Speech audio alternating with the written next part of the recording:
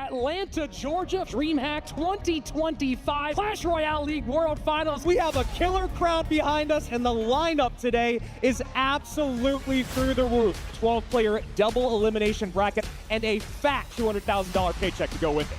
When the machine's on, Moogie doesn't have an answer. And Adriel takes game 3. And Igor is in the lead with a minute left. The log is early. Oh my God. The log is early. Mini Pekka gets 1. Mini Pekka gets 2. The newcomer takes set 2. The best hair in Brazil, Lucas! And that's gonna do it. 2 up, 2 down. As soon as it starts, it's over. The best player in the world, Muhammad Light! First elimination of 2025. Sandbox gets it done and stays alive. Fire Spear gonna clean everything up.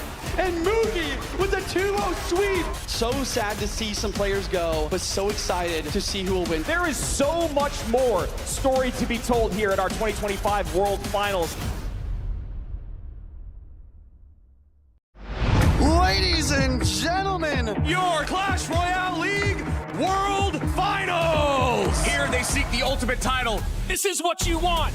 Champion versus champion. That is huge domination. Now, Barrel on the left-hand side. GG, well played, is dramatic. Oh my word. Takes it, 11:07 to 10:10. He just hit the nail in the coffin. This thing just switched on its head in a matter of seconds. taking the most important best of 3 we've seen today. CRL World Finals starts now.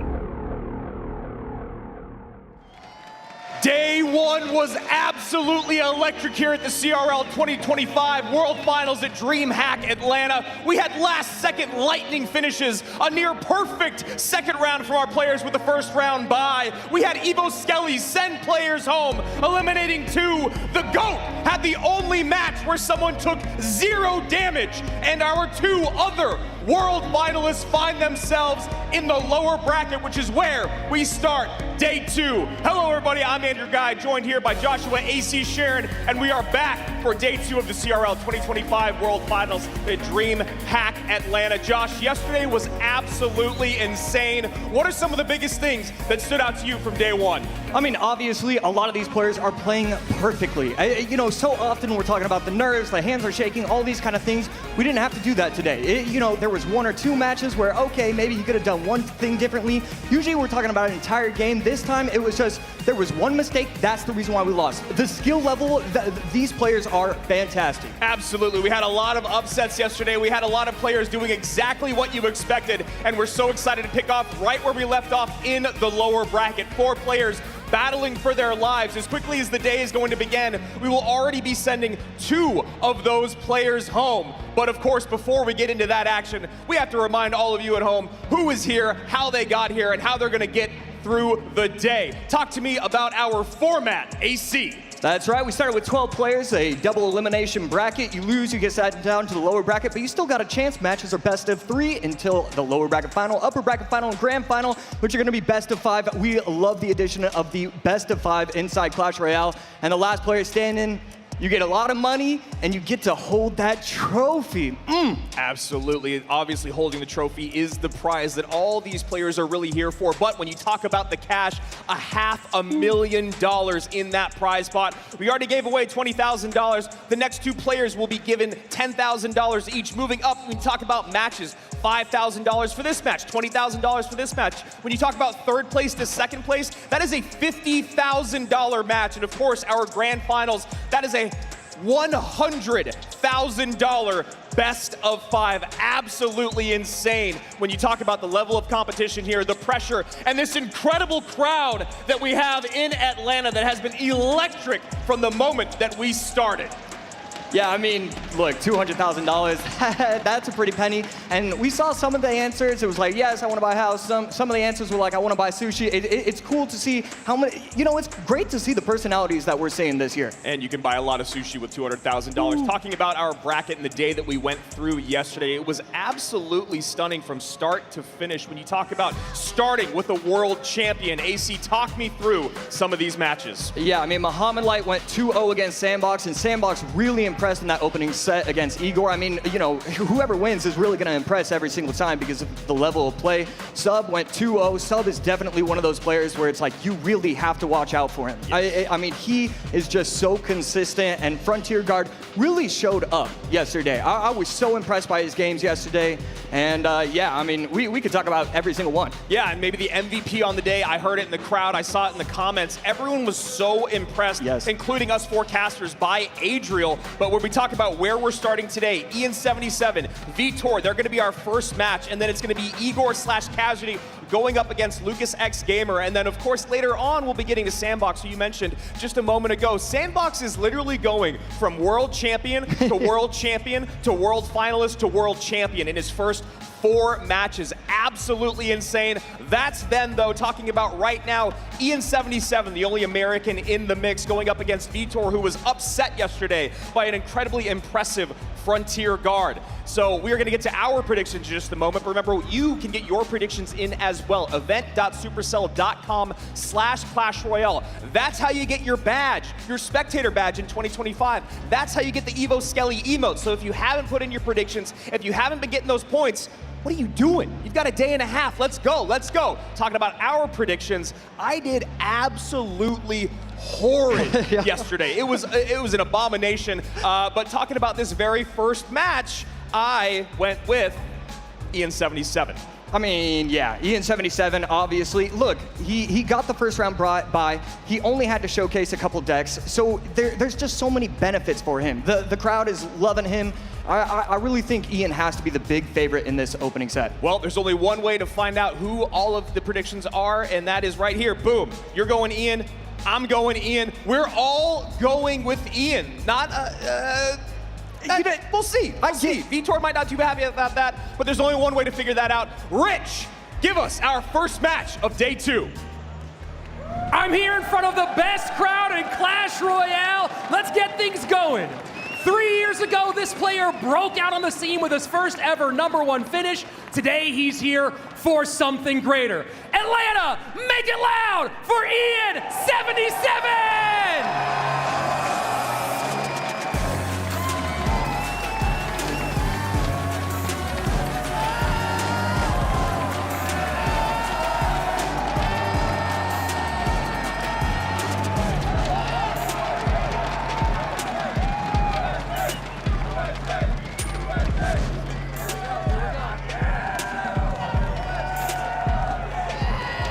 And his opponent has been a fixture in Clash Royale League since 2020. And now he's a part of the elite 5-time world finalist club. DreamHack, make some noise for Vitor75!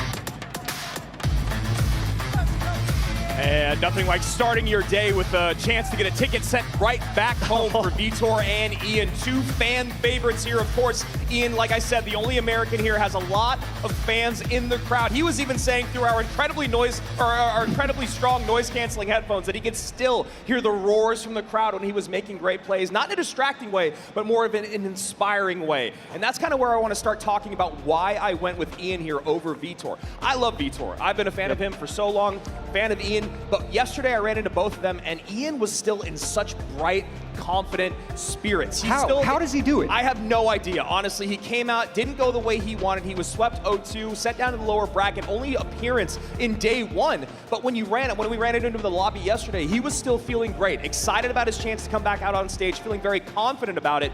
Vitor, on the other hand, he was locked in. He was practicing from the moment that I saw him right after till who knows how late that practice kept going. Yeah, I mean, he was 100% just in the room until probably 2 a.m., wakes up, probably only got like 4 hours of sleep and probably practicing again.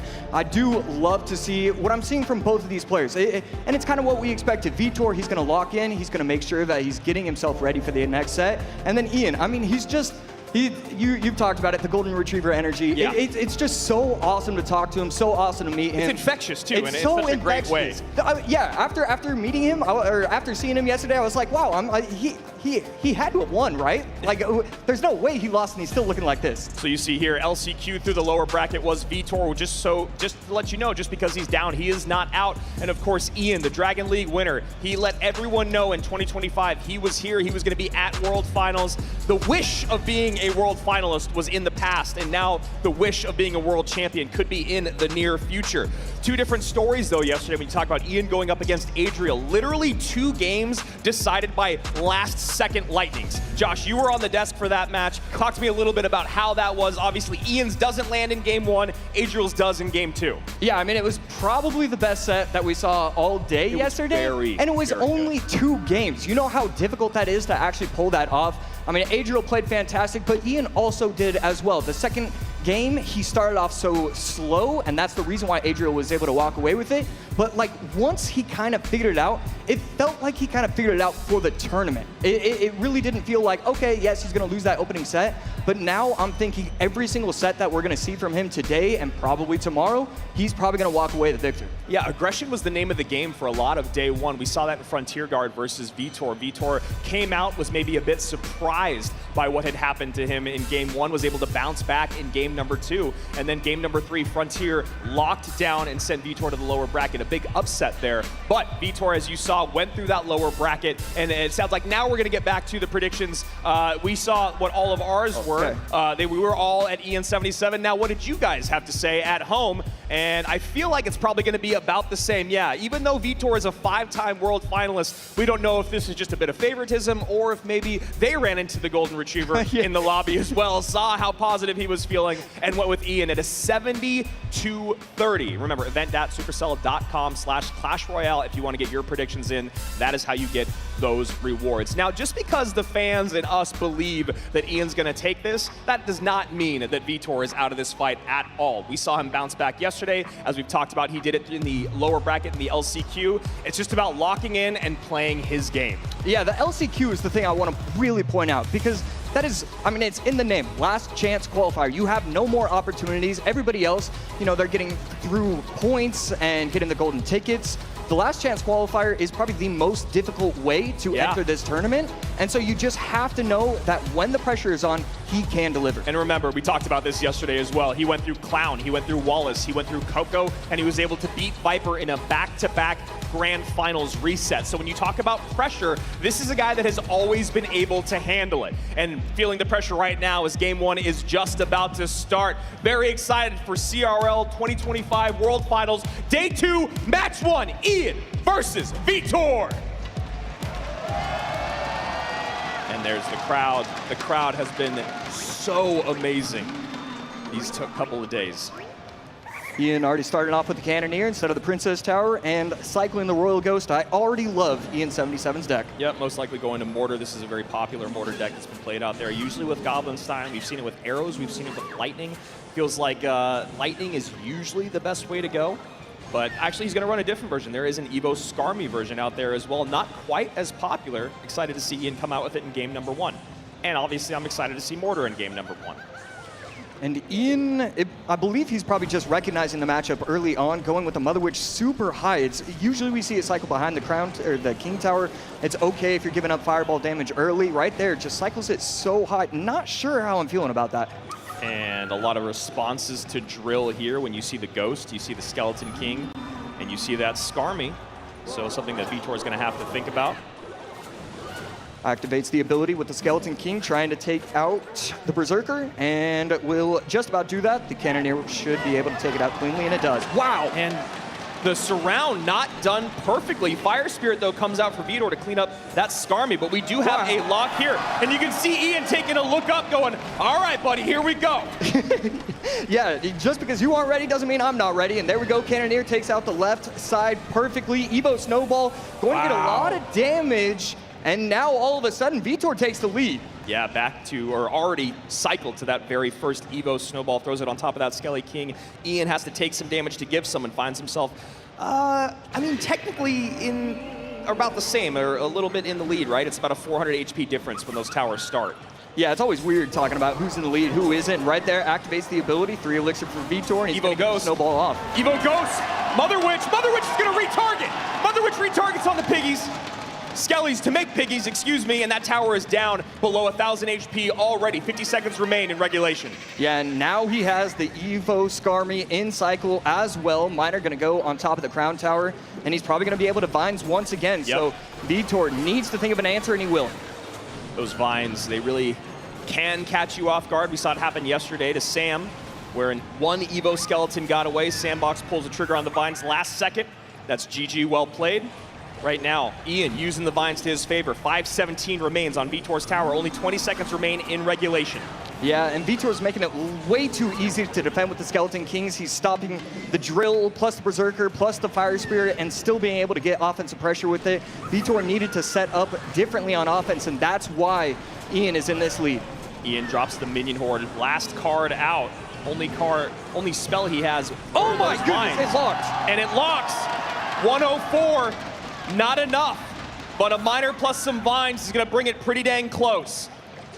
Ian needs to catch it. Is Vitor going in with the prediction Vines? He's not going to be able to defend. Forces out the Evo Snowball. The Fire Spirit is down. It doesn't matter. It's over. And you can see Ian looking at the crowd over and over throughout the game, feeling the energy from the room. I mean, I'm thinking he's looking up a little bit too often. He's got to lock in, brother, lock in. But you know what? Not over. It's one of those things, when you know you've made a big play, you know your opponent doesn't have a response, or you know you got one on over your opponent, he's looking up to the crowd to let them know he appreciates them being here. Vitor now one loss away from his 2025 CRL run coming to an end. Yeah, Ian 77 just playing absolutely lights out. I loved how he was setting everything up. The Skeleton King on defense was way too easy for him. Yep. He was getting offensive pressure, the offensive Vines to take care of the tower, plus Bomber, and then, oh my goodness, you're not playing anything down in time. It was just a little too simple for Ian right there. What went wrong? It felt like it just went wrong for Vitor from the very get-go. Yeah, I mean, I think maybe it comes down to he didn't recognize the deck that Ian was running, and so he didn't really recognize the matchup. I don't know. Berserker is one of those weird cards where you think it gets a ton of value every single time, but it's not getting enough. You don't have that true true tank killer or anything. You would have loved a better card for those Skeleton Kings because he was always defending with the Berserker plus Snowball, and all of a sudden... I mean, you don't have a true tank, right? Yeah. You just have the Berserker and Skellies, and when you're talking about dealing with something like the Royal Ghost and something like a Skeleton King, it's going to be very, very difficult to lock them down. And Ian just kept up the pressure. Mother Witch got some targets, even though it didn't seem like there was a lot of, swarmy targets to go after. Held the Minion Horde till the very end, and it was just very, very clean from top to bottom. Yeah, I love the Minion Horde at the very end. He really recognized early on, he's got the Evo Snowball, the Tesla, the Fire Spirit. I can't do anything with this. I'm just going to hold it. That was so smart by Ian. And I also like this Mortar deck specifically. You're using some of the cards that we're not seeing used as much yesterday. We didn't see a whole lot of Evo Skarmy. We didn't see a whole lot of Mother Witch using Vines early on. So he's still got a lot of the most popular cards in the meta available to his disposal, at his disposal. So really like this deck choice in game number 1 from Ishmael and Ian. Yeah, and now we really need to talk about Vitor. I mean, what does he have to do in order to get himself back in this tournament, really? I mean, it really felt like for me that he was just feeling the nerves, right? It felt like he never kind of got comfortable, whereas Ian came out swinging. And that's like what we were saying just a little bit ago, was aggression was the name of the game in day 1. We saw a lot of players just go hyper aggressive. I think some players, including Vitor himself, and maybe that's what Ian, I actually even have that written down, was that Vitor was feeling the pressure yesterday from Frontier Guard, maybe being surprised that he was feeling so confident. I feel like he might almost be in the exact same boat today, maybe thinking Ian was also feeling the stress or the pressure of the crowd, the fact that he's up against elimination already on day 2, the beginning of day 2, excuse me, in his very first run, and Ian goes, no, not feeling it, feeling the crowd, I'm gonna come right at you. Yeah, it's just ridiculous how little pressure Ian is feeling so far, and I mean, that's really what comes down. I mean, when you are a content creator, it's so important to be able to just not worry about anything. This is my game, I'm playing it. That's right, he's used to a big crowd watching him, which is what we got here. Game 2 coming your way right now. Ian, can he move on in the lower bracket, or will Vitor push this to a game 3?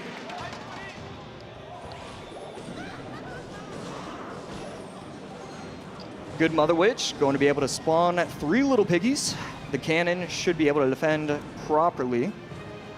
And Vitor just going to be waiting, and he's going to be messing around with one of those. Let's say Ian looks like he's running hog, which is, and you look at him, he even knows the crowd is here for it. I mean, that's when you know. You know, right? You're just like, this is my win condition. I'm going to play Hog for you guys. And he keeps looking up at that crowd. And like you said, Josh, I like the showmanship, but I hope that he doesn't get distracted. Yeah, and that is what happens. Firecracker on the left side should be able to take care of most of the Zappies with the help of the bar barrel.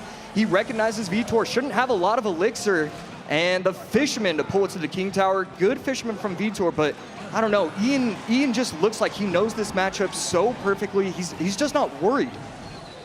Ian, one of the first people to complete the 20-win challenge with Hog EQ. He was saying a lot in his video that Hog EQ is not as popular as it has been, not seeing a lot of it in the 20-win challenge. Then he did it, and then I started to see a lot more of it. I don't know if those things I watched correspond. that same YouTube video. It was a great video. Yeah, he's a great content creator. So here we go early on. Things pretty close. Did get a Hog hit in, but it did have to sacrifice a King Tower activation. And this is also interesting because Vitor and his coach are known to go beat down after losing game 1. So I wonder if this is a deck that Ian feels incredibly confident with, getting another Hog hit or 2 in, and he's got a decent counter push on the right-hand side. Yeah, beautiful setup from Ian. He's not going to go with the cannon low. Instead, he's going to defend with the Mighty Miner, take out the RG, protect himself from those Zappies. Ghost is going to stay alive long enough that the tower can take it out, and the Mighty Miner plus Skelly is going to lock everything up. Skelly's come down to clean up that Zappy. Really like that play there, just to make sure the Mighty Miner doesn't lose too much HP. Now going back in, gonna have to get that Fish Boy in, and pulls it right back to the Giant Skelly. I don't know if that's gonna be enough DPS. Oh, there it is, okay. Yeah, the slow from the Fisherman saves him, and the Evo Cannon plus Firecracker plus E-Spirit. I mean, his micro is just beautiful. I mean, when you get to play your comfort on the biggest stage in the world, it's very difficult for your opponent, right? Especially when you find yourself in a decent matchup, and the crowd is loving it. 1784, another Hog hit in, 1467. Lowest tower for Ian, 2652. This is the guy that everyone was expecting to see yesterday. Yeah, and right there, he gets the Skellies in time. I mean, Ian is playing this perfectly. We know how talented he is with this. We expect that from him, but still, to do it on the live stage is something else. The prediction, right EQ! Ian looks up to the crowd. He knows he's sewn things up. And you can see right there on Vitor's face, he knows it's over. I mean, Ian just cycling the bar barrel right there, trying to get himself to another couple Earthquakes. Might go in with the Hogs, but instead just going to defend. He just looks so comfortable. And Mother Witch right there looking for those Skellies that might come out. Instead of Bar Barrel comes out. There is the bomb for the Mighty Miner. A little bit of a push here, but very manageable for Ian. Yeah, right here, a little bit going on. But yeah, a little dicey, actually. The Mighty Miner going to be able to take out the Mother Witch. Tower down to 1143, and good game coming out from Vitor. He's going to try and pull the trick that Ian pulls off all the time, but we're going to see if he actually wants to defend, and he will. There's just no way to get through this AC with the amount of damage that needs to be done by Vitor. The EQ Here cycle, it is, the cycle. That's going to do it. And Ian does it with his comfort deck to stay alive and keep the run going in his 2025 World Finals run.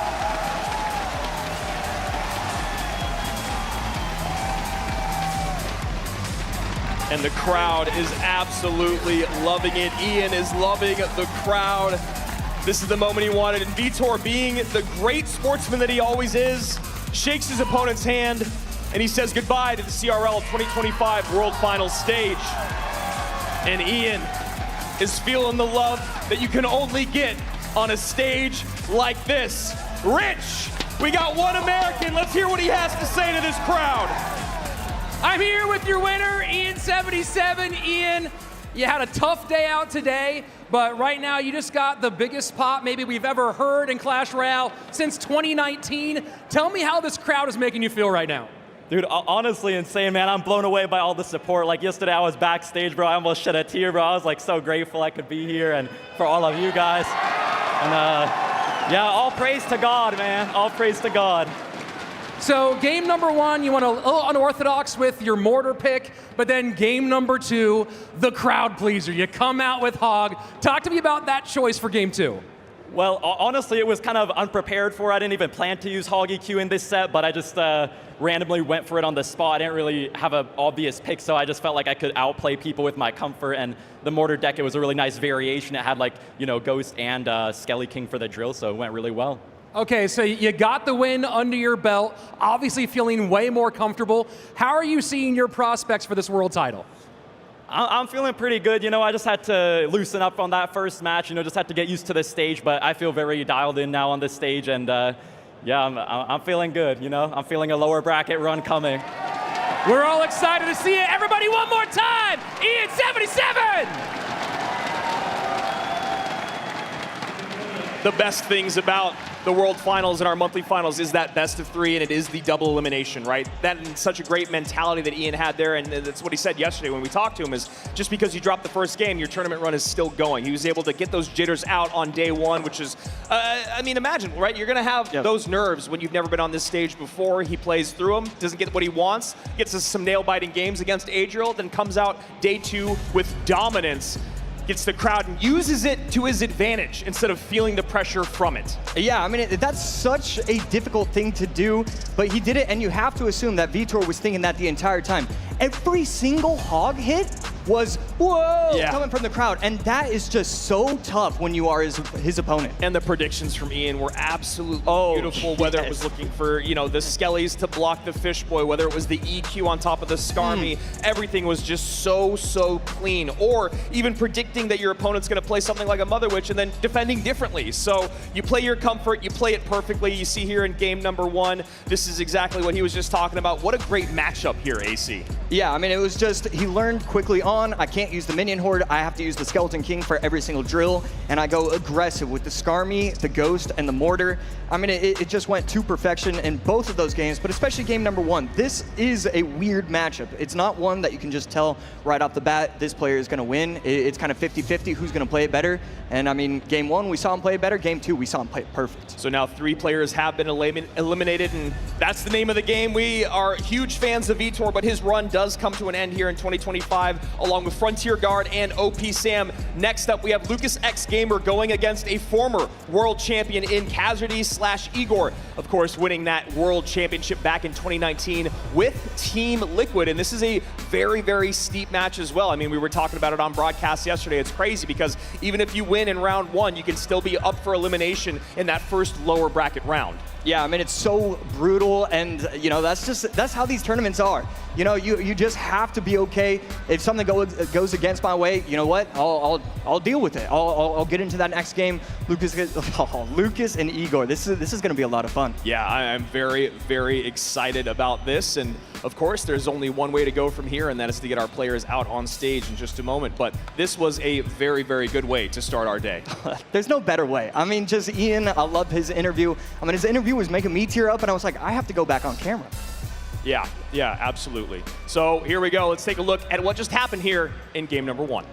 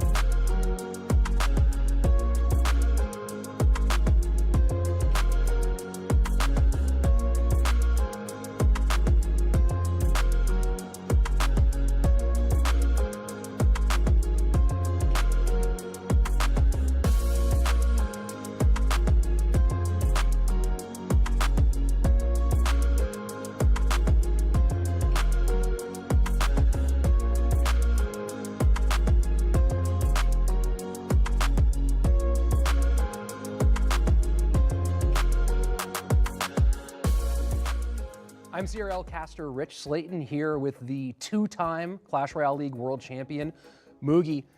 Mugi, there's only been 2 solo world champions in CRL history, you and Mohamed Light. Why do you think that is, and what sets you two apart? モハメド・ライトと僕は、オフラインでの勝負強さとかもそうだと思うんですけど、やはり常に冷静でプレイできるのは個人的には強みかなと感じてます。Mugi, you have the chance to be the only 3-time world champion in the history of this game. Do you give any thought to your legacy in Clash Royale? 自身が初めての3度目のチャンピオンになるために、すごいやっぱそれは個人的にも大きなものだと感じるので、絶対に取りたいと思っています。You have a reputation amongst other pros for grinding the least out of all the top players. Is that true, and how do you view that? 最も練習が少ないという噂は昔は多分本当だったんですけど、今は自分的にはすごい努力をして頑張ってると思ってはいます。Do you have anything to say to all of your opponents? 対戦相手に対しての一言は絶対に勝ちます。Thanks, Mugi, so much for being here, and we can't wait to see you compete. Introducing a 5-time world finalist. It's his 5th seed for CRL World Finals 2025. Everyone, give it up for Lucas!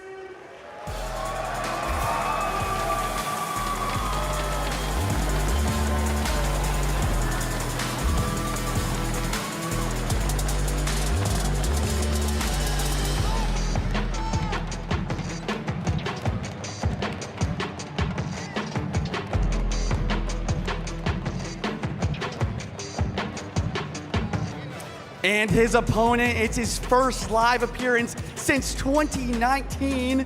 And he's the infamous Mortar Master. Everyone, give it up for Igor!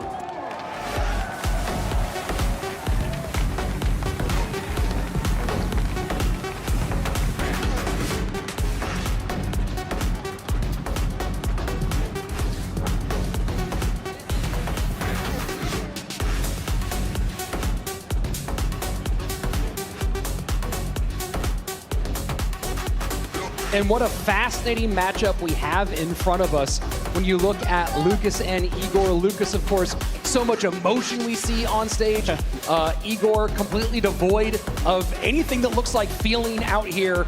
And when you talk about playstyles, though, I think they're actually a lot closer.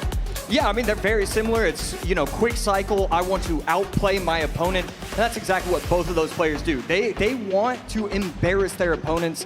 Lucas, his first set, that's kind of what he did. He dominated in that first set. His second set yesterday, he didn't do as well. We're going to see which Lucas shows up. And then Igor, we know he can show up. We know he can do everything that we have been talking about. He just hasn't shown it yet.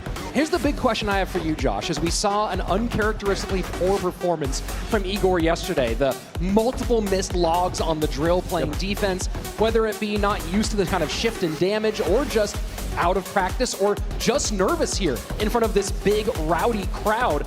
I'm wondering if we see a repeat of what Lucas did last year in some of his games, especially against Pedro, where he played bait, he played fast stuff, forced his opponent who had nerves to maybe make some mistakes and put that same kind of pressure on Igor here today.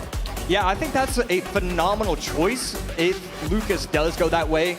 Igor on the other side, it's just crazy to use the word nerves when looking at his face. I don't believe it, but at the same time, I still love that choice from Lucas. I want him to go as quick as possible, make his opponent use as many cards, and just try and outplay. Well, when you think about nerves, we can go back to a few other players who didn't appear nervous. Mohamed Light used to talk about his nerves that he had that we just couldn't see on stage. That's true. Or back to 2023, a similarly stoic personality in Sosa, who was actually a bundle of nerves in that 2023 campaign. So what's on the outside doesn't always tell us a story of what's happening on the inside. Of course, what's happening back behind stage is also another important conversation because both of these players here, without coaches, not working with teams or analysts to figure out those picks. And I know that on one side, Lucas is preparing a lot. I don't know what Igor's doing.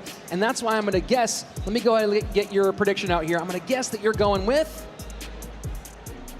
there we go. Oh, there we go. Oh, there we go. Me. All right. And that's you me. are going with Yep. Lucas, and All then right. I'm guessing, yeah, I'm going with Lucas as well. It's just, I can't go against Lucas. We're all going Lucas. He showcased a lot of great things. Now it's time to see what the audience, what the community is going to be saying, and I'm going to say it's probably going to be another one of those 70-30s. I think Lucas has to be the favorite. That's my guess. Let's see it. And 63-37 Wow. for Lucas over Igor. And look, Igor, when he is at his best, is one of the most frightening Clash Royale pros on the planet. Yep. All-time #1 ladder player, although maybe Mo is starting to take that away as he's putting multiple accounts in the top 10 regularly. I told him last night when I saw him, Mohamed, I think it's time for 4 in the top 10 at the same time. Has he done 4 yet? Has he done 5? It's close. It's close. I know there was one time where it was like 1, 2, 3, 4, but then I think the final day, he lost 2 accounts, and it's like, oh, only 2 in the top 10. What are we doing here? Well, of course, Igor's used to that pressure. The question is whether he's comfortable with the pressure he has here right now. That's the big one. We saw him stand up to the biggest pressure ever in 2019, but that was years ago.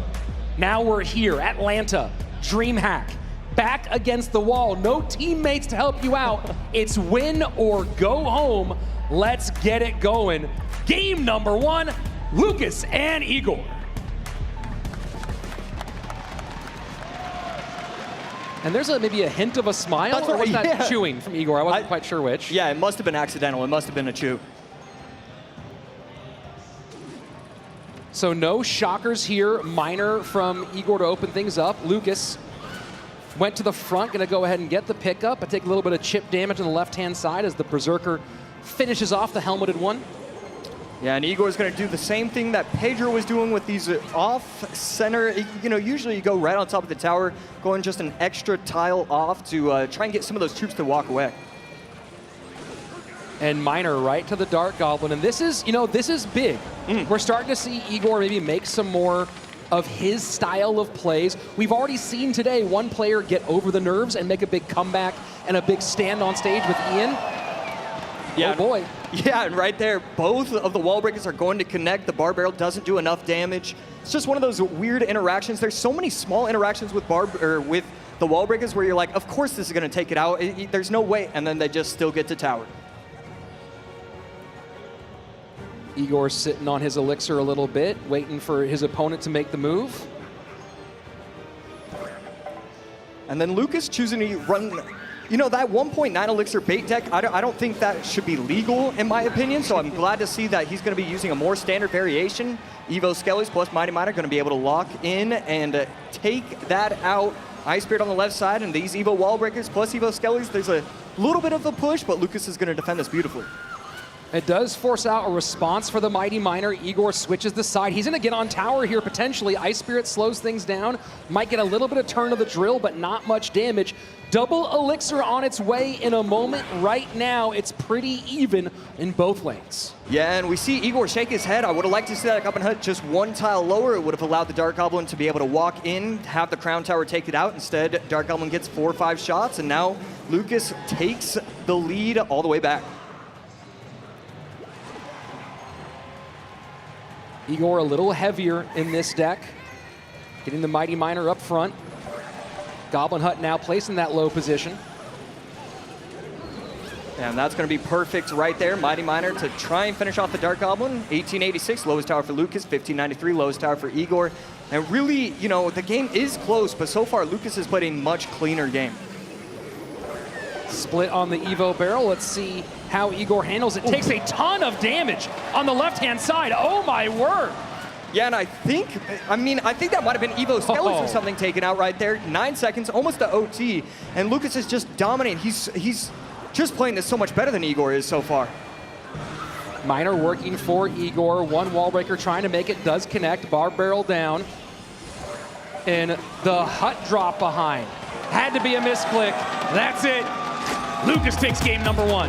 Yeah, Lucas dominated the entire time. He was so clever with his bar barrels. He was always placing them in different tile placements, making it difficult for Igor. Usually when you're playing against bait and you have the bar barrel, you don't have to think. It's just, okay, they're not gonna do too many things. Not once did Lucas play the bar or the goblin barrel in the same position. He was always making it difficult, always another thing to think about. And I loved Lucas's gameplay from game number 1. And I love seeing what he did here, going with this really fast cycle just what bait we were deck talking about. to put the pressure on Igor. And we saw the cracks begin to show as some of those mistakes were uncharacteristic. And I believe he's here. Hazard, aka Busby, once said years ago, mistakes beget mistakes, and we saw that here. Yeah, Igor definitely needs to figure something out, and we all know he can absolutely do it. This is game number 1 overall. Lucas going to be running a little bit tankier version of Logbait, and I love this variation. It allows you to just have so many options. It feels like your opponent is going to be running a deck that's 3.5, 3.7 elixir or lower, so you want the Berserker, you want the Valk, you want that strong defense, and then on the other side, Igor's just not enough. Maybe the Minions version would have been a little bit better, the one that Pedro ran, I believe against Lucas, yes. Well, the big question here is, where does Igor go in game number 2. Last time he went to Royal Giant in game 2 in his first round matchup, and that was the best success he had. That was his one win, but I really don't want him going there again because you know that Lucas is coming to cover Royal Giant. Yeah, and going against Lucas when he's running RG, that's a scary task. It's clear that he's very well versed in that matchup. He's well versed with anything using RG. So just RG really scares me. I don't know what I'm feeling because Miner's out. I'd like to see Mortar really. Yeah, I mean, you want to see it, but of course, then you have that concern. You go back and forth. My suspicion here is that Lucas might go RG Lightning, right? That he might try to go for a big snipe here, but then you get into Igor running Mortar, and that's actually a good choice for him. Yeah, and really, if you're Lucas, you're just trying to hard counter that deck twice. You're not going to allow him to do it. It doesn't matter how nervous he is. Once a Mortar is in his hands, he's just going to play it perfectly. Well, both players taking their time, getting themselves ready, and I think we are just moments away. Game number 2, here we go.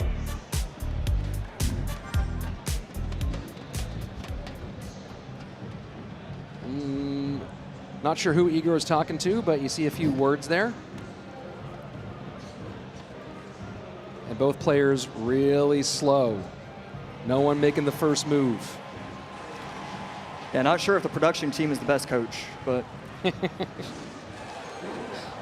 Guard cycle. Lucas shows the Baby Dragon. Seeing Baby Dragon, you kind of automatically assume that it's going to be E-Giant. Igor on the other side. Oh, and he's going to be running P.E.K.K.A. Feels like it's one of the first P.E.K.K.As that we've seen in this tournament. And Graveyard for Igor here. E-Spirit to cover. Yeah, and Valk not in range. Beautiful timing with the E-Spirit. E-Wiz coming as well for Lucas. Takes about 600 damage. And Igor just going to set up the defense with a Goblin Cage. And that's a big Inferno Dragon, especially with the Electro Wiz covered. Gonna burn that all the way down, I believe. Ooh. And there you go. Yeah. Big defense for Igor. Gorgeous Ice Spirit right there. I was so worried that it was going to get out of the range of the Inferno Dragon. Instead, just inside, Inferno Dragon cleans up everything. Yeah, and he's taking no damage. That was a perfect start to the game for Igor. First 90 seconds away. So far, so good for the former Team Liquid hero. Wasn't able to play for that squad for the entire year. Couldn't get his way over to the States. I think he might have still been underage to play in the league, but at the time, Liquid coach Eric Benamou signed him anyway, with the plan being we'll need him at Worlds. Ran a 3-man squad, right? With just Canario, Surgical Goblin, and Diego B. And they made it all the way, and then Igor showed up as a rookie and got it done. And right here, Inferno Dragon on top of the P.E.K.K.A. again. Lucas trying to save up the Lightning. And not going to. That's just going to be a really easy defense for Igor. See if he wants to defend this Baby Dragon. Baby Dragon does get the splash, so a little bit of a mistime right there. And that's going to get the left tower down to 2569. Full reset for Igor, setting up with the Goblin Cage. Guards, pressure on the left-hand side here. Force out the Ghost early. Yeah, I really like what Lucas is doing. He's allowing Igor to he's just forcing Igor to cycle. He had to go guards at the bridge. You obviously want those guards for those P.E.K.K.A.s. And this is a big Lightning. Trying to get the Ram Rider breakthrough, but an absolute traffic jam at the bridge. And the snowball unnecessary. Some wasted elixir on Igor's part. This is going to give a big advantage to Lucas as we move into the sudden death period. Yeah, those are just some of those small mistakes that we've seen. Inferno Dragon up high, E-Wiz in cycle, so going to be able to defend that very easily. Igor just looks like he was trying to cycle. It wasn't anything too cute. And right here, let's see if the Evil Valk can go to work. Pulling everything together. E-Wiz gets a couple of big hits on the right-hand side. 90 seconds left, and still we are razor thin. Yeah, at this point, it's just so difficult for Igor to set up an offensive attack. It just feels like it's defense, defense, defense ever since that opening push. But here we go. Maybe going to go on the right-hand side. Valk pressuring. No, goes Graveyard left-hand lane.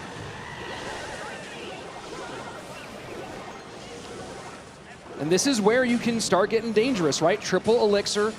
You can put some graveyards out, take some risks. Yeah, I'd like to see some sort of push, Bill. I'm not exactly sure why he went on the right side and then went with the Graveyard in the left. Inferno Dragon, plus the Valk, plus the Snowball. Should be able to defend that pretty nicely, but does need to go with guards, and he will. The right tower now lowered down to 1706. Igor can switch lanes here, but Lucas in a good spot. Not a big lead, though. 1706 to 1815, 40 seconds left. And it's interesting to see how all these P.E.K.K.A decks, it's no longer the Evo P.E.K.K.A. You're trying to get those support troops to be your Evos. 1815, 1706, 30 seconds left to determine if this is going to a game 3. Ram Rider playing defense against the Graveyard. Not a lot getting through here. Ram Rider trying to make it. The Evo Valk goes down. Cage in to hold. Snowball trying to stop the Ram Rider. Ram Rider will connect. And now another one on the right-hand side. That's an absolutely huge push. 10 seconds left. That Ram Rider should connect here. Cage to stop. Igor needs to get on tower. Lightning puts the damage in. That's gonna be it. Lucas gets it done in 2.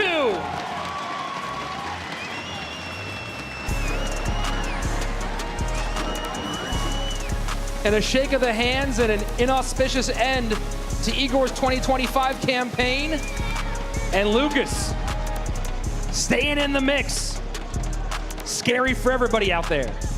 Yeah, if Lucas wins game number 1, he's winning game number 2. That's what we're seeing.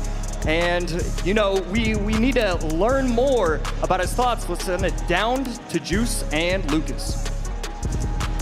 What a match. Just talk to me how you're feeling after a very intense game 1 of day 2. I think I feel relieved. I didn't really sleep much. Either didn't sleep well today, so I think it's a relief to win game 1. I hope I can get momentum and keep the momentum going. Yeah, I mean, talk to me about like all the stuff that's going behind the scenes, because that's what really interests me. You know, when it comes to deck building, deck picking, stuff like that. Like, how are you preparing in that sort of aspect of this match? I sort of try to pretend I'm them, try to, you know, think what they could think I could do, try to self-scout, try to scout them as well. There's the stage factor that you got to consider. Not everything is how it looks online, so if I get like a 40-60 matchup here and I'm in a comfortable position and they are not, I just might win. So it's been intense though, because doing everything alone is kind of, it's a bit too much, especially in a day 2 full of games. So I should be analyzing over 7 players here if everything goes well. Should be a long day though. Awesome. Yo, one more time, give it up for Lucas. Some great matches all around.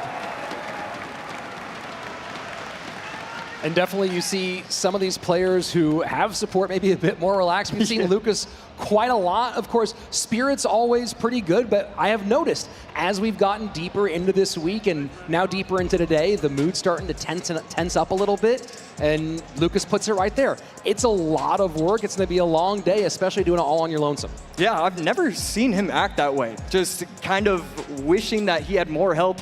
He always likes to be that lone wolf. I'm gonna do it myself. I'm gonna figure this out. So it's really interesting to see, and you know, it's not too late. You can pick up an analyst, you can pick up a coach. So we're gonna see if he wants to do that over the course of the weekend or if he's gonna continue to do it by himself. Here's game number 2, and I loved what he was doing. He was setting up the P.E.K.K.A.s in the back. He was trying to cycle the Ghost, the Baby Dragon, and really, once he got the triple elixir, I mean, Igor, there was just nothing he could do. Lucas was so... He was just dominating the field, and he was sending so many troops out there. Igor just never had the opportunity to go with the push. Well, I mean, you see the Dart Goblin gone, you see the Double Spirits out, you see the Valkyrie gone, and you see some openings potentially for Graveyard. And with how thin this was in those waning moments, obviously there was a big push that went downhill and blew things up, but it felt like that was more the dam breaking than anything else. It feels like Igor did have a real shot at winning, or at least making this more competitive a few times in game 2. Yeah, I mean, I thought it was a brilliant idea from him. It just didn't work out. And unfortunately, Igor is getting sent home. Here is the bracket overall, and wow, this bracket's starting to get real good, real tight. Yeah, now we're down to our top 8. Of course, Mohamed, Sub, Adriel, and Pedro. But now we have Lucas and Ian matching up in their next round. That's going to be an absolute blast. Love seeing these two players. And then coming up very soon, we're going to have Mugi and Sandbox. So everyone's taking those big steps closer. Again, when we get to the end of the day, we'll be down to our final 3. So a lot left to get through and a lot more people ending their trip right here at what has been such an amazing event, DreamHack Atlanta. We've got so much stuff going on. There's artist booths, there's creators. If you want to buy a really oversized sword, they have tons of those over there. Where is it? Yeah, it's that way. Okay, There's just that way. oversized swords Okay. all over. So it's a whole lot of fun here. And of course, as we've said before, one of the best crowds I've ever seen for a Clash Royale League, all here enjoying this amazing event that we get to do right here in Atlanta. And Josh, you know, I'm wondering if these guys will have a chance to actually see some of this city, as it's been such a warm and welcoming place for us. Yeah, I mean, a beautiful city, a beautiful disc golf course as well. Sure. Yeah, I hurt my leg doing that. Just so much walking. Well, we've got our next matchup coming up very soon. Don't go anywhere. Sandbox and Mugi after this.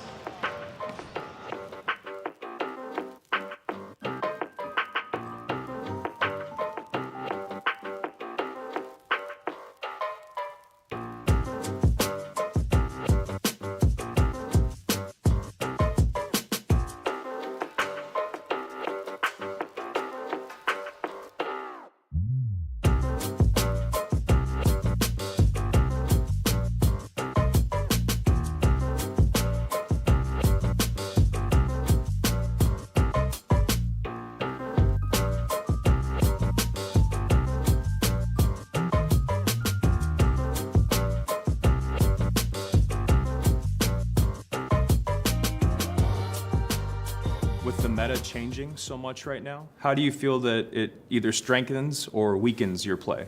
많은 사람들이 저를 보고 샌드박스는 빅덱밖에 못 쓰는 거 아니냐라고 말을 많이 했는데, 저는 원래부터 사이클 덱을 워낙 잘 썼던 플레이어였던 만큼 전 딱히 메타 변화에 상관이 없습니다. He's the first ever 2-time world champion, trying to make it 3 in 2025.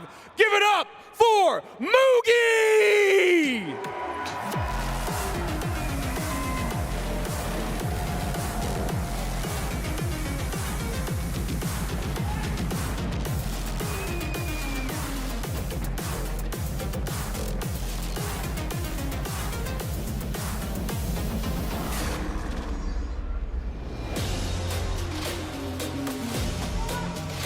He's already faced off against 2 world champions. Why not make it 3 to keep his dream run going? Give it up for Sandbox!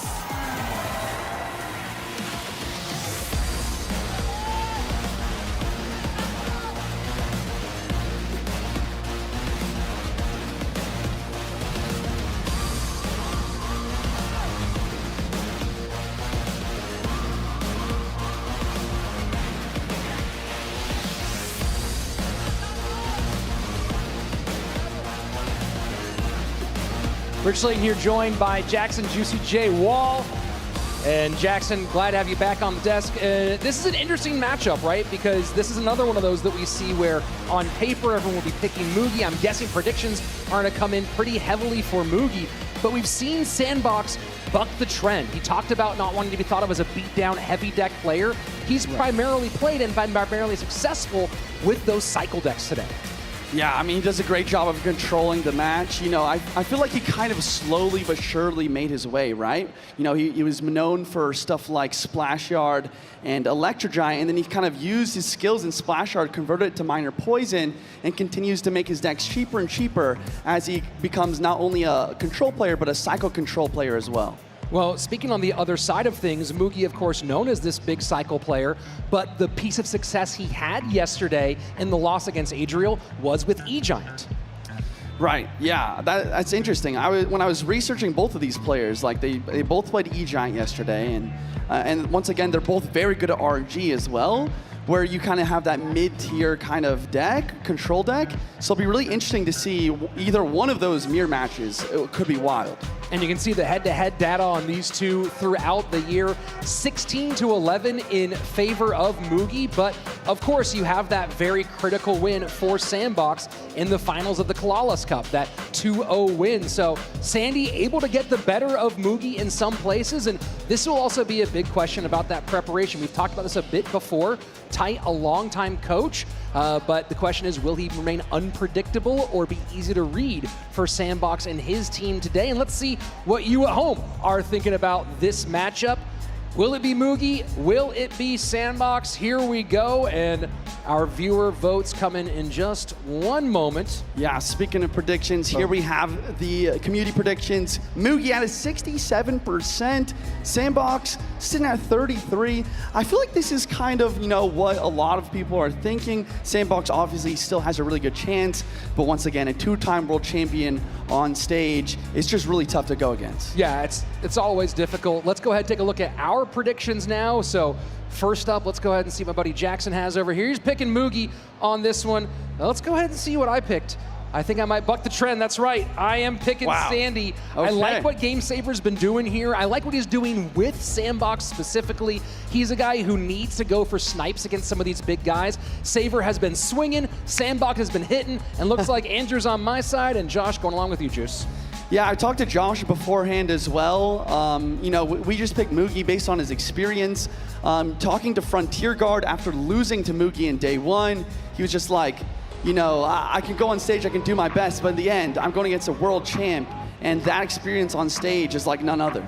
Yeah, it certainly is. Of course, we saw the experience, the skill, and the coach-player relationship of Adriel coming out on top against Mugi on day number one. So curious to see if Game Saver and Sandbox can replicate that same thing. Of course, a little difference here. We might see taking, like I said, big swings rather than going for those close matchups.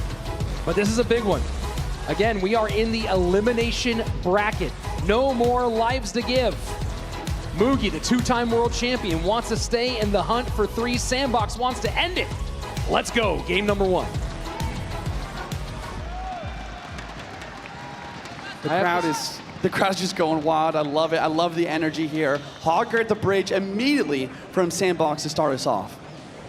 A little surprised from Sandbox to start off. I kind of thought he would be going to snipe Hog. Instead, going Hog himself. And Mugi just going to one of his comfort decks. He's got a log bait deck of some sort. Could see as soon as he saw the guards in the Dark Ops, Sandbox kind of nodding his head, maybe kind of expecting this sort of deck. Probably has a log or a bar barrel for any sort of bait element, and most likely an Earthquake for Mugi, potentially having a mortar here. Skelly barrel to the right-hand side. Hog push does not get sent to the outside. EQ going to work here. Hog should get a couple, at least one, and it does. Wow, big celebrations of Sandbox. He's really happy with this Hog connection left-hand lane, and that's what we're talking about. Earthquake and Log, ready for the Dark Ob, ready for the mortars. It's a great matchup for Sandy here. Both players slowing down a bit, letting their elixir build all the way back up. What's the key for Mugi here? This is definitely a challenging situation, but how does he win this matchup? That's why I love to cast with you, Rich. You're always asking me the important questions. And to answer it, I would say the big thing is definitely using the opposite lane. You don't want to go same lane. What you can do is you can place your mortar high in the opposite lane and use another card to push the Hog over with anti-Earthquake. And he tries to do it here, but he has to play same. And this Hog's going to get one as well. There we go. That's a huge one, though, down to 1207 already. Plus the Evo Firecracker connects. And that is a lot. 597 remaining. Mugi in a world of trouble, and we're just entering double elixir. Skeleton Barrel at the bridge, trying to get the Evo back in cycle. Cannon can do a great job of defending as well. Once again, I'm just thinking from Mugi's perspective, how do you come back in this scenario? It's really tough because you have to fend off the Firecrackers, the Earthquake chip, but also the Hog Riders. Sandbox is going to continue to apply lots of pressure. Cannon card getting a little bit of defense in front of it, trying to find a way to break through. Cannon plus Earthquake on the right-hand side to shut down his mortar. but here we go. Bit of a push on the right-hand side. Evo Skelly Barrel going to get knocked right up close to that tower. Log to clear. The Barb Barrel will take up the Firecracker. Really nice defense, getting the King activation and utilizing the Fireball to prevent the Hog connection. You know, maybe there's a little bit of life in the position here for Mugi, but it's still very dire. And that Evo Cannon going to open things up a little bit for Sandbox. Do we expect to see any Earthquake cycle here? I mean, getting the pre-Earthquake for the Hog Rider. Yeah, but then the pre-Firecracker. Oh boy. For GG's. Wow, that is game. Sandbox with a nod on the head. He knows he's got the dub. Beautiful stuff all around. Sandbox going cycle. Continuing to buck the expectations. And doing it in the biggest moments here. Wow, I'd love to see the Sandbox signs in the crowd. We got some Korean viewers here showing up, trying to support their player. And here's the stats. Like you said, a little bit of a cheaper cycle for Sandy, and he kind of utilized that really well to not only out cycle, but in order to pressure and also cheaply defend. And taking a look at the decks here, Mugi playing a different variation. We saw him play Mortar against Adriel yesterday.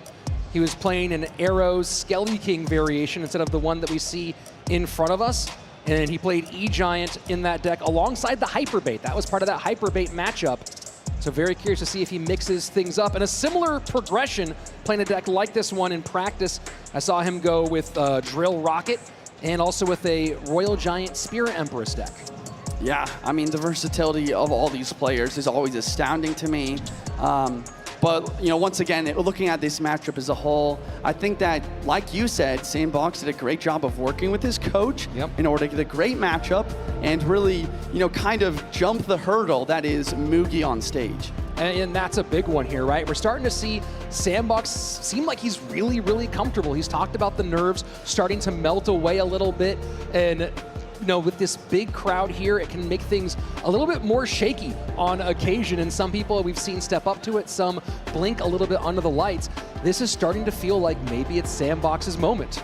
I know. I've been kind of rooting for him. I think he's really my dark horse pick for this tournament. I think he's a great chance of actually winning it all.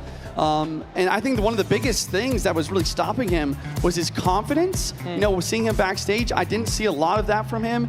And the other thing is just momentum. But now that he's won a game off Mugi, hopping to game number 2, we are going to see a little bit more confidence, I assume, from Sandman.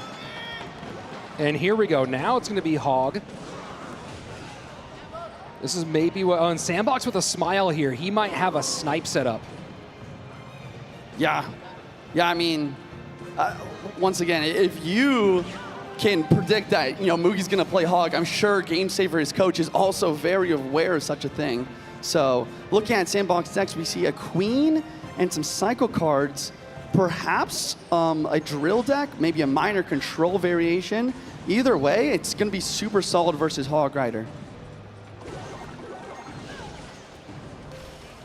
Archer Queen, gonna go ahead and pop the ability. Easy damage prevention there for Mugi. So Evo Valk, Evo Snowball, most definitely going to be Drill. And he has a Bomb Tower as well. Bomb Tower is historically really solid to deal with Hog Quake, just being a little bit tankier. I mean, you can see already, Hog is not breaking through. Yeah, Bomb Tower, Evo Valk, Evo Snowball, even the Drill on defense if you need it. And if you look at the deck from Mugi, he has some coverage for that Drill, but not the typical splash. Yeah, I agree. You know, you'd much rather have a Evo Ghost or even a Valkyrie instead of the Mighty Miner versus the Drill. Instead, he's going to be really trying to utilize the Log. The Log is definitely the card to look out for to really deal with those goblins. But if Sandbox can play his Evo Snowball right, he's going to be able to circumvent that defense. Mighty Miner going to use the ability on the Archer Queen. Drill going to get in front. Queen tanking for the Drill for the moment. And that's a lot spent to cover. Yeah, you can see just in the Elixir disparity between the elixir bars. Sandbox is definitely up a lot. He's going to realize that and go for the queen, the bridge with ability, try and apply some more pressure and cycle back to another drill. Sandy won against Igor with a variation on this deck yesterday. Was running guards instead of skeleton. Last card in that situation was the poison. Hog through with the pre-firecracker for the queen. We do see a queen ability, but once again, using the Evo snowball in defense is not something that you never want to do. It's a big win for Mugi to force that out. Drill one direction, hog the other. There's the poison for Sandbox. Gets a little bit of goblin damage on that right-hand tower. But as we go into sudden death overtime, lead for the two-time, 26-42. Add the earthquake damage in, 23-01. Will the hog get there too? We do see some nice queen plus snowball. The hog will not get a hit. And the Valkyrie up high to stop the firecracker as well. It's just really solid control. And now Sandbox going to be able to counter push after playing the spell first. That's what I love to see about these pros, knowing when to go spell second or first with their push. Drill to the outside. And we're not seeing the same difficulty we saw from Igor in this matchup with the log on the drill timing. Mighty ability does decent amount of damage to the queen, and a barbarian bolt to protect. It's a very common idea to try to defend your queen on the counter pushes. And you saw the attempted prediction probably on skeletons with the snowball there. Might have been a prediction on a firecracker either way, but snowball to nowhere. Now drill in with the poison. Oof. Evo snowball drops, and the That's goblins have free reign. Free reign on the tower. Wow. Both guys delivering big blows in the final minute. Sandbox with a nice prediction queen ability for the firecracker as well. He's really feeling good. That first game momentum is really showing itself here.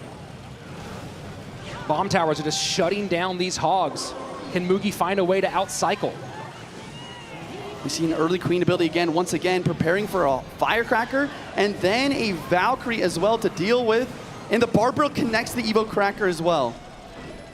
Drill in, cannon in front. Poison there as well. Pretty decent hold from Mugi, preserving the possibility, but this is feeling difficult. Is this the end for Mugi in 2025? Hog up the middle, pre-log for the Skellies. Snowball pushes it back, and that's it. Sandbox has done it. 2 world champions down for Sandy. Unbelievable. Wow, and you can just see the relief on Sandbox's face. He's just beat a 2-time world champ, and he made it look easy. Like you said, he worked with his coach, got some great tech picks, and then utilized those advantages perfectly in order to secure the win. Luck is work and preparation. Sandy made his own luck. Let's go down to the floor where Andrew Guy is standing by with our winner. All right, Sandbox, you've already faced off against every former world champion in the competition. You've taken out 2 of them already. How do you feel being the underdog has been giving you an advantage in these situations? 이제 3명의 세계 챔피언들과 그 게임을 해주시는데 언더독이라는 위치가 도움이 됐다고 생각하시나요? 다른 사람들이 언더독이라고 해도 모하메드만 아니면 저는 언더독이 아니라고 생각하기 때문에 이길 수 있었던 것 같습니다. I don't know how other people view me, but I personally think I was the only underdog under Mohammed. With other competitors, I didn't think I was an underdog. Love the confidence there, and the crowd loves it too. You've already played through 2 elimination matches. Every match here on out is going to be an elimination match. You got to go through a lower bracket run. Talk to me about managing that pressure. 이미 2번의 탈락전에서 이기셨는데 그런 압박감을 어떻게 이겨내셨는지. 저의 코치인 게임 제트 세이버가 넌 할 수 있다고 해줘서 이겨낼 수 있었던 것 같습니다. My coach always tells me that you can do it, and he's the one who gave me the most confidence. He's got a great coach. Give it up for Sandbox!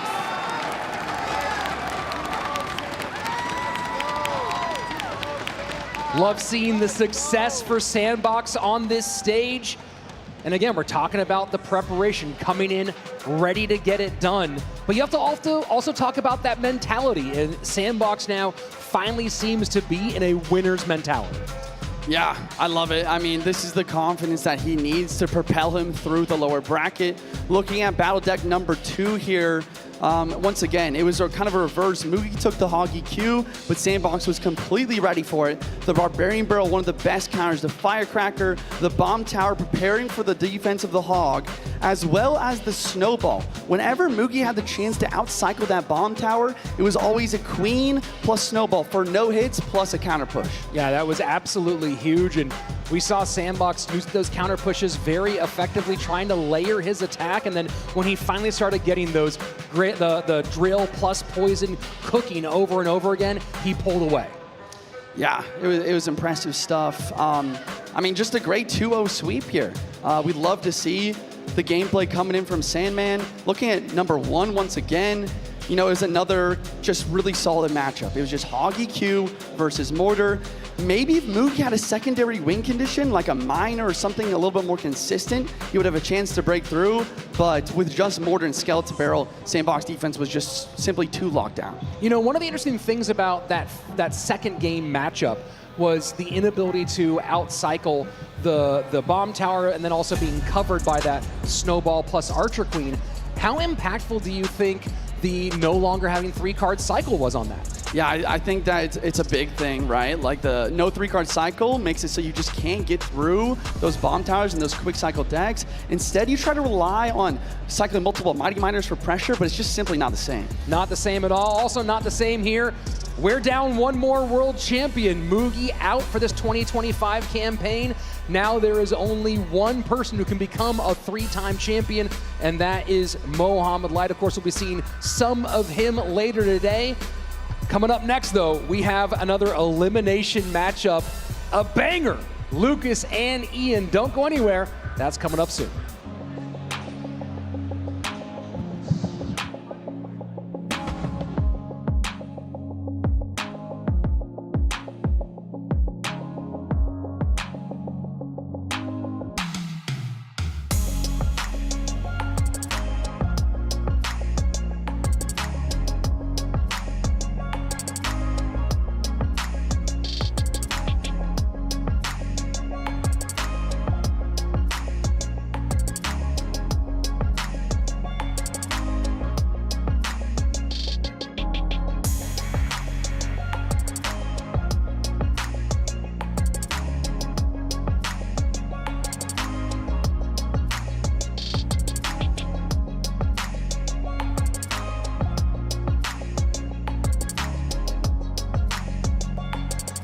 For me, the best part about competing in person is seeing my friends in the crowd celebrate. Eu acho que a tensão, você ficar nervoso ali, se provar durante o nervosismo, acho que é uma das melhores coisas, com a adrenalina ali. Então, eu gosto um pouco. Seeing the people you can only talk to through like the internet. 오히려 더 설레고요. 원래 오프라인을 제가 좋아하는 만큼 굉장히 팬들 앞에서 하고 싶었습니다, 그동안.我觉得有观众最棒的部分就是有欢呼声和掌声吧。Definitely hearing the crowd. When you win and you hear everybody shouting and cheering for you, it's an incredible feeling. A melhor parte de estar competindo ao vivo com todos os fãs é que você vê a torcida ali nas partidas, tem mais emoção também em você chegar ali e jogar e ver o pessoal torcendo para tal pessoa. Cara, é muito legal mesmo competir assim. I don't even know yet, but I think I'm about to figure out because this is my first time playing it like in person on stage, but it's just really cool to see all the energy that the fans bring, and I'm excited to bring them a live performance for the first time. 観客の前でプレイすることはやはり普段歓声とかがないので、いいプレイをした時とかに歓声を上がるのがとても気持ちいいです。Dar mi mejor nivel alante de ellos y que ellos aprecien el nivel que tengo. Nothing, because I prefer playing from home, at home. I feel more comfortable and I don't like social media.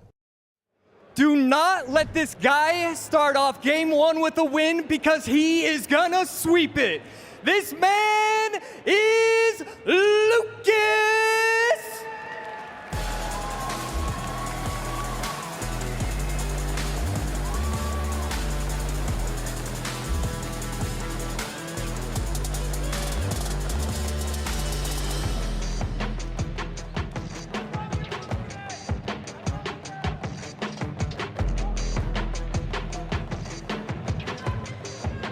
loved by the crowd and for good reason. He's a lovely dude, a swell guy, and jacked beyond belief. He is Ian!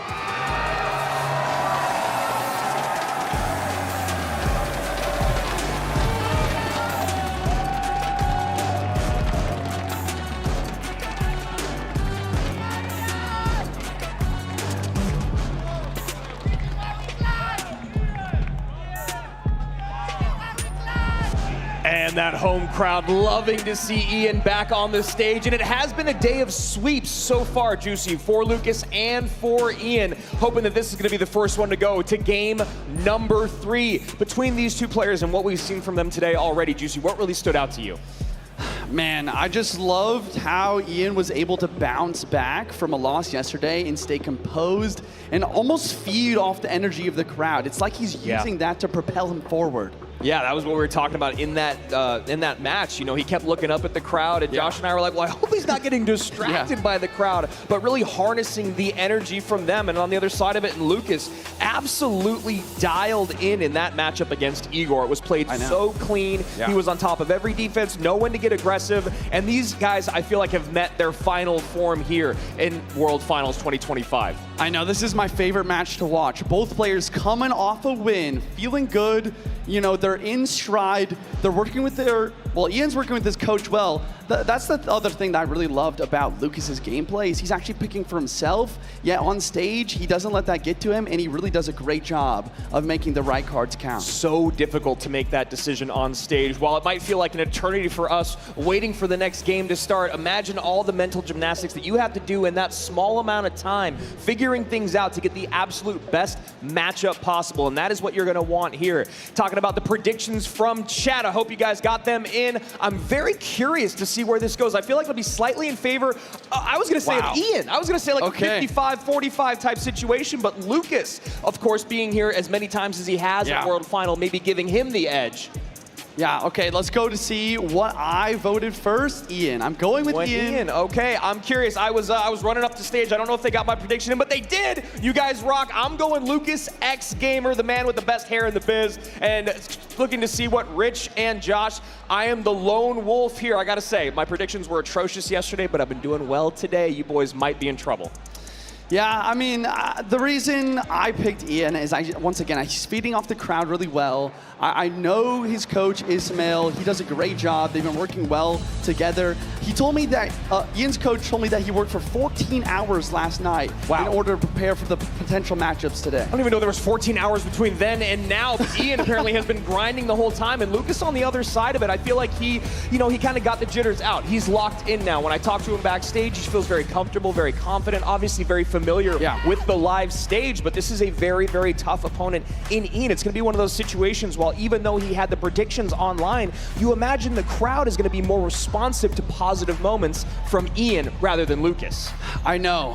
But like what Josh said on stage, if Lucas is able to get that one game at the beginning, he's going to take that and he's going to make it a 2-0 sweep really quickly. So really anything can happen. This is a very close match, and I think the community predictions really showed that. Juicy, when you were live on stage at WCG, did you have any moments where you felt like you were the underdog in terms of the crowd, or did you feel like they were always behind you? Yeah, I definitely think there were some moments where, the crowd is going for another player, and it's definitely a really tough situation because you have to really find the motivation and discipline within yourself instead. Well, let's see if Lucas can do that, knowing that this is a home crowd for Ian. Here we go, elimination match between Ian and Lucas. Who's gonna take it? Game number 1. Log from Ian in an E-Spirit, maybe Hog Rider. Looking like he's going back to his bread and butter. Like it, love to see it. Both these guys, we're gonna see Lucas playing Miner, Ian playing Hog. This is the type of matchup you wanna see, and Ian already with the emotes, but as you guys said before, those emotes don't really mean anything other than Ian's just doing what he does. Right. Ice Spirit here will stop the Hog Rider. Will the Firecracker? No, it doesn't. Oh, wow. Okay, wow. The Hog just gets a connection, but the Firecracker does activate King. So Lucas is in a decent position going forward from here. Perfect time to E-Spirit there to clean up the Royal Ghost, make sure it doesn't go invisible once again, but it is Lucas with the... Oh, excuse me, looks like these graphics are a bit swapped. Ian's on the bottom of the screen, Lucas at the top. Hog inbound. Mine are doing a great job of defending. And Hog trying to go on through. Stopped by the cannon. Lucas taking pause here. You imagine they've played this matchup against each other numerous times, maybe on ladder over the years, different versions of Miner control. Oof. And bomb does not go off in time. You see Ian with a little bit of a smile there, wishing he could have got that damage. Second Ghost of the game. Evo Ghost will be in cycle soon. A very common idea is to use that Evo Ghost on defense from the Hog to prevent Earthquake value and to get a counter push. We'll see if Lucas is going to be able to make that happen. Sneaks the Hog right in front, pre-Earthquake for the cannon. Hog Rider going to go through and get another shot in. So much spent. Bar Barrel, cannon, minions, doesn't matter. Ian breaks through once again. I've played against Ian on ladder quite a few times, and this is always what it feels like. It seems like for some reason, his Hog Rider always just gets that final hit in. It's the perfect timing, the early pre-Earthquake, knowing exactly how your opponent's going to respond, how much damage the units do, or the units that are in his hand, watching the cycle. And there we go. This is what you were talking about before, Juicy. The anti-Earthquake placement pushes it over with the Skellies. Firecracker not getting on top of tower there. 1941, Royal Ghost comes in, and Firecracker almost gets a shot off. Okay, here we go. This is Lucas's chance to really strike back. Evo Ghost baiting out a lot of elixir on the left side. Miner trying to get some chip. And this is a really solid comeback from Lucas. It's just very even all of a sudden. Even Lucas taking lead. Yeah, I mean, I think Ian's recognizing that Lucas is going to be able to defend as more elixir gets at his disposal. It's going to be so difficult to catch those miners over and over again, especially with that mighty miner. Sometimes you want to use it to protect the Hogs. Sometimes you need it defensively, as you can see right here, using it to protect that Firecracker. Yep. So now the miner going to be just a little bit harder to pick up. And another Firecracker on the board, followed by another Hog. The Firecracker does not get hit by the Evo Cannon, but the Hog Rider push is successful in preventing too much damage. And there you go, Miner poison right off the gate. Doesn't have the ability to drop Skellies. Is Ian here? Lucas is taking the damage lead a little bit farther, and Ian knows this is a tough spot to be in. Lucas getting a great deck pick here. Again, coachless. Firecracker trying to get on tower. I think no, it doesn't. It doesn't get a single amount of chip. It does a little bit now, though. Ian's trying to make something happen despite Lucas's very solid Hog defenses. And these minions are great because that Mighty Miner, you want to use the ability to take him off the board, but now instead not going to be a good tank at the bridge here. Although Hog getting a little bit of protection from the Mighty, Cannon going to clean things up, and now Lucas going right back on offense. Miner, Ice Spirit, Royal Ghost, minions. Slight misstep on the Evo Cannon, forcing the Firecracker to come out for the minions. The poison does go down in case of skeletons, but Ian saves all of his elixir to try to make one final push here in triple time. Yeah, Ian has to have a miracle happen here. Royal Ghost out on top of the cannon, minions, everything. And overspend doesn't matter when you have the lead, plus Miner poison Juicy. Is there any way to turn this around other than a miracle or a misplay?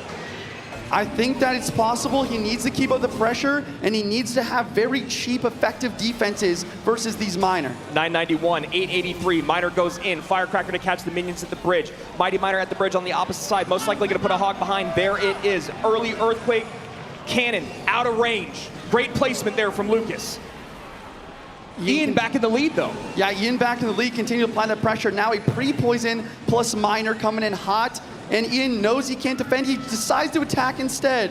Hog does get pulled. Minions are there. Oh my gosh. Hog almost gets a hit. Oh my gosh, it's so close. Another Hog inbound. Need a way to stop this Hog. You need a way. There's the cannon. The Evo Cannon stalls enough. One more Miner inbound and the poison is enough. Lucas X Gamer takes game number 1. And what a beautiful showing there. I mean, Ian known for playing Hog EQ, being the best in the world at it, but Lucas is another exceptional Hog Rider player. So you got to imagine when someone is playing your bread and butter against you, Juicy, you know exactly where they're at in their cycle, what they need to play next to break through. And Ian was always or I should say, Lucas was maybe like a half step ahead every time. Yeah. I mean, even at the very end there, it seems like the minions just staying alive a little bit longer, allowing the Hog defense to be a little bit easier with the Evo Cannon, and then focusing all of his elixir on making sure to get Miner and poisons on tower. Yeah, Miner poison over and over and over again. Mighty Miner was never there to be able to catch that Miner because he was finding himself needing to use it on offense over and over again. And Juicy, is that strictly a matchup conversation? I mean, it was still very, very close. Yeah, I mean, when you look at a matchup like this, we'll show you guys the deck here very shortly. The Earthquake for the cannon, you might think, wow, okay, that's got to be good for Hoggy Q. But the true case here is he has the Barbell to control Firecracker. The Evo Ghost is the best evolution in the game currently. And also, Lucas just did a great job, like you said, understanding how Hog works, understanding when the pre-Earthquakes are going to come, and using the Skeletons and Ice Spirit to push the Hog over to the anti-Earthquake cannon placements. The minions have been so exceptional all weekend long. Obviously, the increase in range, but just the inability to get on top of them so often. We saw that, like you just pointed out. Ian was struggling to get them off the board so his Hog break through, right? You get that little bit of extra DPS from the minions. All of a sudden, that EQ early on the cannon doesn't really matter, and Lucas recognized that. And I also really loved his Ice Spirit minions pushes opposite side because it baited out the Firecracker where Ian didn't want it. True.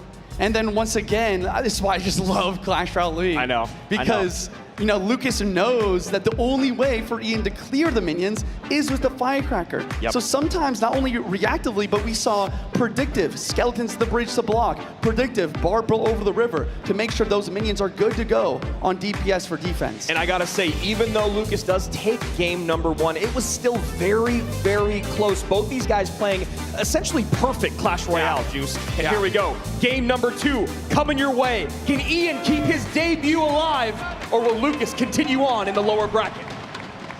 Man. Okay, Ian just going straight for the aggression. I like that. And we talked about yesterday, Goblin Hut, not really what you want to see defense-wise. Yeah, not my favorite thing to run into a Goblin Hut, or I mean have a Goblin Hut for that. Mortar gonna clean it up pretty cleanly there. Gonna get some Goblins out to protect that Mortar, and now a Mortar shot is locked on the tower for at least a couple shots. AQ has to come down.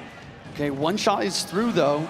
And the Boss Bandit, will the ability, okay, the ability does get down from the Queen in time, but this Boss Bandit is still very healthy. This looks, it has pieces of the deck that we saw Mo run yesterday with Skeleton Barrel. We saw the Overwhelm that he put on against Sandbox. That was the game where Mo took 0 damage at all. The only person to do it at all yesterday, which was absolutely incredible. Lucas here. What are we seeing here at the bottom of the screen, Juice? What do you think? I got you. I'm pretty sure it's going to be the Drill. A lot of the time with Evo Snowball, you will see Drill as the main win condition. Matchup-wise, I actually kind of like it for Lucas. Yeah. You know, if Lucas can get his cycle correct, have the Queen for the Mortars, and as well as use the Valkyrie efficiently on defense, yeah, it's a really good shot. But Ian is trying to basically abuse the fact that his starting hand was bad and continue to apply pressure while his cycle's messed up. Yeah, and this is the deck that we saw Mo run yesterday. I had a little bit of fun with it, of course, being a new Mortar deck I haven't seen out in the world yet. The synergy between the Boss Bandit and the Skeleton Barrel is really interesting. We're going to see it right here. You usually want the barrel in front of the tank unit, but instead you can go Boss Bandit up front. You can use the ability, get the Skeleton Barrel in. Wow. And Boss Bandit goes a little too far back. High Berserker there. Nice play by Lucas. Wow. Okay, the Fire Spirit is going to tank. Evo Valkyrie, wow. Oh my gosh, I keep saying wow, but this is just, this is so amazing.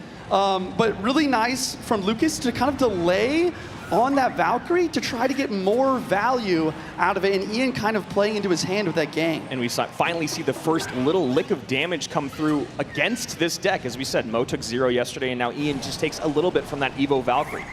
And Evo Snowball is in cycle, so we are going to see that front drill placement, but Ian is on top of it. He waits, plays the Barbell instead, and prevents the Evo Snowball from getting any value. I mean, Juice, that's a situation where you just got to hover, right? I mean, I know you want to predict, but then if you predict with the Evo Snowball, that's worse than having to use it on defense. Evo Skeleton Barrel in cycle. Boss Bandit almost connects. Will Lucas have enough elixir? And Boss Bandit dashes. Wow! With the Skellies! Boss Bandit at the bridge! Lucas is low in elixir. He gets the Valkyrie down barely in time to stay in this match. But wow, insane pressure from Ian continuing to push the advantage. The Boss Bandit is such an elixir leech when you talk about having to play against it, Juicy. If you don't defend it perfectly, you must get it down to stop that dash. And Lucas hasn't been able to get back on offense in about a minute. And now the Mortar locks again. The Mortar is connecting, and the Boss Bandit is protecting. It's dashing every which way, and the Mortar continues to send volleys at this tower. Boss Bandit connects. We're getting our first game 3 of the day. Excellent play from Ian. Wow. The Boss Bandit, the Mortar connects. The Boss Bandit protects. Absolute poetry from Juicy J up here in the booth. And Ian and this crowd are ready to go to game number 3. I'm getting literal chills right now as I see Ian coming back from that game one. The crowd just roaring with every mortar connection, with every boss bandit play. Unbelievable stuff from both of these players. And we're going to be looking at the decks here soon. Yeah, Molite got to feel a little, him and Alan have to feel pretty good about that deck. It's been run twice today, very little damage has come through. The pressure is just absolutely insane. You talk about having the E-Wiz to slow, stun, reset. It's such a great utility card. But then the rest of it all combined, the synergy of it is absolutely amazing. You get a late mortar down, Boss Bandit comes back and protects in front of it. As we talked about, Boss Bandit at the bridge, barrel behind. Boss Bandit takes for a second, uses the ability after the dash, then the barrel's tanking, then the Boss Bandit's taking for the skellies. Yeah. It's just absolute incredible synergy. Yeah, okay, I do want to make a little asterisk in what I said earlier. So I didn't realize in game one, you can see Lucas use poison, in minor poison. And for this drill deck, I assumed it was poison, but instead it was rocket. That rocket instead of poison really allowed Ian to continue to apply pressure, use his mortar and his Electwiz to his advantage. And Lucas really just couldn't control the mortar, even with the Archer Queen. Yeah, it's one of those things when you are playing mortar and you pile everything up at the bridge playing against poison, that's a way to bait it out from being on top of your tower, but it completely stops your offensive push. That's something we were talking about in this game. We're going to see the replay here. Just no way for Lucas to get back on offense. You see there the dash into the hut, the barrel breaks, the high snowball misses, Bandit dashes on tower, tanking for the skellies, and then another Boss Bandit immediately. This is great by the replay booth, by the way. Thank you guys so much. Absolutely brilliant pull here and great plays from Ian. And even here, Juicy, it's still wreaking havoc. I know. Yeah, you can see the boss man at the bridge with the mortar. That last mortar connection was what really sealed the deal for the game. And honestly, the craziest part of that whole interaction was after kind of the missed snowball in the skeleton barrel, Lucas tried to clean up with the fire spirit, but at 1 HP, the boss man took the fire spirit out, allowing for the skeleton to continue to connect on tower. She's so tanky, she's so hard to control, and as I said, an absolute elixir leech. We saw it all throughout that entire game. If you do not lock it down instantly, if you do not have the perfect defense, or if they predict how you're going to defend, all of a sudden, you find yourself spending 2, 3, 4 more elixir than you'd planned, and just no way to get back on offense. Lucas is going to have to figure out how to do that. In game number 3, an elimination game, one of these guys will go home, and one will move on. Ice Spirit the bridge for me, and he has not been waiting for his opponent in any of these games. Immediate hog, immediate mortar, immediate Ice Spirit the bridge. He wants to get in the gameplay. He wants to start figuring out what his opponent's using so he can begin to outplay. Guards plus Ice Wiz could mean mortar. Yeah. Yeah, guards, Ice Wiz, E-Spirit. Mortar's an option. With the E-Spirit, it can be Grave I was just going to say, with the E-Spirit coming out. Interesting. Yeah, Royal Giant then. And Royal Giant going up against Control. We saw a similar situation. Look at Ian looking out at the crowd, talking to the crowd, literally in the middle of the match, talking to the crowd. This was a similar matchup to what we saw yesterday when we saw, it was I know the end of the day. Yeah, I think it was Monk Sam. RG versus It was Tesla. Sam. I think it was Sandbox, yeah. And the question is, you know, does Lucas have the lightning? I think the lightning is definitely what you want in this sort of matchup so you can help break through those Teslas. And the fireball is just really not going to do the job. So Ian going complete control here. Lucas going back to relative comfort, being one of the better RG players out there in the world. We'll see if he can figure out the equation to break through. Yesterday, Sam could not figure it out. Sandy played perfect D. Delivery dropping down. Evil Ice Spirit just freezes everything. And that's why we saw Ian drop the Ice Spirit the bridge first play. Yep. Getting that Evil Ice Spirit cycle to time it perfectly for when the RG Evo will be there. He's able to really control the defense. If you don't know what to play, cycle your cheapest Evo. I learned that from watching Juicy J. Shout out to Andrew, dude. Always making me smile on stage.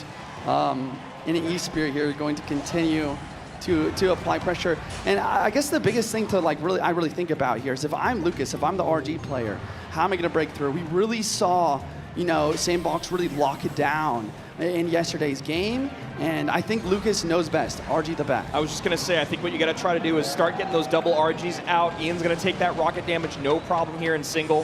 2578, lowest tower on the board. Lucas getting a little bit more in with that Monk Reflection, bringing that tower down to 2741, and a minor goes to the back. Yep. Monk gonna drop. He wants to prevent any more rockets on tower, using that ability to his advantage. RG does get one hit from Lucas, starting to even up this match. And a high Tesla here to maybe help support the Monk. And one of the things about losing that 3-card cycle is these RG decks, it's so much harder to get 2 RGs out on the board. And Evo RG coming in. Ian spending everything he can, but that RG does retarget.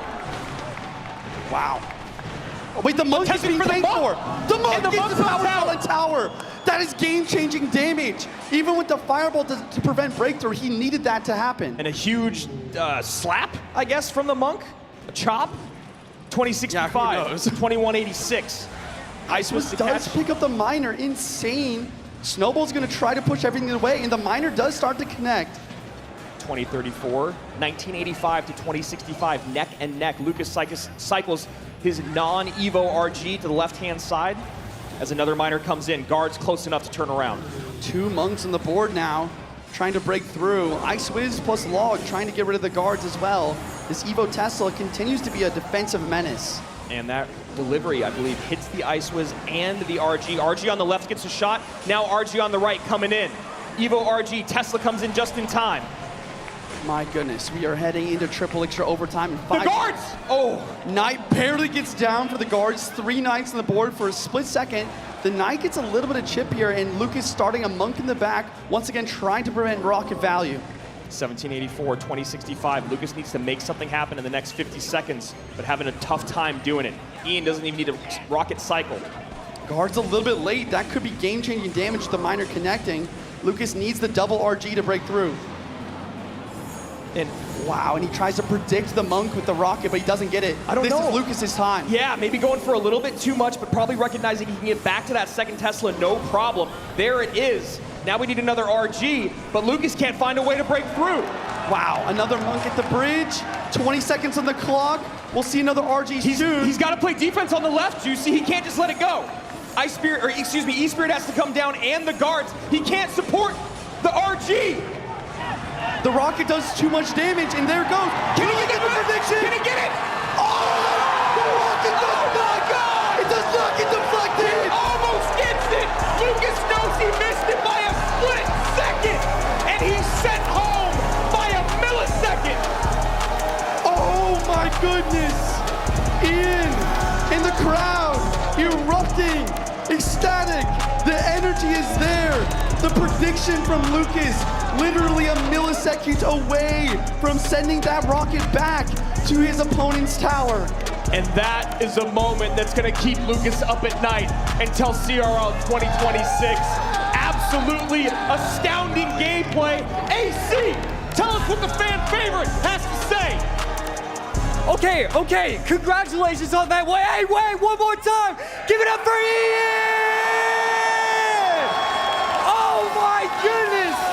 Okay, obviously, that was the game of the tournament so far. I mean, talk to us about 30 seconds left, 20 seconds left, 10 seconds left. Talk to us about those final seconds. Dude, honestly, those Evo RGs were so scary, man. Like, I knew I had a good matchup, but those Evo RGs, they kept on knocking back my guards, and I didn't have, like, a log to push back the RG. I had to put Snowball in there, but, you know, it worked out in the end. And, dude, I sent a prayer before I got on stage here, and that prayer might have overwrit that Monk's prayer just in time, so... It clearly worked out for you. I can't stress it enough. That was so much fun. Okay, talk to us. Was that fun to play or just for the viewers?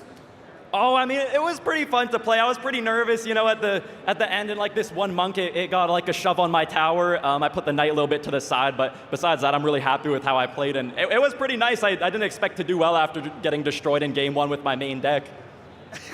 Yeah. But you were able to recover. Congratulations again. Hey, one more time. Give it up. Good stuff.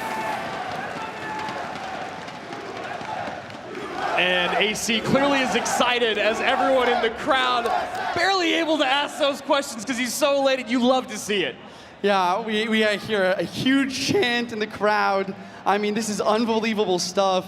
I still cannot believe that Lucas predicted the exact spot that Ian was going to send that rocket at the end. And it literally milliseconds away from the ability going off. I know, I mean, it's like the ability was there, but I guess it wasn't active yet by the time the rocket came down. Literally milliseconds. And here you see, Juicy, talk me through this matchup. One thing I was going to mention, I'm so glad Ian did, was yesterday the log was a factor. Today it was Snowball. Yeah. Obviously not as effective, but still able to get the job done. I know. I completely agree. The log would be so much better in this matchup for Ian to deal with the guards to push the RG back, but he still utilized the slow from the snowball in order to gain just a little bit of an edge on the RG to prevent those connections left and right on tower. And then finally, the big thing to talk about here is the fireball. Lucas with the fireball instead of lightning. Yeah. Lightning can be more damage on tower. It's better at cleaning off the Teslas. The fireball just didn't get the job done that Lucas needed. Maybe worried about something like Zappies or a building on top of that. You know, the Zappies have been so impactful all weekend long. Picks the wrong card, hits the ability a second late, and that's the end of his run here in 2025. What an astounding start to the day that we have had. As you can see, it was sweeps all day long until we got to that game. A great best of three. Ian stays alive and moves on. Sandbox and Ian in the lower bracket. Adriel, Pedro, Sub, and Mo. It's time for us to go visit everyone that hasn't lost yet in the upper bracket. And this is where things are going to get absolutely crazy, Juice. We heard a lot of people saying Adriel taking the MVP of day number one. Obviously, a lot of people talking about Mo being the MVP of the tournament as he is. And this is going to be such a great next couple of matches. Mo Light versus Sub. But before we go there, let's take a look at what we just saw once again.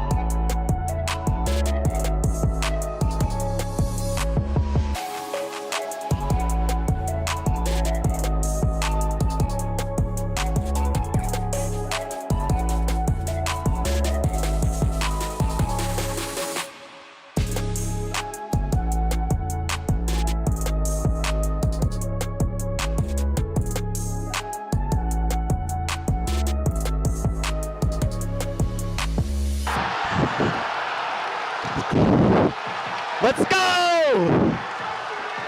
Let's go!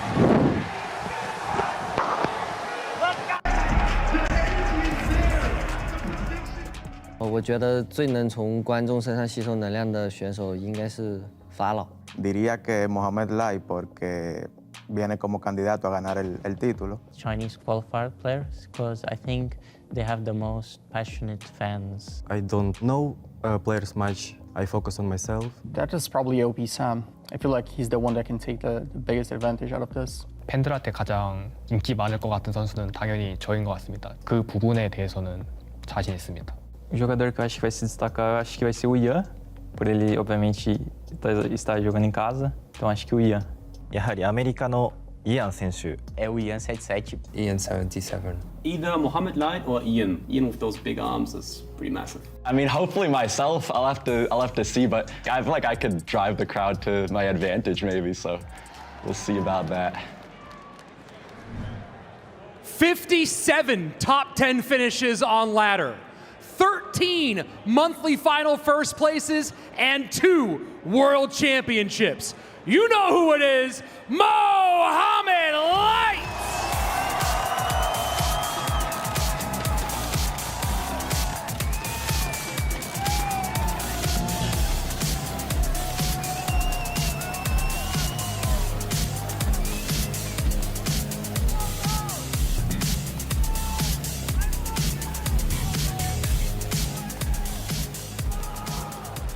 Last year, this player at World Finals sent home a world champion. Today, he wants to beat another one. Put your hands together for Sub!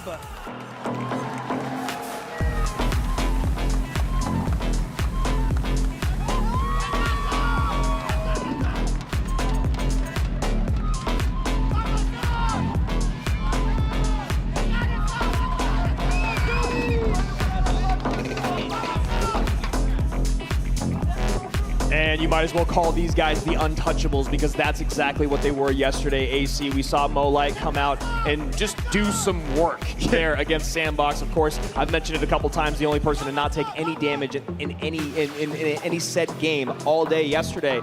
And then Sub on the other side of it, while it wasn't quite as dominant, it still felt completely one-sided. Frontier Guard came out, you know, did everything he could. It felt like he was staying in it, and then all of a sudden it felt like halfway through each of the games, Sub goes, all right, I know what you're gonna do, I know how you're gonna defend it, and I know how I'm gonna win. And then he did exactly that. This is gonna be an exciting rematch of course, the Kalalis Gold Finals, where Mo 3-0'd Sub. Are you sad that I said that? Did I take that from you? Yo, I know you didn't just talk to his coach. All right, I do have to give a special little shout out to Mohamed Light's coach. He's obviously a fantastic coach. I mean, he's been doing it for 3, 4, 5 years. You can hear him in the crowd whenever you'd like to. And yes, I mean, this is going to be an incredible set. Not enough respect given to Sub, but we have understood, we know at this point that he is one of those players that can stand against him. 2 number 2 monthly finals finishes, and of course a number 4 world finals finish. Doesn't quite stack up to 2 world final championships, and of course all the stats that Rich just dropped on stage. I mean, the accolades continue to just impress year upon year, match upon match, tournament upon tournament. Mo Light just seems to be the golden child of Clash Royale, and he continues to hold that crown. And we'll see if Sub can get a little bit of revenge, but it's going to be really tough to do. Yeah, I mean, obviously, whenever you see that Mohamed Light is even on your side of the bracket, you get upset. So I know you have to be, you have to be upset about that. Let's take a look at the predictions because we need to see, you know, there could be some different answers. Yeah. Probably not. 87% to Mohamed Light, 13% for Sub. I mean, it feels like it makes sense. Obviously, you're not going to be voting against Mohamed Light, but this really is a 70-30. Sub does have a chance. Absolutely, Sub has a chance, and he's proved it time and time again. You know, like I said, in that Kalalis Cup Gold Edition, it was a 3-0 in the best of 5, so obviously trying to have a better performance than that. Let's see what we said here on the desk. Josh, what'd you go with? What did I go with? I went with Mohamed Light, okay, and Andrew, what did I you imagine go with? I probably went with about the same thing. I'm thinking Juicy and Rich did the exact same.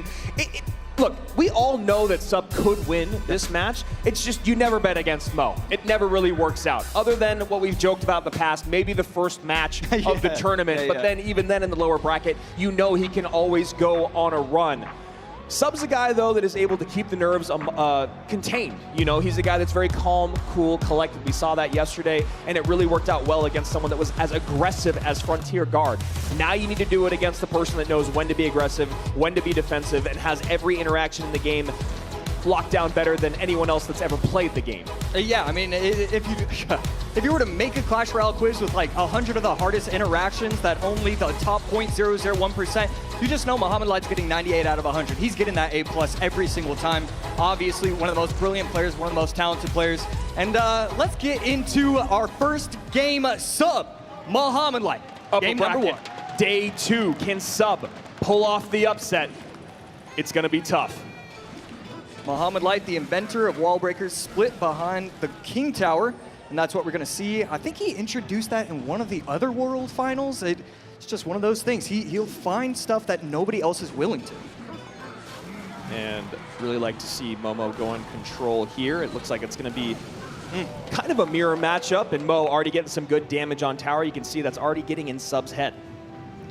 Yeah, Sub quite annoyed that he was giving up that damage. The Mighty Miner walks incorrectly, and it allows the opposing Mighty Miner for Mohamed Light to get some chip damage on the tower. Somewhat big push, but Mohamed Light is going to clean that up easily and only take a few hundred damage. And this is incredibly similar, if not the exact deck that Mo was able to go 80 and 4 in 4 separate 20-win challenges. He did it with the Ice Wiz, Evo Skelly's Miner Wallbreakers control deck. And that's going to be a nice ability there from Sub, and a nice kite as well. Yeah, gorgeous play from Sub. He's obviously very, very talented. Gets the right pop from the Mighty Miner, and then distracts with the wall breakers. Perfection from Sub.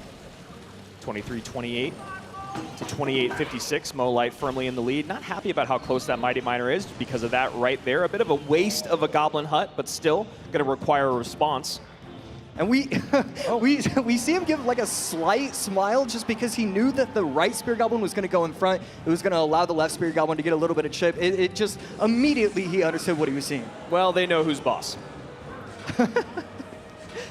And Sub goes to the back here. Completely uncontested miner. See if Mo wants to punish back. A very beautiful prediction right there. The bar barrel as well. You know that Muhammad Light was just ready for that, but those minions are going to clean up nicely. I mean, even though he got predicted, it really wasn't the end of the world. And we see Mighty Miner in the back, cycled on the left-hand side. Now, Miner goes to the inside with the poison. That is an exceptional poison. Taking out the Evo Skellies, taking out the Goblin Hut, and now we find Sub in the lead. First time so far in this game. Yeah, Miner distracting the Spirit Goblins, having them set up on the right side, and Minion was able to take that out with that hope of the poison, and right there, late pop of the ability, but it's going to work. It's going to kill the minions. Evo Skellies come in, poison on top for Mo here. Clean everything up, 1927, and they're just going to play this game back and forth. Wall breakers, though, uncontested. Does the bomb go off in time? It does. Mo happy about that. You can see a little smile and nod to himself. Yeah, you hear the crowd erupt as well. Nobody was really sure what was going to happen right there. I mean, the crowd, in this crowd, there are hundreds of thousands of hours of Clash Royale played, and you're watching a guy that is a magician, a surgeon at work. And right here, I mean, after the slow start for Sub, after taking 500 damage, he is now taking the lead. Sub has done a brilliant job of getting himself back in this game. Mighty Miner ability, Evo wall breakers behind, and it doesn't, he messes up the sequencing.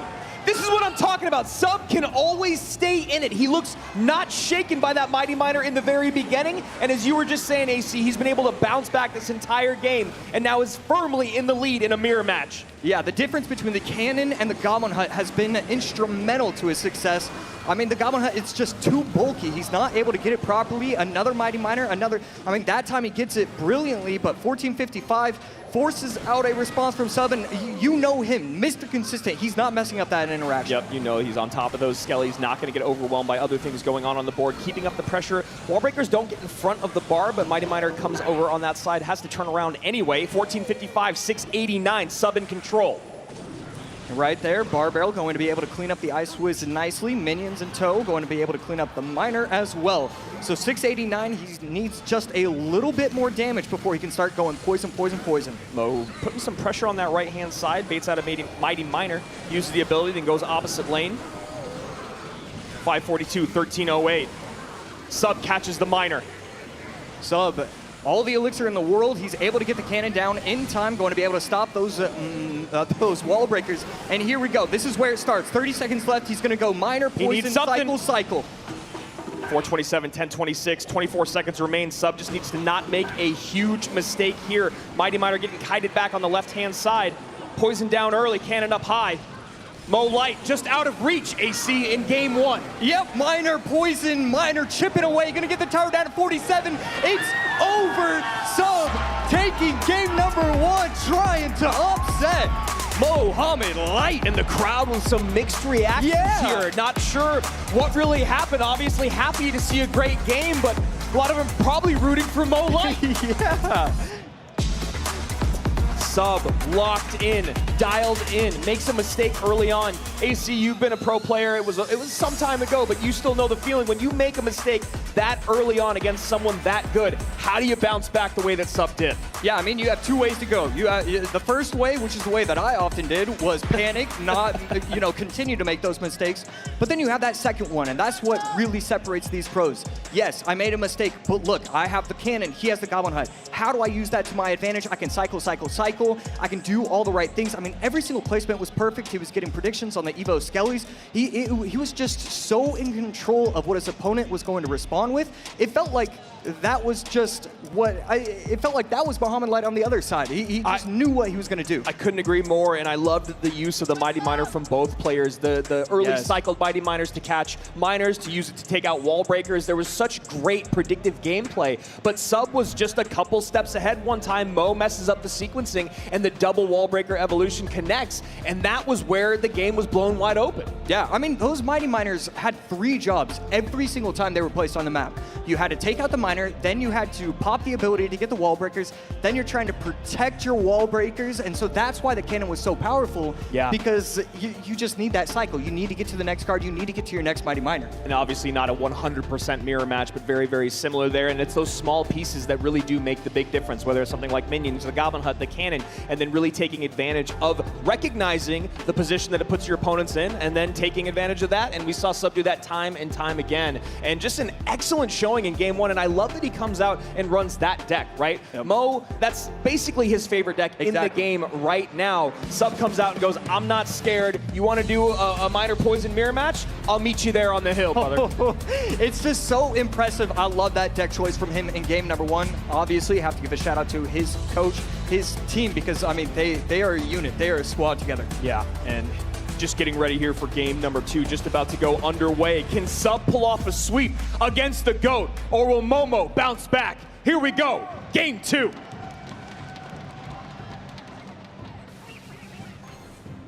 And that is a look that we know well from Mohamed Light. We've seen it any time basically that he's lost, where he is locked in that next game.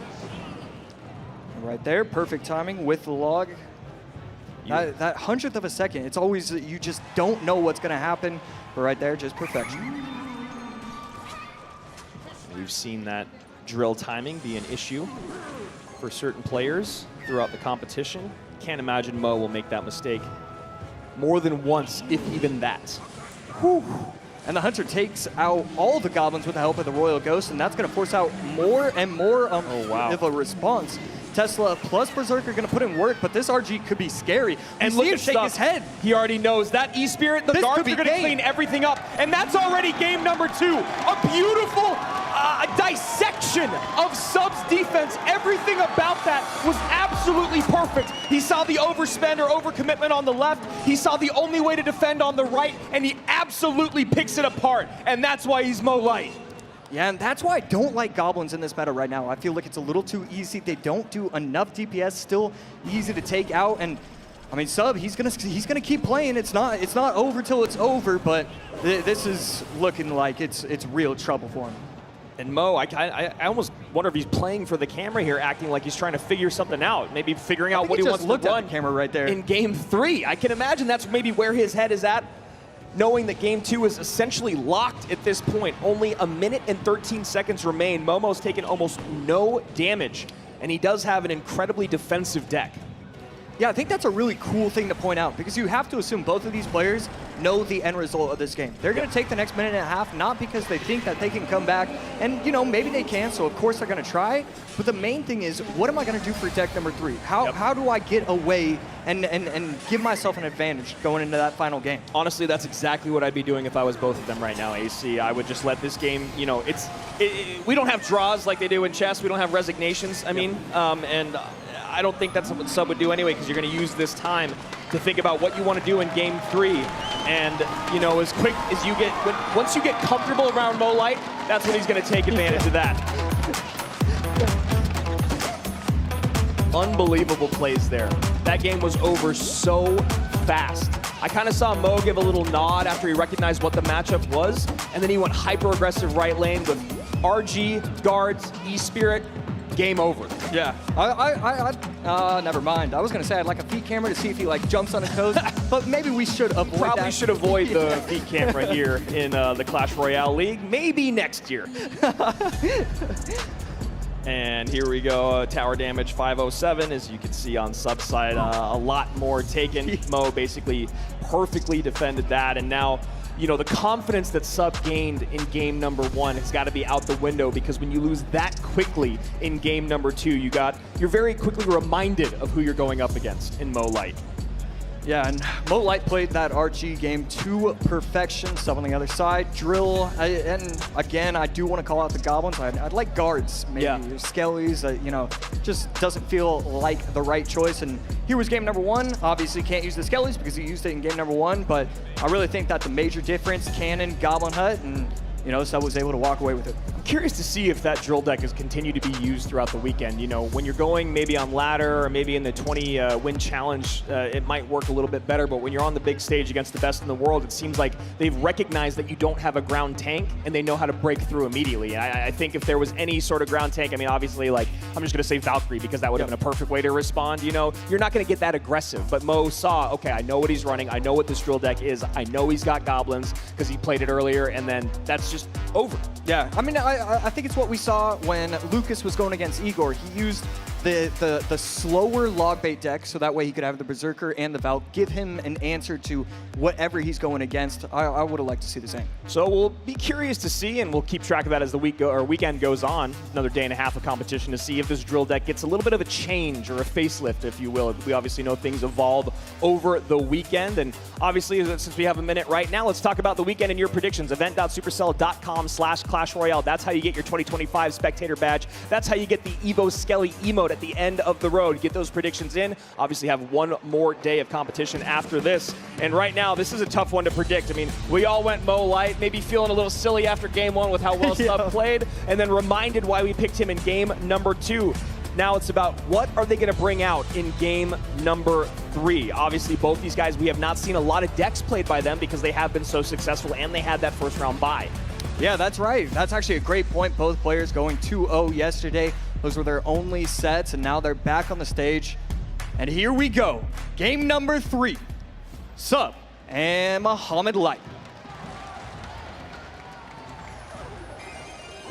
And a Tombstone. Have we seen Tombstone yet?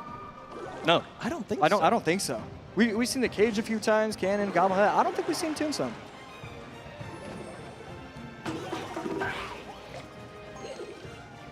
And Evo Bomber. I also don't think we've seen Evo Bomber yet this weekend. So Mo and Alan innovating here in game 3. Yeah, Evo Bomber, one of those where like 70% of the time it's not going to do anything, but the 30%, it'll just win you games. Man, when it first came out, that was absolutely devastating card. It was a Magic Archer throwing a nuke.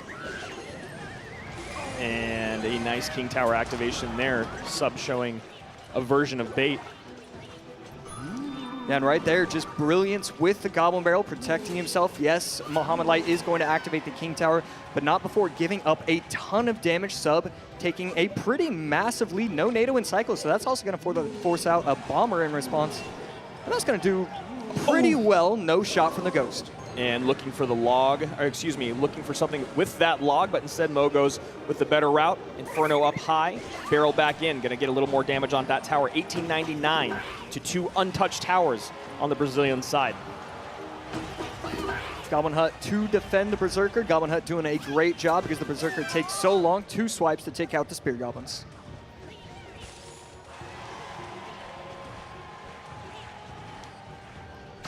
I mean, you gotta wonder about Muhammad Light's deck. There's a couple options. There's the E-Giant, and wow, what a dash. That is a great dash, and it does feel like E-Giant, AC.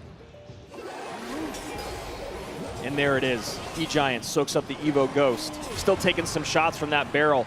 Now it's time for Sub to defend. Evo Bomber goes out right side. Yeah, frustrated beyond belief, taking a lot of damage, and with 1 minute left, I need to take another look at that. The Bomber doesn't shoot the right Goblin. I think the tower took it out. Just everything going Sub's way, and a beautiful King Tower activation.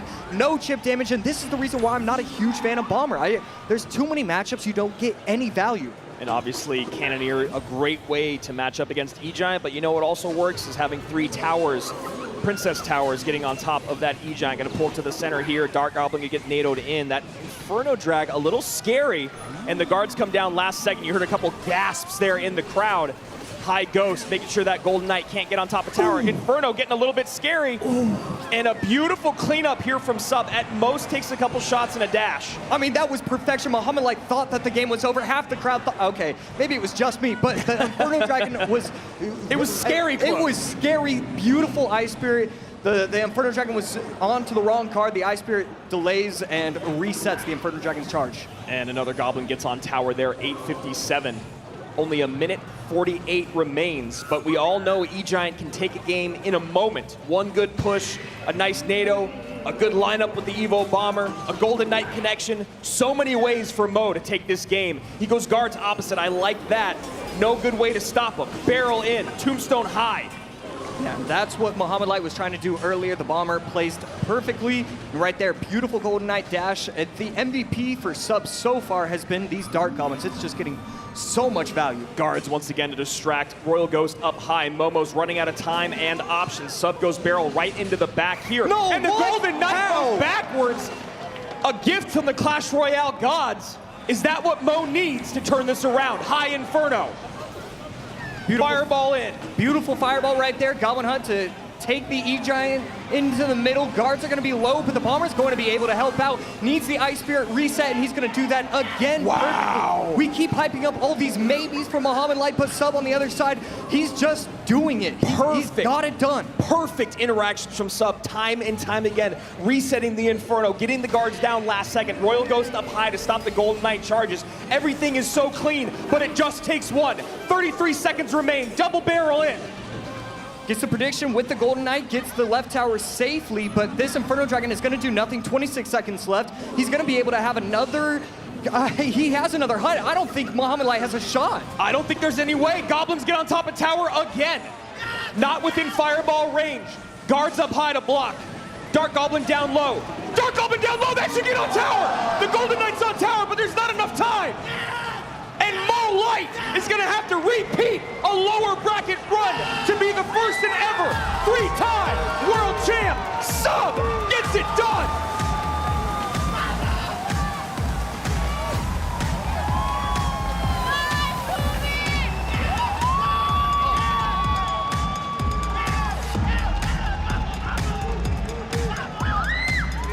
And absolutely incredible stuff here from Sub. Taking in the crowd, taking in the moment. This crowd is shocked. You see some sad faces, some with dismay. We'll see what Sub has to say. Rich, the biggest upset of the tournament. Talk to me about it. All right, Sub, let's start with the obvious. You just beat the world champion here on the big stage. How are you feeling? What are you thinking right now? Então vamos começar pelo óbvio. Você acabou de bater o campeão mundial. Como você está se sentindo agora? Não tenho palavras para descrever. Estou muito feliz. Eu acho que colocar essa felicidade em palavras, acho que eu vou ficar aqui até amanhã. Então, mas eu estou muito nervoso ainda. Então é muita felicidade. I'm shaking right now. I'm so nervous. I can't have words enough to express my glad. So I'm really confident and glad to bet him. Well, speaking about nerves, game number 2 was absolutely devastating. You got blown up very quickly. How did you mentally recover from that, and what were you thinking for game 3? Falando em nervoso, você no segundo jogo acabou perdendo, então imagino que deve ter sido difícil se recuperar. Como foi para você se recuperar e como foi usar as últimas cartas contra o Mohamed? A minha escolha de deck do segundo jogo não foi boa, o meu início de jogo também não foi bom. Mas antes de começar, de vir para cá, o meu coach falou para mim ter a mentalidade de não importa o que aconteça, foco até o final. Então eu acredito que eu desistindo, eu já estava me preparando para o terceiro jogo e não desistindo do segundo. So when I start the game, it was so difficult for me. I have a really tough beginning of the game, but I just put in my mind with my coach, what my coach says to me, that don't mind. You need to focus and just focus in the third battle, you will be fine. Well, speaking of that third match and your coach, Jose V, I know that you guys have worked a lot on deck picking. Game 1, Log is out. Game 2, Barb Barrel is out. Talk to me about that bait deck and the great pick that you made for Game 3. Então, no primeiro você perdeu o Log, no segundo você perdeu o Bar Barrel. Como que foi para você escolher o terceiro deck? Como foi escolher o terceiro deck? A escolha de terceiro deck foi... Ele tinha gastado muita coisa, ele tinha gastado o tronco, então ele tinha gastado muitas coisas boas contra o Gigant Owl, então eu tinha uma ótima escolha de bait para o terceiro game. So I waste so many cards on the first battles, and the third I need to pick a big one, so that was... Well, there we go. Sub, great work. We'll see you in our next round. One more time for Sub! And a great showing for Sub makes a difficult day for Ian as Mo moves to the lower bracket where he'll be facing off against Ian 77. So a mountain to climb ahead of him, but let's not get too far ahead of ourselves as Sub pulls off the biggest upset of the tournament. AC, talk to me about what went so well for the Brazilian. I mean, a lot of it comes down to the deck composition. Game number 3, I mean, he just outplayed him with the decks. The Goblin Barrel was so beautiful. I mean, we saw it very beginning of the game. He was going Goblin Barrel on the side, knowing his opponent had NATO.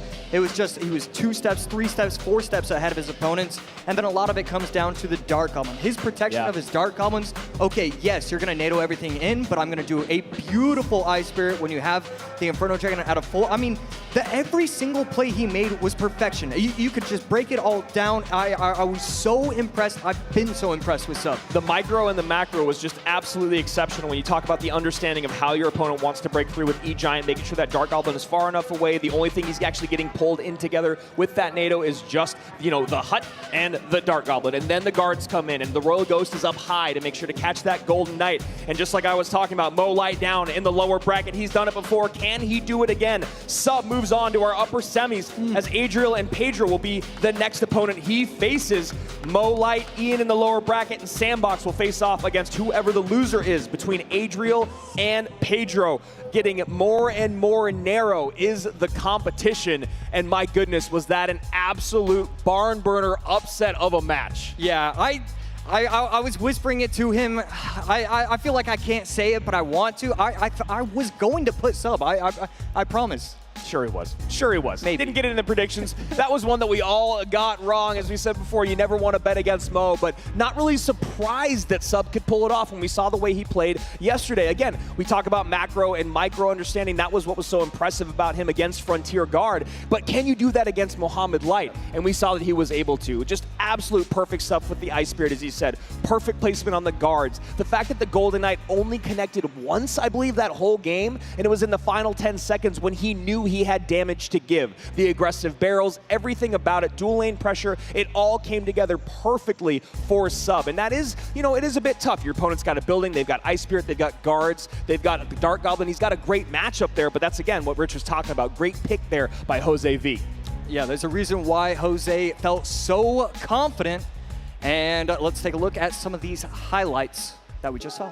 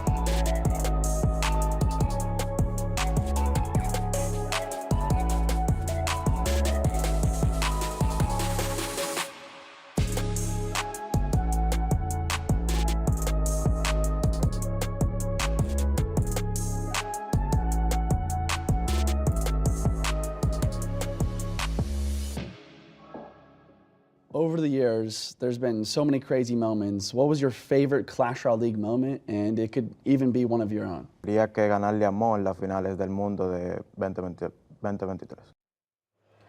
First up on the blue podium, he sent both Ian, 77, and Mugi to the lower bracket on day one. His name is Adriel!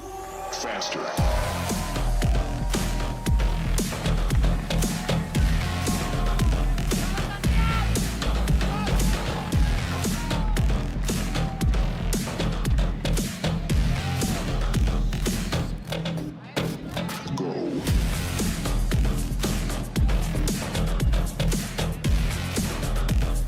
Second up for the red side, he's the third seed for this year's World Finals, and he's the 2023 runner-up. Everyone, give it up for Pedro!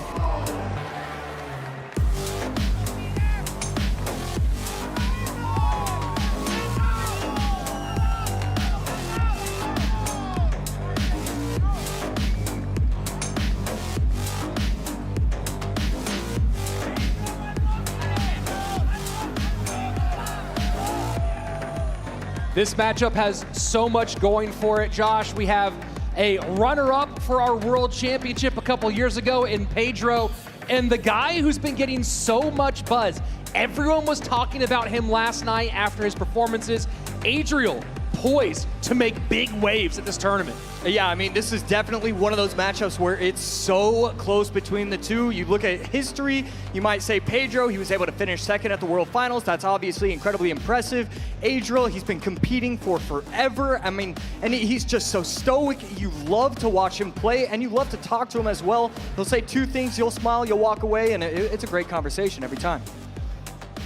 As these guys get ready, of course, reminder for everyone, a win here puts you just 2 match wins away from the world title. We just saw Sub take a step closer. Now, of course, Sub and Pedro, best friends. They spend so much time together, also with the exact same coach. So if Pedro gets through here, we'll have 2 best friends playing in the upper bracket final, but both of them for the first time here without support.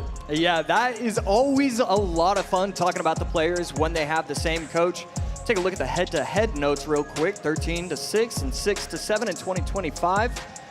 A lot going on between these 2 players, and both of these players just they've been the favorites since it started. They're one of those top 3, top 4 every single time is the general consensus. Yeah, I mean, you look at that head-to-head, of course, anything can happen in a given best of 3, and we've seen just about everything happen in a best of 3 over and over again. The big question for me, Josh, as we start with this one, is we know how aggressive of a picker Jebez is on one side, and we also know that it's been kind of the comfort master on Pedro's side. So we'll talk more about that matchup in a moment. Let's first take a look at your predictions for this matchup here, and we're getting it pretty close, 55-45. I am not surprised by that razor-thin margin. Yeah, I mean, I definitely have to give a shout-out to the community. I was wondering if it was going to be 70-30 for Adriel, but a lot of people respecting Pedro as they should. I mean, Pedro is obviously phenomenal.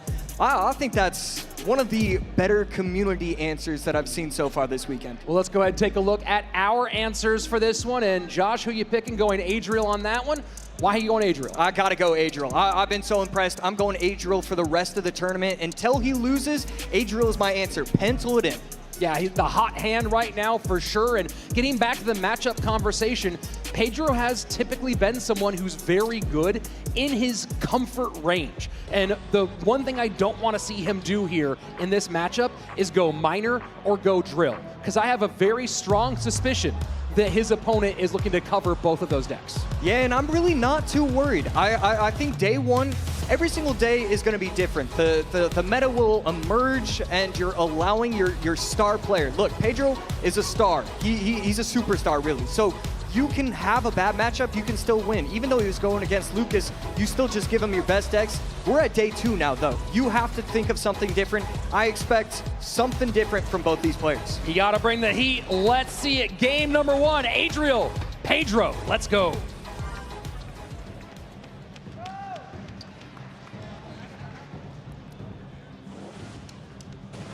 Snowball from Pedro, that kind of feels that you might be going in the direction of drill here.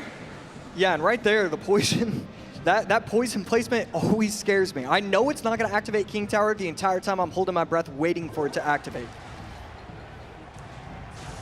Zappy's feeling like Royal Giant for Adriel. Ice Whiz cycled from Pedro. This could be that minor poison with the minions. Goblin Hut. We've seen him run it yesterday against Lucas. Looks like he might be repeating. Adriel on the other side. Could be going RG. Still looking like it. The Giant Skeleton says a lot about your deck. RG Giant Skeleton was such a combination for a long time during that period where Giant Skeleton was absolutely just frightening. We've seen some GS today, but obviously not as devastating as it once was. Ghost cycled by Adriel. The Mother Witch is going to be able to put in a decent amount of work. The Ghost is kind of going to get stuck, and it's going to spawn some piggies, but because it's the clone piggies, it's going to be taken out real easily. Putting Skarmy in the back, Ice Whiz up top. Yeah, and the arrow to support here. This is going to put a lot of pressure on Pedro, and he is very low on Elixir. Yeah, that was huge. Quick reaction with the arrows. It's going to force out another response from Pedro. Just a pretty big mistake, and it's going to allow Adriel to start off the game really well. You just see how much Pedro had to spend for that one Mother Witch. You know, the longer you can keep a troop like that on the board, especially at just 4 Elixir, the value ticks up, up, and up. mean, Adriel's entire plan was to make it to double elixir, and he's only taken 150 HP. He's got to feel so good about this start. And right here, how does he want to defend? Going to go with the Skarmy. Evo Snowball is going to put in a little bit of work, but it's an easy response with the arrows. Yeah, arrows right there to clean that up. Pedro kind of going full send, and you look at the board, Adriel has a full Giant Skeleton on, and they're pretty even on elixir. And right here, Adriel recognizing the matchup and how he has to attack it. He's not going to go in with the RG. He's just going to reset. I'm wondering if he's waiting till, I mean, triple elixir maybe? I'm wondering how he wants to approach this. I feel like he thinks that this isn't a great matchup. Goblin Hut down. Fisherman trying to get it out of the way. And that's a good bit of poison value on the right-hand side. Wow, that Skeleton King putting in so much work, body blocking to perfection and staying away outside of the bomb are Pedro's troops. That was a beautiful defense, beautiful response from Pedro. You see Pedro now sending the 2 Zappies to the left. Does want to maybe split up the poison damage as it comes in. Not going to get involved here. We're in sudden death overtime. This has been one of the slowest games, one of the most careful games we've seen yet, Josh. Yeah, Giant Skeleton on defense. You do have to wonder about that Evo Snowball. The Zappies do come down in time. This is going to be fat poison value, taking out the Zappies plus the Fisherman, and Adriel has never been on offense. Not once has he had any sort of aggressive push. Right here, Mother Witch at the bridge trying to get a little bit of pressure, but again, it's just so simple, and he misses the arrows. These Evo Skellies could provide a little bit of danger, but not going to be the case. Lead right now for Pedro, untouched on his towers. There hasn't been any spell value for Adriel, and no getting to the second level yet either. Just looks like Adriel is a little bit frustrated. There's just no answer for him. I don't know if he's supposed to start cycling RGs, whatnot. It just doesn't make any sense. This defense is so strong from Pedro. And there haven't been a whole lot of drills here either. The drill damage has been quite minimal.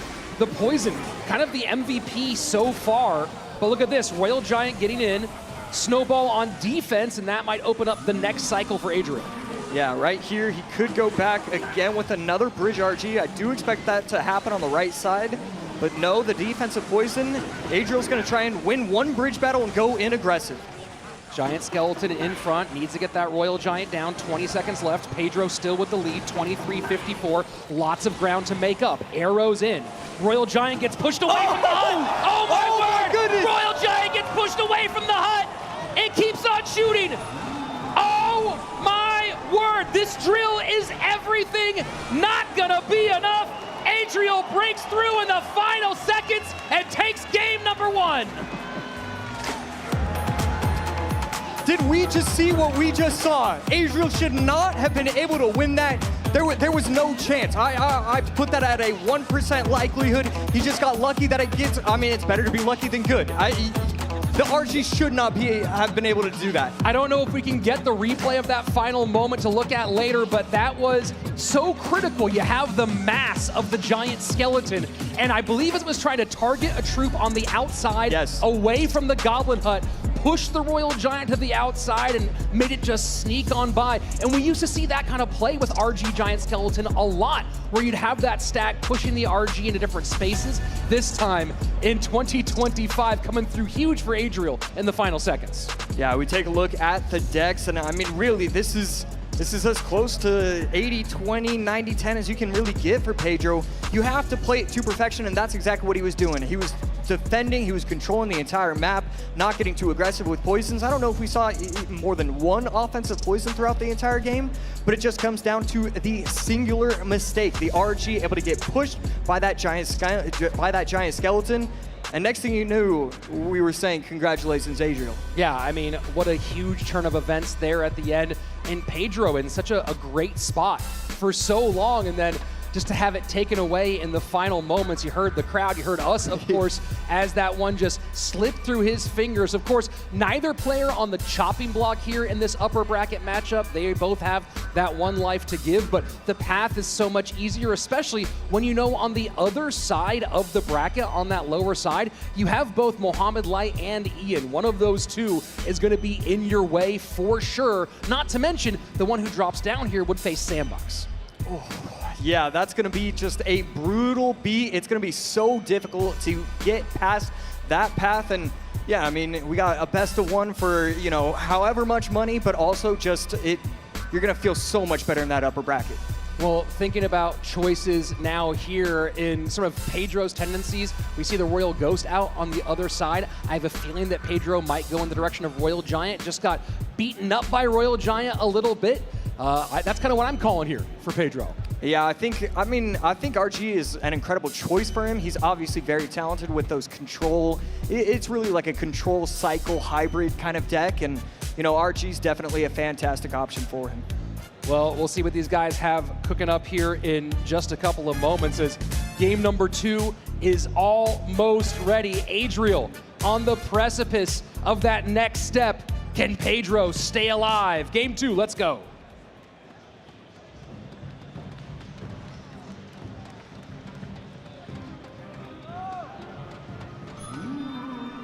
And Pedro does go with his own ghost.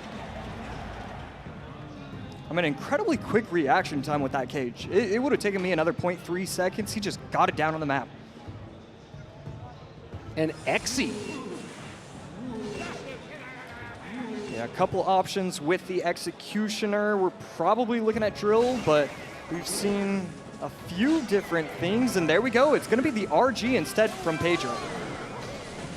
And the main counter's not in. You expect the NATO is there. Yup, there we have it. When you see both that Baby Dragon and the Golden Knight, you expect to have the Tornado. So with the Goblin Cage out, still able to hold off against the Royal Giant is Adriel, first minute away. And it's a little bit of chip in both directions. So pops the ability, but still is forced to drop an Ice Wizard onto the map to take care of that Ghost. Pedro in a good position, has the XE Evo in cycle as well. So Pedro feeling really good about the start.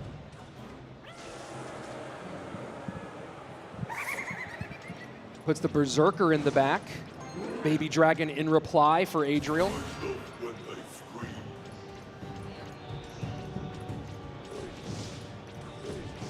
And Adriel still hasn't shown 2 cards. Could be a couple of different decks. We've seen a lot of Golem this weekend so far, maybe a little bit of E-Giant. So still a few things available to him. Well, either way, a big beatdown deck, that Evo Executioner going to be helpful. Ooh, and this could be huge, but a really nice Ice Wiz. This is a lot on the board, though. A good NATO, but the Fisherman is going to yank it. I'm wondering, and the Ghost keeps spawning more ghouls. And Royal Giant going wild. He needs second verse, a lot like the first. Royal Giant putting in tons of work on Adriel's right-hand tower. The Brawler is going to be able to take it out. Another XC cycled near the bridge. He's going to be able to pop something in front, keep it alive. Evo Baby Dragon in response. And the Baby Dragon plus the Bar Barrel should be able to defend that nicely, but he's going to need one more. Whether it's a Tornado or the Gob Cage, he actually might need a second. Golden Knight trying to work, maybe turn this into some sort of counter push. Will win the bridge fight. Golden Knight now to be picked up by the Evo Executioner. Beautiful timing right there. Adriel still has not played 2 cards. You have to wonder what we should be looking at. Evo Gob Cage in cycle should be able to beat up that RG that is placed inside. No shot right there. Well, he's having to play so much at the bridge, and with all these big cards, you expect that it's something really heavy, maybe an E-Giant, maybe a Golem, and he just doesn't have any ability to get that going in the back because every bit of Elixir is trying to defend bridge fights. Yeah, and Pedro's doing such a good job of making sure that he's placing the Executioner as often as possible. He knows that his opponent is trying to run a heavy deck, and we finally see it from Adriel. Golem in the back right finally has his opportunity, and with 1 card not shown, you have to assume it's Lightning. And there's the Lightning. Can the Golden Knight take this off the board? Gets it done. Now Golem, and the Golden Knight's protecting the Golem here. Misses the tornado. The Fisherman is probably going to be able to yank. Activates the ability. Everything going wrong for Adriel, but this is quite a bit of chip damage. Gets the tower down to 13-11, and all of a sudden, even though a couple things went wrong, it's a game again. Yeah, it is certainly a game. Does he go Lightning to clear here at the board? RG goes the opposite side. Cage should be sufficient.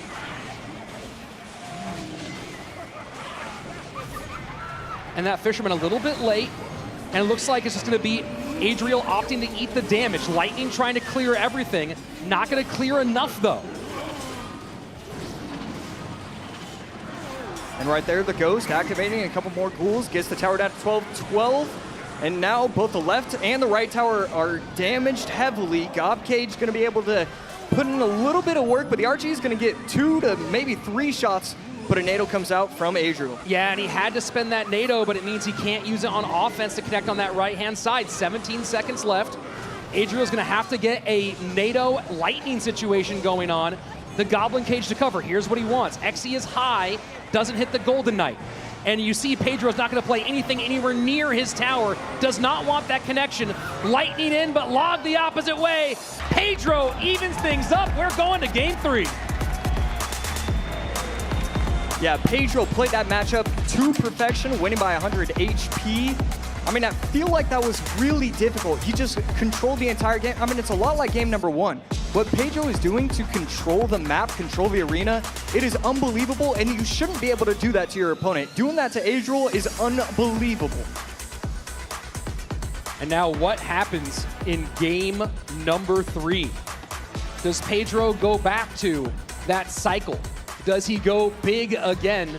There's kind of been a rhythm, mostly in modern Clash Royale this last year or so, of you're either going 2 cycles and a beatdown or 2 beatdowns and a cycle. It's very rare to go all one way or the other, and right now Pedro kind of has that option. He can go left, he can go right. And you have to wonder, I mean, if you're going into a game number 3 and you're asking the community now, who do you vote for? I mean, Pedro's played so well, just one little mistake, but at the other side, you know, Adriel's only used Golem, so like, you know, at least there's still a lot of things available to him. I'm very curious if Pedro goes against type here. I do feel like that it would be a big swerve, obviously, to go that direction. You know, if he goes back and plays Miner, or he plays Mortar, or plays Mortar Miner, that does feel it'd be like the most predictable way, but you're also getting into that comfort zone, which is really nice. On the other hand, with a few of the things out, he has some pretty big options open. Yeah, it's definitely, there's just so much going on. This is why we love Clash Royale, because there's just, there's 1,000 different answers. There's 1,000 different responses from both of these players, from both of these coaches. Who wants to go which way? We're gonna see that soon, and oh boy, this is another fun day, Rich. Yeah, absolutely. And when you think about kind of what Pedro has seen so far from Adriel, Pedro, or what he's shown Adriel so far, Pedro played Goblin Hut in game number 1, didn't play any building in game number 2, so would not be surprised to see Pedro go back and do something that has a building involved in game number 2, maybe try to get a little extra DPS on something big coming across the board, rather than looking at a potential Miner deck, something like that. Yeah, I'd love to see Miner from Pedro.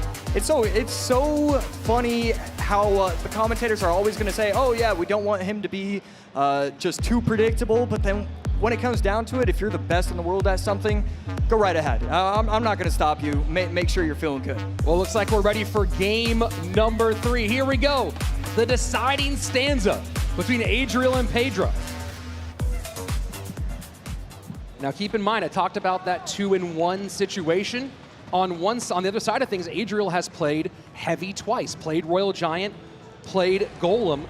Very likely he goes Cycle here, and Pedro has to be aware of that possibility. Adriel cycling the Skellies and the Log. Pedro not playing anything, so you do have to assume it's going to be heavy, and Adriel may be taking a page out of Ian's book, running the Hog EQ Firecracker. Still got a few more cards to cycle before we can actually confirm that. But here we go. It is Adriel playing Cycle, so you have to imagine Pedro's prepared. There's a NATO and an early King Tower activation.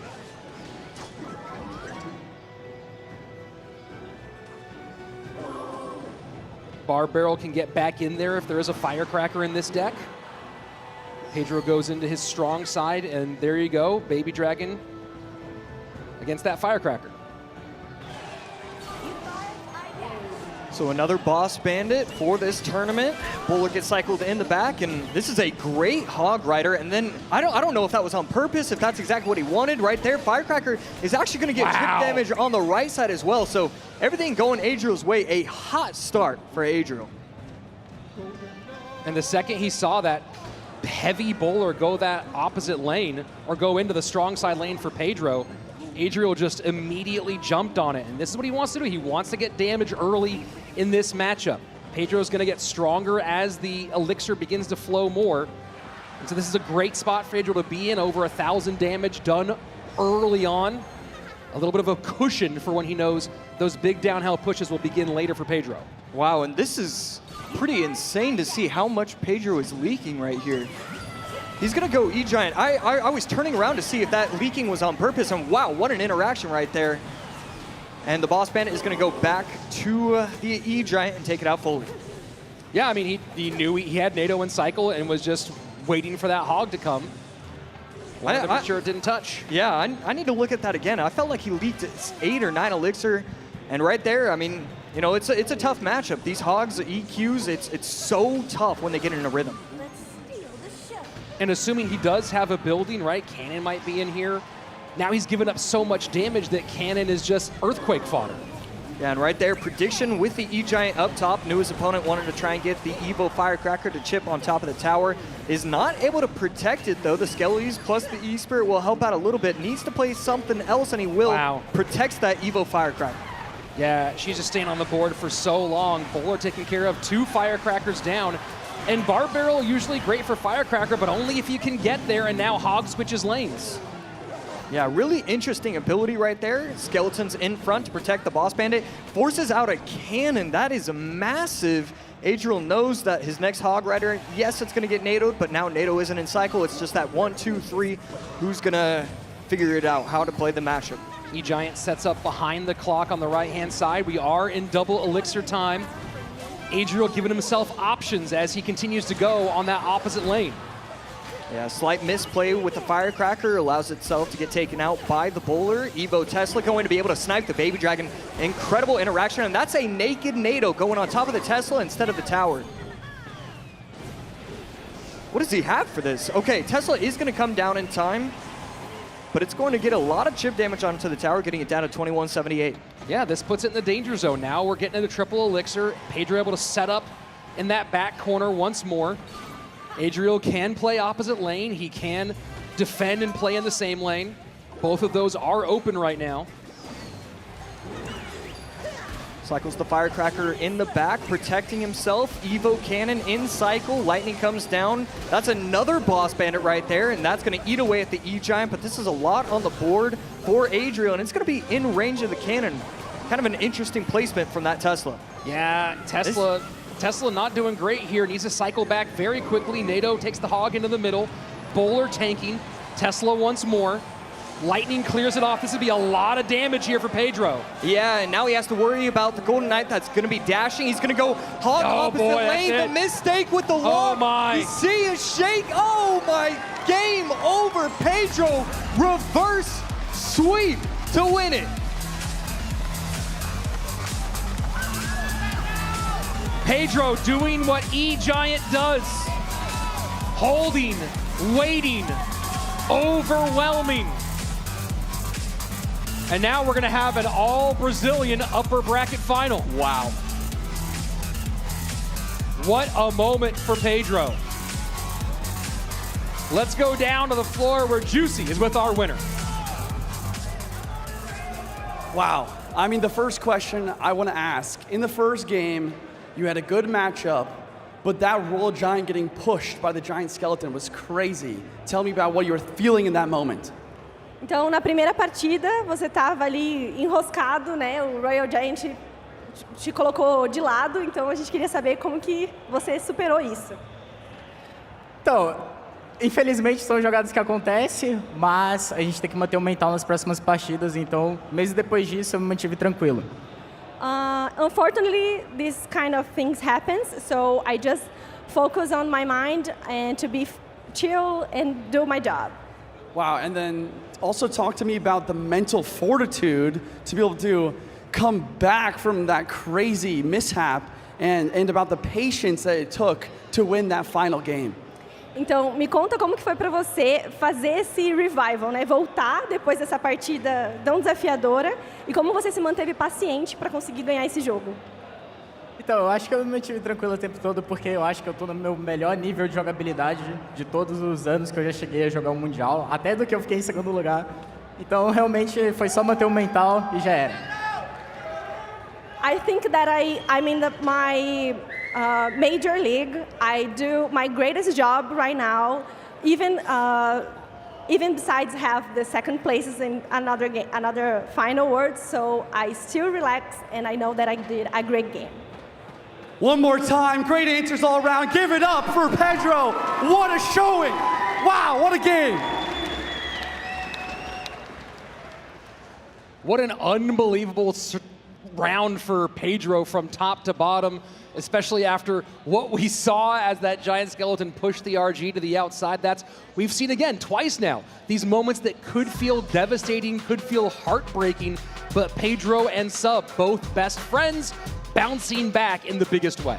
Yeah, I mean, Pedro's definitely one of those players that we knew he could be a top 3, top 2 world champion easily, but it felt like just not enough people were talking about him. A lot of people got swept up with Adriel, and Pedro made sure to bring everybody else back down to earth. What a fantastic showcase from him. Here's game number 3, and it was all about the patience. Could he make it to the triple elixir?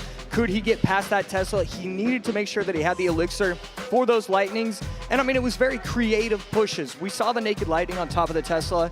No troops, no nothing. It was just the Tesla.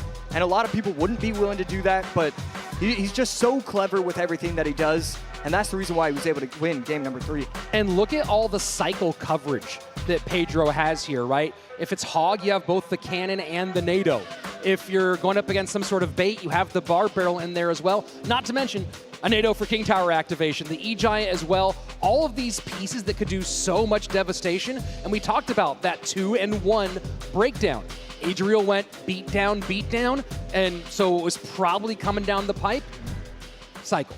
Yeah, that's a great point right there. And man, I can't wait to go backstage and try and grab Pedro, because I need to know how he was able to come up with the fact that it's okay to leak 10 elixir. I was always taught from a young age, don't leak elixir, play your cards down on the map. But I learned something new today. Yeah, I mean, I think the biggest thing is recognizing in those moments that he had what he needed in cycle as the responses. And the only thing he would do by spending that elixir is getting those responses out of his hand at that moment. So brilliant. I really love the maturity, the patience from Pedro there. And now look at this bracket. Sub and Pedro, one of those two guaranteed to be in the grand final. Those are 2 parts of our top 3 here. We will be seeing both of those guys tomorrow, day 3, right here at our World Championship. The question is, who is going to be that last part? Will it be Mohamed going for his 3rd World Championship? Will it be Ian with the big upset, keeping this crowd pumped up? Adriel, can he get back on track for this run? And Sandbox, will the confidence keep carrying him against these seemingly insurmountable odds? All of that only happening right here. Yeah, I mean, Sandbox definitely one of those players that it's been so exciting, so amazing to see how well he has done. And oh my goodness, match 17. Yeah. How are we not getting this in match 24? I mean, Mohamed Light, Ian 77. Who does the crowd even choose root for at that point? You know, the way this crowd has been so far, I have to imagine it's going to be for Ian, but we'll see. The 2-time versus the champion of this room coming at you very soon. Don't go anywhere.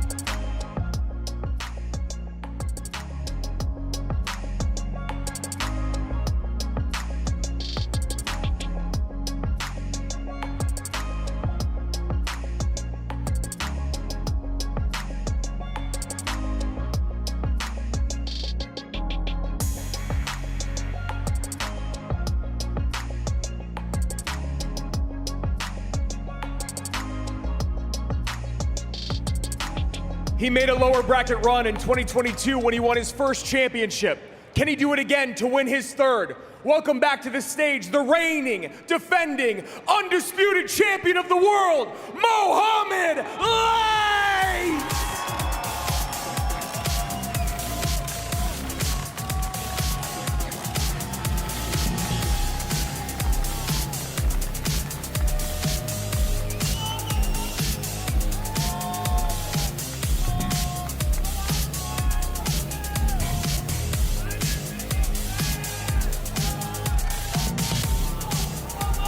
And looking to punctuate his World Finals debut with defeating the GOAT, the hometown favorite. Give it up for Ian!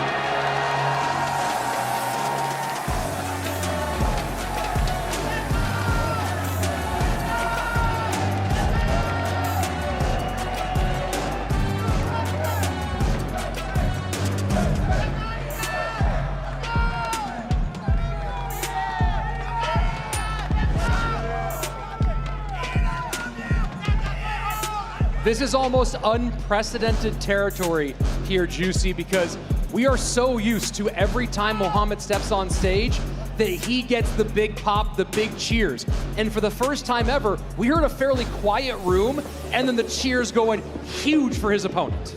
I know. This is such a wild match to have the two-time world champ going against the fan favorite. You can hear the crowd in the background. It's absolutely electric. And you know what I haven't asked these players is when those big pops, because we've heard some roars today, are those roars breaking through those noise-canceling headphones? Because the level of response, we've seen Ian look up at the crowd a few times. Yeah. I have to assume it's there.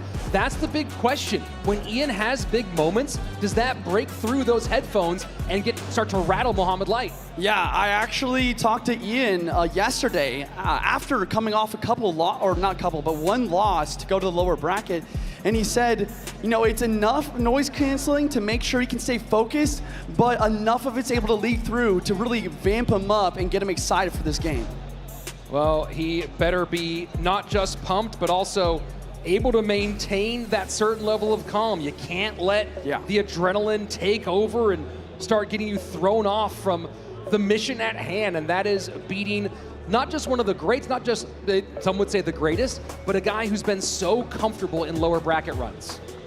Yeah, the other reason that I'm just ecstatic to be on the desk for this match is because leading up to the World Finals, I spectated Mo and Ian practice game after game, day after day against each other, and a lot of the games were very close as well, so we are in for a treat here, Rich. Well, let's see if your predictions are close on this one or if it's going to be heavy for Mohamed Light. And wow, laying him heavy, 81% voting for Mohamed Light over Ian, just 19% of the picks.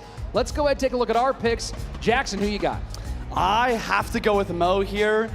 While Ian does, have what it takes gameplay-wise, Mo, he just has so much more experience on stage. Well, I'm going to go ahead and buck the trend here. I'm picking the hometown guy, Ian. I've heard this crowd.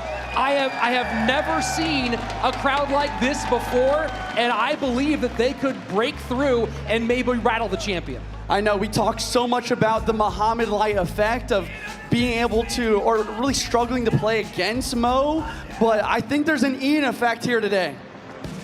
Well, we'll see in a little bit as these guys get their decks ready. How heavy is that Ian effect? What does it actually do for you? Does it give him that boost to beat Mohamed? Does it swing the mood in the room enough to shake things up? And can Ian maintain his calm, bring back what he showed us in his previous outing, and just be cool, directed, and ready? Time to find out now. Maybe the most anticipated matchup of the year, Mohamed Light and Ian. Let's go. We're into game one, both players locked in. Good luck from both players, and a wall breaker's in the back from Mo. I really like this play. Not a huge surprise. Mohamed has opened with this a few times. Royal Giant is the show for Ian. Yeah, and Mo's just going back to his bread and butter, his comfort. He won 4 20-win challenges on 4 different accounts with this Minor Poison Ice Wiz control variation.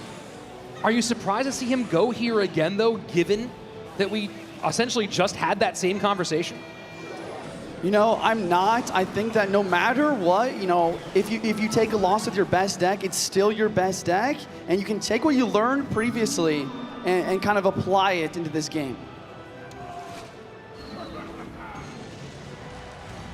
Ability does put a little bit of damage onto that Royal Ghost. Mighty Miner will finish off the Fisherman. First minute away, and just a little bit of chip both directions. It's really interesting to see the Firecracker variation from Ian with the Royal Giant. I think it could be good, just apply some pressure, and it's going to help versus the Goblin Hunts as well. Big connection for Mohamed. Now opens up the scoring. Yeah, another thing to think about once again is what spell do you choose with your Royal Giant deck? In this sort of situation, I think a Fireball is a little bit... Wait, he's not... Wait, is he using... Mega Knight. Hog? I'm not sure. What a fascinating choice. The MK here. I kind of like it though. The Mega Knight historically does really, really well versus these ship type decks, able to defend and counter push with that big 7 elixir card. Wait! And another connection for Mohamed. Oh my goodness, not only getting damage on tower, but also taking out the Firecracker, preventing the counter push. Ian is really showing to start a little bit of his nerves. We have not seen a ton of Mega Knight here. You see Ian with the oh no Goblin emote. Classic Ian trying to get into his opponent's head.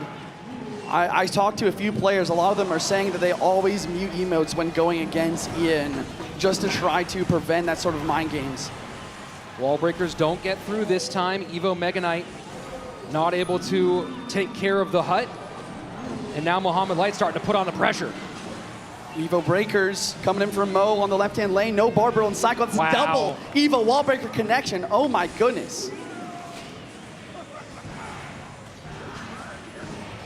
Double hut down. Regular Mega Knight into a Mighty Miner.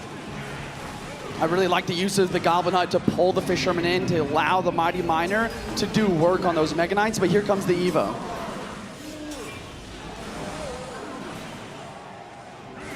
And now Royal Giant behind. Mighty Miner to try and clean up. Fisherman's not there, and Ian calls good game. Yeah. Unbelievable. I mean, what an absolute shutdown defense that was. You have the hut obviously is causing so much trouble for Ian. But then you have the Evo Skellies just completely devastating all of that push. And Ian knows that it's going to take a miracle to get game number 1.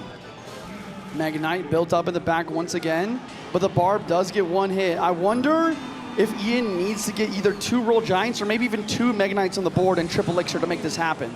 And he's still eating wall breakers. Really nice Mighty ability. Kind of just preventing damage to the right, but also cleaning up the ghost on the left at the same exact time. And just the hardest thing for Ian here is the dual lane pressure has been unrelenting. Yeah. And he's had no real way to control this game in both the left and right side. And that is what the change to the 3-card cycle is about. You know, it hurts Hog sometimes, but being able to have, oh my gosh, with the wall breakers, but being able to have multiple Mighties on the board to defend is huge. 2 Mega Knights down, Evo Royal Ghost as well. RG on the right-hand side. This might be it. There's a lot on the board here. Ian might have to ignore the Miner and just go after it. E-Spirit to hit. Will the Royal Giant turn around? Mega Knight all over the place. 48 HP. Lightning in. Can the Royal Giant do it in time? Can the Royal Giant do enough? It's not going to happen. Poison down. Mohamed Light wins game number 1. Wow. I mean, when I saw the double Mega Knight, I was like, this is what I was talking about. The double Mega Knight push with the Evo Ghost and Cycle. Ian did everything in his power in order to curate the perfect attack in order to try and break through Mo's stone wall defenses, but it simply wasn't enough. The damage lead, the damage disparity was far too wide in order to make it happen. The Lightning just trying to open things up, couldn't get it done. And now Ian facing elimination, and now you have to wonder if this is where those nerves start to set in. This is that moment that you dream about, right? You're up against the two-time at World Finals. This is a put up or shut up moment for Ian. Yeah, and looking at the decks here, we just see once again this version of Miner focusing on Evo Skeleton instead of Evo Ghost just for full defensive capabilities. He did it really well of utilizing his Goblin Huts to pull in Fishermen's, stacking multiple of them on the board to try to prevent a lightning value. And then once again, the Ice Wizard is just such a menace to slow all these pushes down. One other piece too is that this version now leaves Evo Royal Ghost open for Mohamed. And we know how devastating that can be. That card almost just won the matchup for Ian here. So that little change, those 1 or 2 card changes don't just make the composition of that one moment shift, but they also do that same thing to the entire duel. Yeah, that is a great call. I mean, the Royal Ghost Evo, it's so strong defensively, and as you saw from Ian trying to counter push with that as well, I really like that call from you, Rich, because you're so right. You always need to be thinking about not just this game, but the future of the best of 3 as well. Well, now we have this thing we were talking about with Josh last game about sort of the rhythm of these duels is 2 beatdowns, 1 cycle, 2 cycle, 1 beatdown. That's the big question here. Now with his back to the wall, does Ian revert to playing cycle? And you have to imagine that Mo might try to cover. Yeah, I mean, Mo and his coach Allen always covering those important decks. We've seen Ian do really well with Hog Earthquake this day of the CRL. I think that he's starting to really start to lead in the comfort. The problem is I just don't even know if that's possible going against the best player in the world. Well, looks like their decks are just about ready. Let's jump into it. Game 2 of Ian and Mohamed Light. We see a good luck from Ian. He's got the Cannoneer Tower. Most likely either going to be Mortar or Hyperbait, based on my knowledge. And he's got a gang, so really could be open to either. So Ian going cycle as maybe we thought. Question is, what do Mohamed Light and Allen have ready for it? Firecracker guards. Going to be either Hog or Roll a Giant paired with that Firecracker. Skeleton Barrel from Ian. E-Spirit is in the deck here. Wow. And the Ghost. That's what we just talked about, right? Ghost not played in that previous deck as it normally would be, available and in use here. Log gonna come through, kind of protect the Electro Wizard, force Mohamed Light to spend more elixir or decide to take a hit. Mo's not too worried to take a hit on the right-hand side because he's already taken damage to the left, kind of letting Ian split up the damage to try and conserve that elixir advantage. What do you think Ian's looking for with the E-Wiz pick here? You know, I think it's good versus bait. Obviously, any sort of Mighty Miner or Inferno Dragon deck, it's going to be great for. But ever since the buffed Electro Wizard, it's actually a lot stronger than people realize. And obviously, kind of using it as a secondary spell on defense can be super important. Here we go, Hog in, E-Wiz high. And this is going to shut down this Hog with no hits. Ian's starting to open up some damage here. Yeah, both players kind of feeling each other out, trying to figure out what's good. Ian's tower definitely starting with a little bit less HP overall and a little bit of a lead, but Mo is always taking that sort of thing into account. Hog in, high Mortar. I wonder if Cannoneer can shut this down. He's not sure, so he drops the Electro Wizard. Evo Ghost on the board. Can he protect that in order to get the counter push? Doesn't look like it. The E-Wiz does a good job, though. Here we go. Fireball in. Skeletons all over. Log comes down. I'm trying to figure out what Mo's last card is. Obviously, it could be Earthquake, but he didn't use Lightning previously. So that Lightning could be a difference maker, although I think he'd much rather Earthquake for the Mortar and for the Goblin Gang.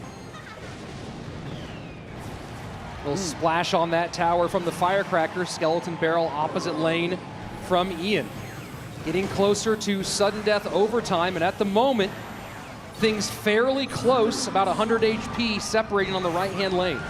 A lot of pressure in the right-hand lane to try and punish that 6 elixir card of the Boss Bandit in the back. And this actually forces Ian to use a defensive Evo Mortar That's definitely going to give Mo an edge to continue to attack and not have to worry about that on offense.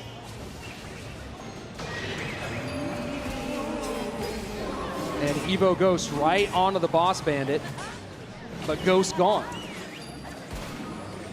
Yeah, I mean, we talk about mini metas in Clash Royale League. I mean, we really don't see much of Boss Bandit in the normal game, but the Boss Bandit has really shown up to be very powerful in this tournament. And the combination of the Cannoneer and the King Tower able to work together and support these troops, doing a good job so far as Ian from keeping these hogs from connecting. Will the Ghost clutch up? It does, and the log will drop as well, but Ian does continue his advantage, getting that Evo Skeleton Barrel drop on tower. Some chip damage there Ian didn't want to take. Goes Mortar opposite lane again. Hog down. Pre-log? And that pre-log is huge. Wow. Huge hits. From cycle. This might be Ian's chance to make it to game 3. Mortar cannot connect. Lightning in the clear. Lightning really cleans up and gets damage on the Princess Tower. Sorry, the Cannoneer Tower on the right. 1483, 1694. This battle has become about the right-hand side. Fireball cycle puts this within 4. Log takes the lead for Ian. Tesla does pull the skeleton. The fireball is in, but the lightning goes as well. Fireball trying to create the connection here. Is there a mortar? Is there an E-Wiz? Can he stop it? Oh my word! Mohamed Light holds on and wins it by 42 HP.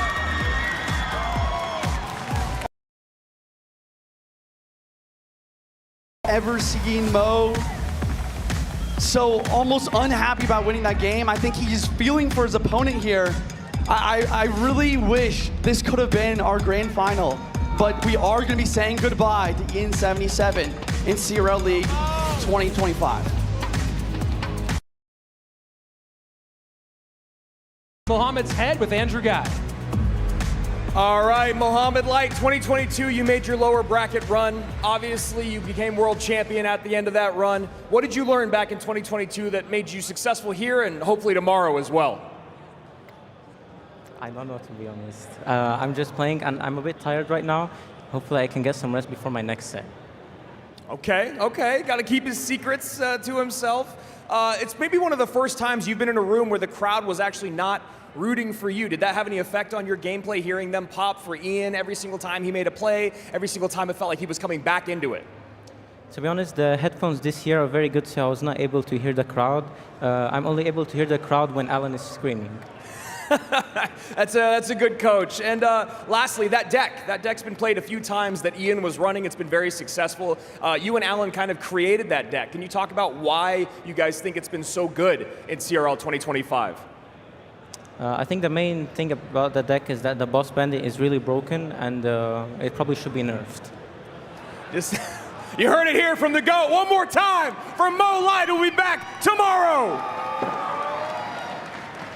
And a direct appeal from Mohamed Light to the Balance team, who I can see, I won't point him out, but I know they heard that one. We'll see if the boss gets a change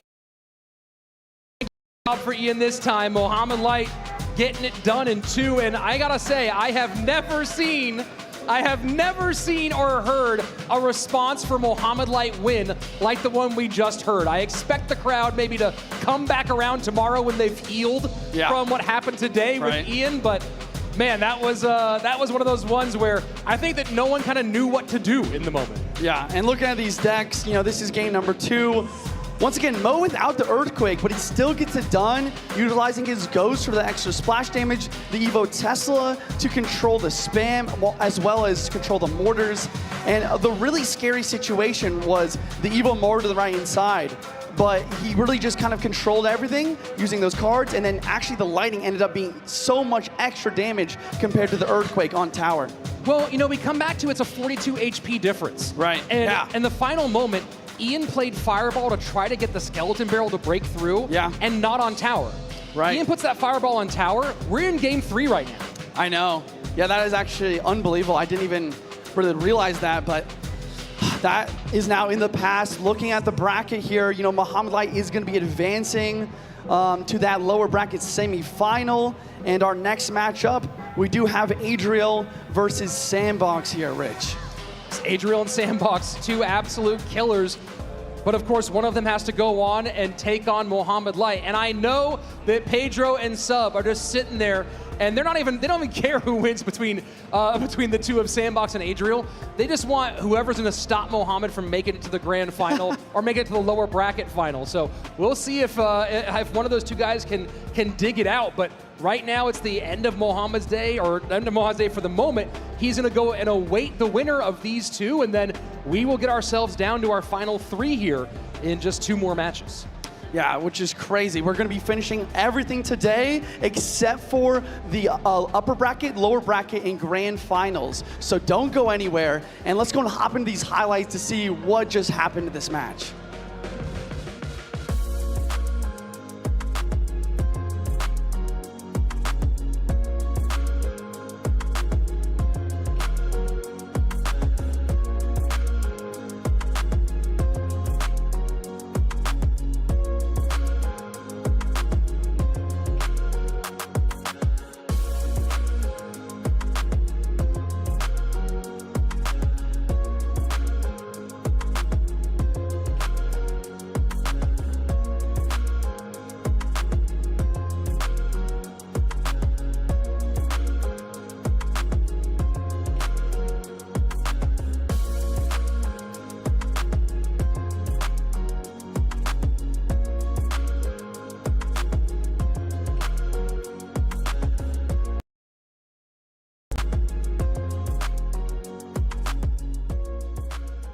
How do you feel about the current meta, and do you think that it kind of plays to your strengths or to your weaknesses?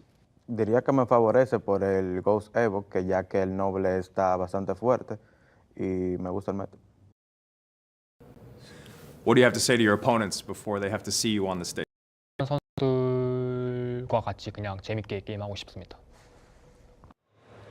He's the silent assassin. No smiles, no handshakes, no nothing. He's ready to get into this game and get back in the win column. He is Adriel! Faster.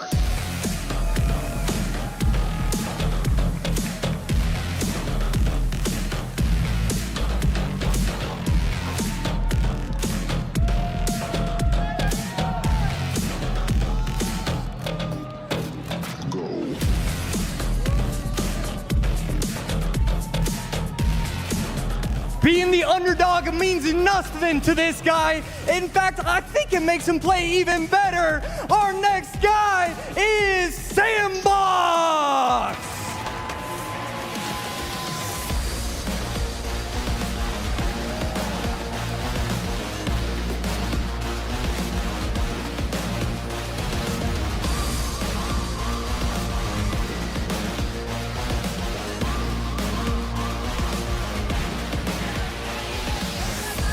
And these guys coming in two very different situations. Juicy, obviously, Adriel coming off of a loss, and Sandbox, who is keeping this lower bracket run going. A very exciting match coming your way. Juicy, from what you've seen today, what are your thoughts on this match? And maybe Adriel resetting and Sandbox riding the wave? Yeah, I mean, there's so many thoughts, but I would say, once again, I have to reiterate, you know, Sandbox coming off that win, I feel like he's a player that can take that momentum. Adriel, on the other hand, you know, I did his interview, and he said, you know, I was born with a really, like, perseverance style, like, mindset. Yeah. So I think that sort of thing is not going to affect him as much as you might think. I mean, absolutely. He's a guy that's been emotionless since he ever stepped on the World Finals stage, which is a very good thing. I don't mean that as a negative. It's very important. We've talked about some of the best players of all time throughout history, and the more stoic you can be on stage, the more locked into the game you can be. And, you know, Adriel there, we saw in game one of his set against Pedro, you talked about that perseverance juice. That's exactly what that was. That RG getting pushed by the giant skeleton. It felt like it was already sewn up, and then he was able to steal that game. Things just kind of fell apart for him in the last moments of game 3. Yeah, really unbelievable. On the other hand, you know, Sandbox, I was really excited about his gameplay. I think he played really well. And I also just love his reactions, right? You know, he's kind of and opposite. It's like two sides of the same coin here, where Sandbox really uses that momentum and those emotions to his advantage. Yeah, and while, Adriel is a terrifying opponent, you got to talk about what the gamut that Sandbox has been through already. Going up against Igor, Mugi, Molite, and OP Sam. He's probably very happy to be going up against someone that is not a former world champion again. Let's take a look at what the chat said. I'm very curious to see where you guys landed on this, and that is what you want to see in a match like this. 54% for Sandbox, 46% for Adriel, and that's about as close as it gets in terms of prediction on this weekend.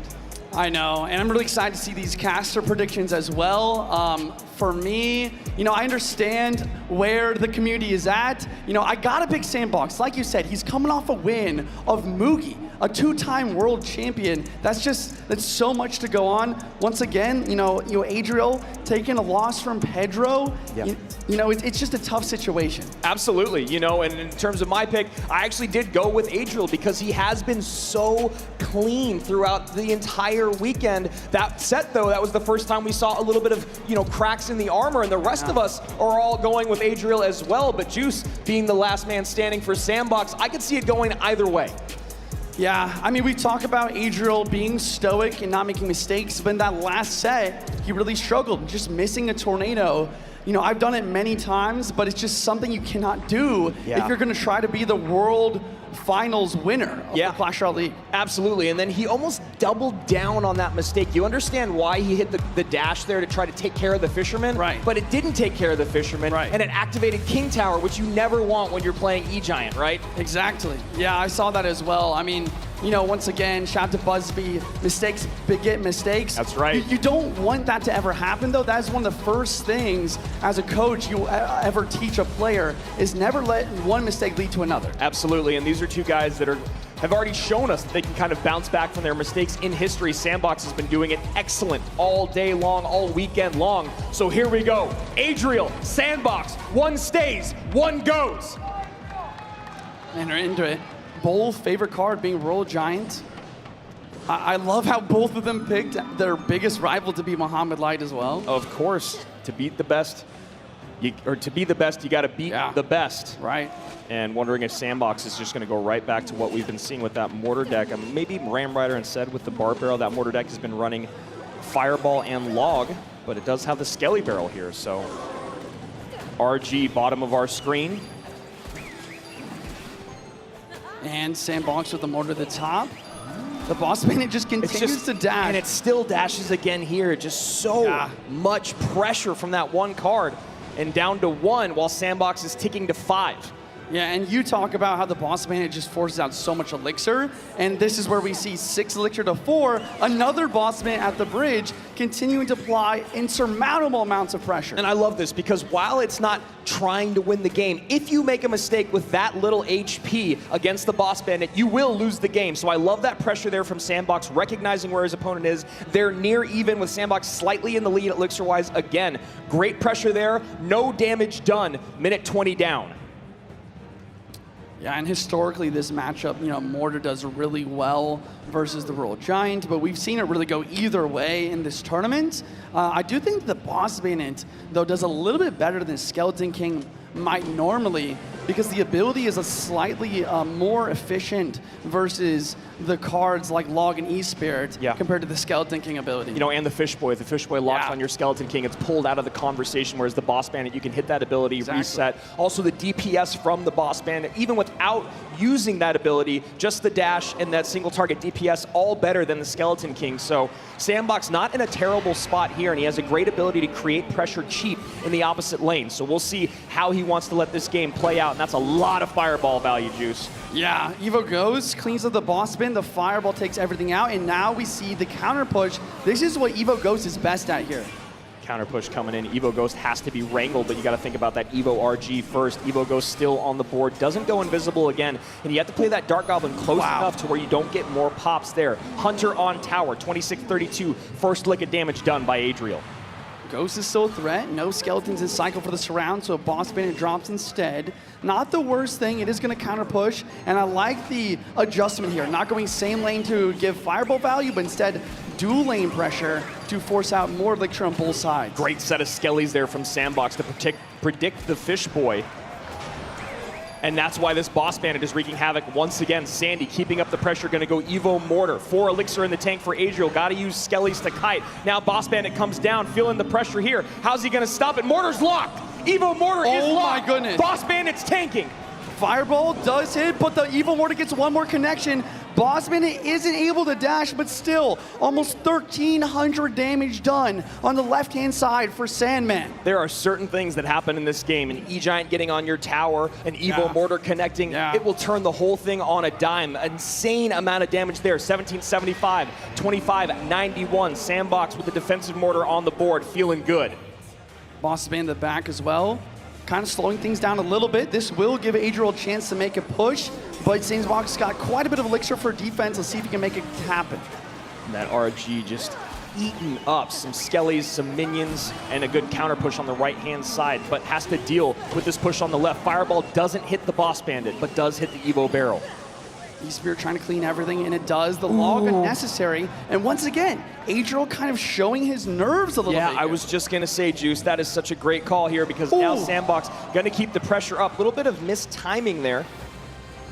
And a Roll Giant Evo in the back, trying to get the dual lane push, but Sandbox knows it's time to pressure. But I also really like the slowness and the patience to just drop the Boss Man in the back and set up for defense as well. Yeah, and you know, like we've been talking about a lot today, not having the 3-card cycle, the ability to get 2 Boss Bandits down, that is so great when you're defending against Mortar. Evo Mortar just in range there. Fireball comes in, Log to clean up the Dark Goblin, and finally a couple shots going to come in on this left-hand side as the Boss Bandit connects on the right.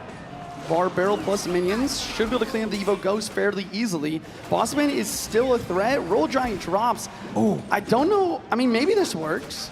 Skeleton soaks that shot from the Boss Bandit. Boss Bandit goes back on Sandy's side of the board. Should get 1 RG shot. Fireball in, 12:05, 18:01, 4 seconds remain. Adriel drops game number 1. Sandbox is keeping the golden run going. Yeah. I mean, this is what I'm talking about. Sandbox taking that momentum, beating Mugi, 2-time world champion, going against Adriel, and he's saying, I don't care how well you've been performing, I'm going to use one of the most trendy, most, mini meta decks that we've had in this tournament and just abuse it to the final degree. Absolutely. I mean, you heard Mo talk about it on the stage. Cat's out of the bag. Boss Bandit's a little broken, it seems. Sandbox uses it to perfection there. Really what it was about wasn't about the Boss Bandit getting on tower, was about the Boss Bandit soaking elixir. I know, exactly.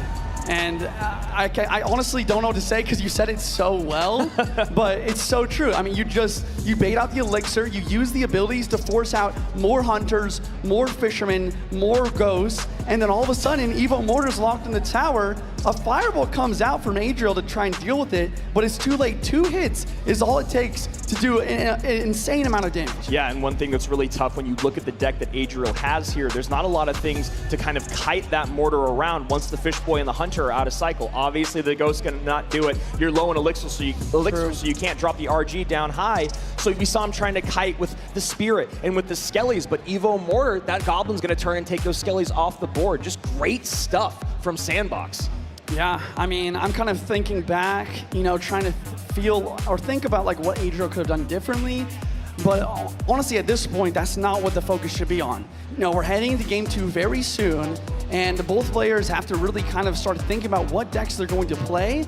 Obviously, Sandbox, a very good RG player, a very good Splash Art player. Yeah. Adriel, on the other hand, he's very versatile. He's just trying to look for that good matchup. Yeah, and he's also trying to look for a win. Now 3 losses in a row. Imagine that confidence is waning a little bit. And like you said, Juicy, it seems like he's starting to feel the pressure just a bit. And Sandbox has got to be riding high right now. Great interactions throughout, clearly tracking his opponent's cycle, his opponent's elixir, and now the world's his oyster. He can play whatever he wants here in Game 2. He can play any comfort that he'd like.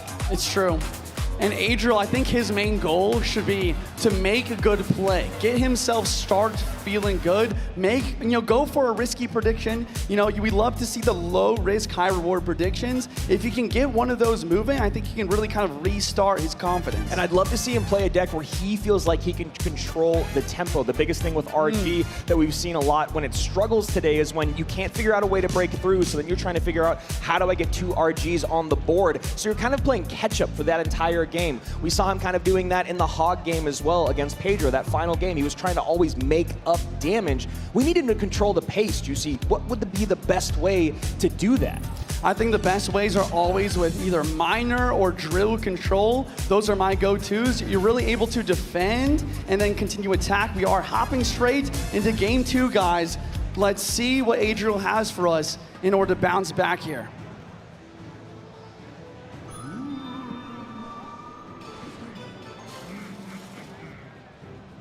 And Mighty Miner comes down, feeling like it could be Hog or Miner control. And we see the Evo Furnace, who made an appearance yesterday, I believe, but we have not seen much here today. And the other side of it, Sandbox going comfort. Yeah, I was going to say the same thing. This is what Sandbox is really known for. You know, these kind of mid-tier expensive control decks with the Zappies, with the Evo Goes, the giant skeleton block lanes, and instead of the Roll Hogs in this variation, we do see his favorite card, the Roll Giant. And RG cycled in the back early on here, and talking about controlling the pace of the game, Sandbox has kind of already taken that from Adriel. When you get that RG in the back, now you can see everything going down this right-hand side. Yeah, it looks like we got the prediction on what Adriel might use here correctly. You know, how do you control the pace of the game? You use Drill, you use Miner. He's coming out with some Evo Snowball Drill. He's going to have Poison. He's going to have the Furnace to apply pressure as well. But Sandbox is doing a great job to continue to apply pressure and try and break through that. High Mighty Miner trying to protect that Furnace. Furnace does not stay alive. My goodness. And a Piggy spawns to get even more damage on that right-hand tower. Adriel's down a game and down damage here in an elimination moment. Mighty Miner does cross the bridge. We do see the Zappies. And I like this placement of the Zappies. Just high and centralized, kind of not allowing Adriel to go for a poison and get that tower damage. Whoever loses this match will be sent home with $20,000, just like Ian was. Winner moves on to get at least $40,000. Doubling the cash has got to be a big, you know, reason to be nervous here. I don't blame them, but I mean, we talk about it, you know, when we do interviews on like Mo, like what are you going to do with the money? He's like, I don't care about the money. I'm here to win. And that's the mindset you have to have if you're either of these players. Absolutely. Never heard one of these pros talk about that cash prize as the driving force, but you know what's on their mind. As Sandbox has been defending very, very well, about 300 HP in the lead, opposite sides of the board. Fisherman, will it be able to lock on? Very common idea to take out those glass cannons with the high Fisherman. Evo Ghost, I like the idea to snipe this over the river. And the guards are there. Mother Witch is there, though, in response. The predictive plays from Sandy. And now Mighty Miner completely useless here with the Zappies behind. Bomb Tower going to have to put in all the work. A really strange placement of the Bomb Tower, and the RG does get one shot because of that. Yeah, you'd think the Mighty Miner stays alive, maybe a little higher, right, Juice? Yeah, higher to try and keep the Mighty alive, or even more centralized to just let the RG have to walk a little bit further. Either way, you know, Sandbox keeps up the pressure, and Adriel is forced to use the Evo Snowball. That's never what you want to do. And you're running out of time. Yeah, you know, it's okay to maybe use it a little bit earlier in the game, but you've only got 90 seconds left. You're down in damage. That's going to be the best offensive weapon that you have. Again, we talked about controlling pace. Sandbox has been doing that the whole game, while Adriel is rocking the deck that should be doing that for him.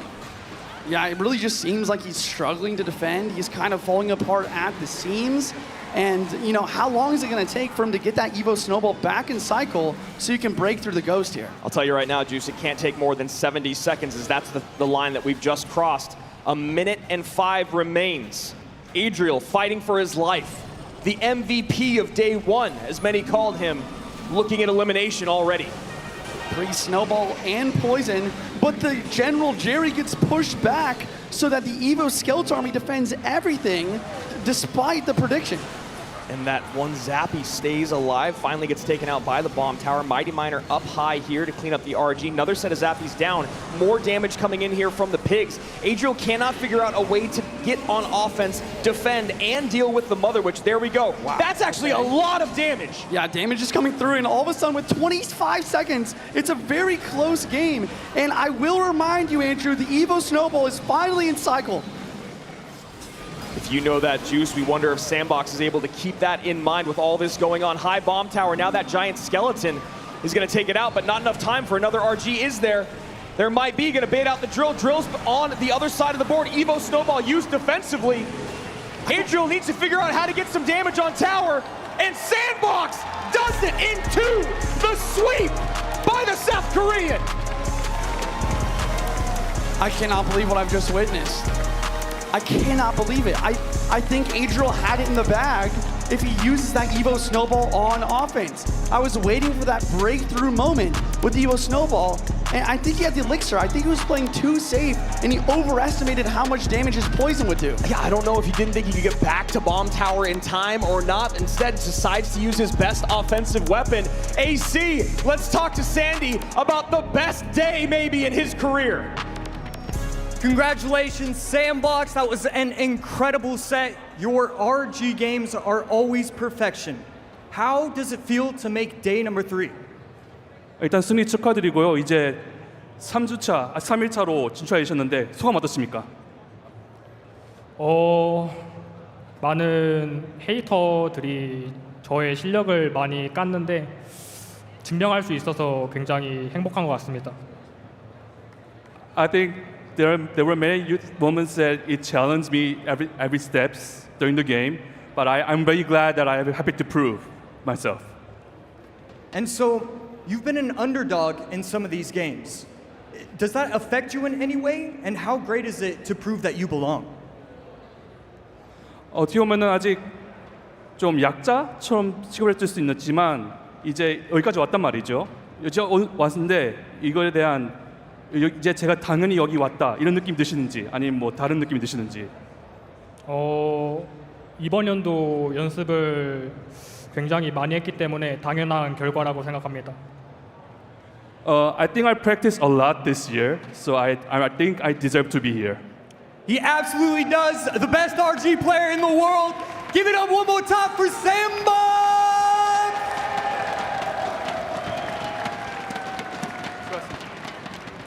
And now guaranteed a 4th place finish at minimum, and a minimum of $40,000 is Sandbox, who has now made this the best World Finals in his career. Juicy, that was such a clean set by him. I know. He played so well. He capitalized on his opponent's mistakes. And I just agree with what he said at the end there. He does deserve to be here. He's been my dark horse pick for this tournament for a reason. True. He's been grinding. He's very versatile. And I feel like his playstyle really plays in to this meta. Yeah, and you know, you called it in game number 1. It felt like Adriel was making some nervous mistakes. And I really love that Sandbox goes, not only Evo Royal Ghost, one of the strongest cards in the game right now, but he goes right to Comfort. And that Mother Witch was causing so many problems throughout that entire second game. Yeah, it's so true. I mean, the prediction on the guards did a great job, but even on defense for the drill, it's always a threat to spawn in piggies, so that Adriel's always overspending to go for the poison, and that just allows Sandbox to apply even more pressure. Yeah, and overspending was kind of the name of the game for Adriel in this set. We saw it in game 1, throwing logs when he didn't need it, just not quite efficiently using that elixir, which we all know is the key to victory from those Clash Royale notes. And so while Adriel is sent home with a nice check of 20K, you can see our final 4, Cal Sub, Pedro, best friends in the upper bracket having to face off against one another. And then down below, Cal Sandbox going up against the GOAT, trying to make it to the first ever 3-time world champion. And this is an incredible showing for the Brazilians, for Mo, for the South Koreans. This is just such a great day for all these guys. Yeah, I mean, last year we talked all about the Battle of Brazil, and now this is the true battle here. When I was interviewing Pedro, he said, you know, it means a lot to be the best from his country, so I think he's going to be going all in. On the other hand, you know, Sub literally just beat Muhammad Light, so I think both of these players have a really good chance to win this battle. So going Mo Light and Sandbox next, we're going to give Sandbox a little bit more time to prepare to get ready, as he obviously just came off stage. Mo's had a little bit of extra time, so in the meantime, we're going to go give some love to our other language casters. Rich, who do we got? Just like every year, this game is worldwide, and we have casters from all over the planet walking by our Spanish language stream over here with Revel and former pro player Bale. On to our official Portuguese cast. Oh yeah, look at that, R-Tube and longtime coach Alan here in the building. And oh, look at that, bienvenue to France, our French language stream, Wayloff and Lemon Tea of our first ever CRL season, live with the French community. And now this was supposed to be our former friends from the Portuguese cast, Bruno and Deco, but as you can see, it's been taken over by two people who you'll be seeing tomorrow. Oh, look at that. Pedro and Sub live on stream with the Portuguese-speaking community in Brazil and beyond. Of course, we also have German, Italian, Indonesian, Chinese, Japanese, Korean, Arabic. Oh my gosh, we are worldwide and we love it. Thanks to everyone who's streaming this, whether you're doing it on your own channel or doing it for your community at home. We appreciate you and we love Clash Royale.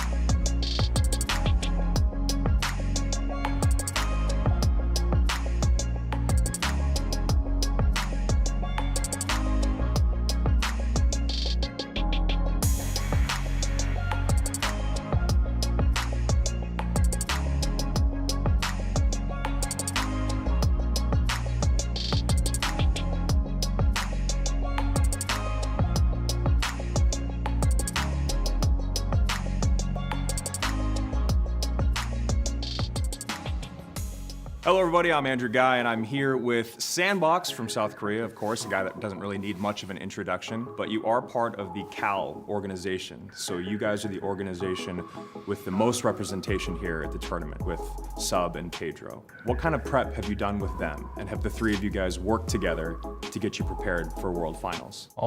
칼, 서비랑 페드로 같은 팀이기도 하고 최근 들어서 연습도 많이 하고 저보다 지금은 더 잘하는 선수들인 만큼 연습하면서 더 많이 배우고 있는 것 같습니다.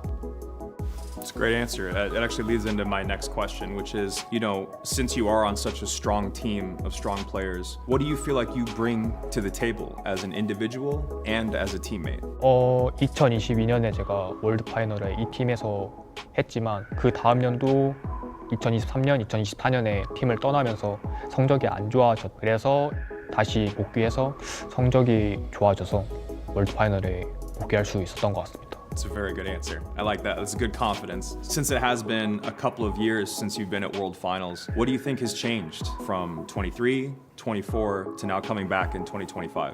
확실히 그 전 연도보다 자신감이 더 얻은 것 같고 현재 최고의 선수 모하메드 라이트 선수와 연습을 하면서 그 선수한테 많이 배웠던 것 같습니다. And you said that you wanted to face off against Mohamed Light in the finals. Sure. How come? 그와 붙게 되면 다른 선수들에 비해서 워낙 저보다 잘하는 선수이기 때문에 게임을 할 때 워낙 재밌기도 하고 그와 플레이하면 약간 웃음이 나는 것 같습니다. Yeah, to be the best, you got to beat the best. So is there anything that you'd like to say to the people supporting you back home? 응원해 주시는 만큼 기대보다 배드리도록 하겠습니다. Well, good luck. 감사합니다 for the interview, and I'll see you. See you.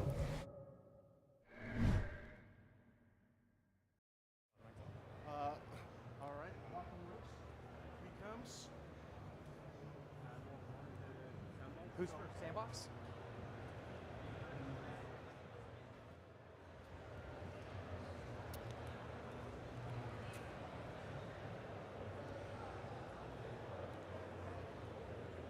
We're down to our final four. And these next two want to be the last three. First up, can his Cinderella story continue? Please welcome once again, Sandbox!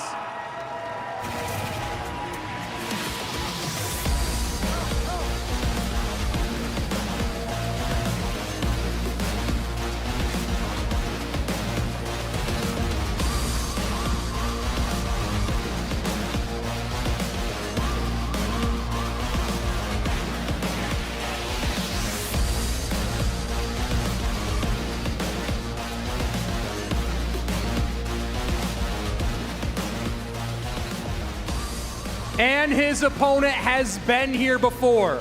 The king of lower bracket runs, the pharaoh of Clash Royale. Can he make it to number 3? Mohamed Light!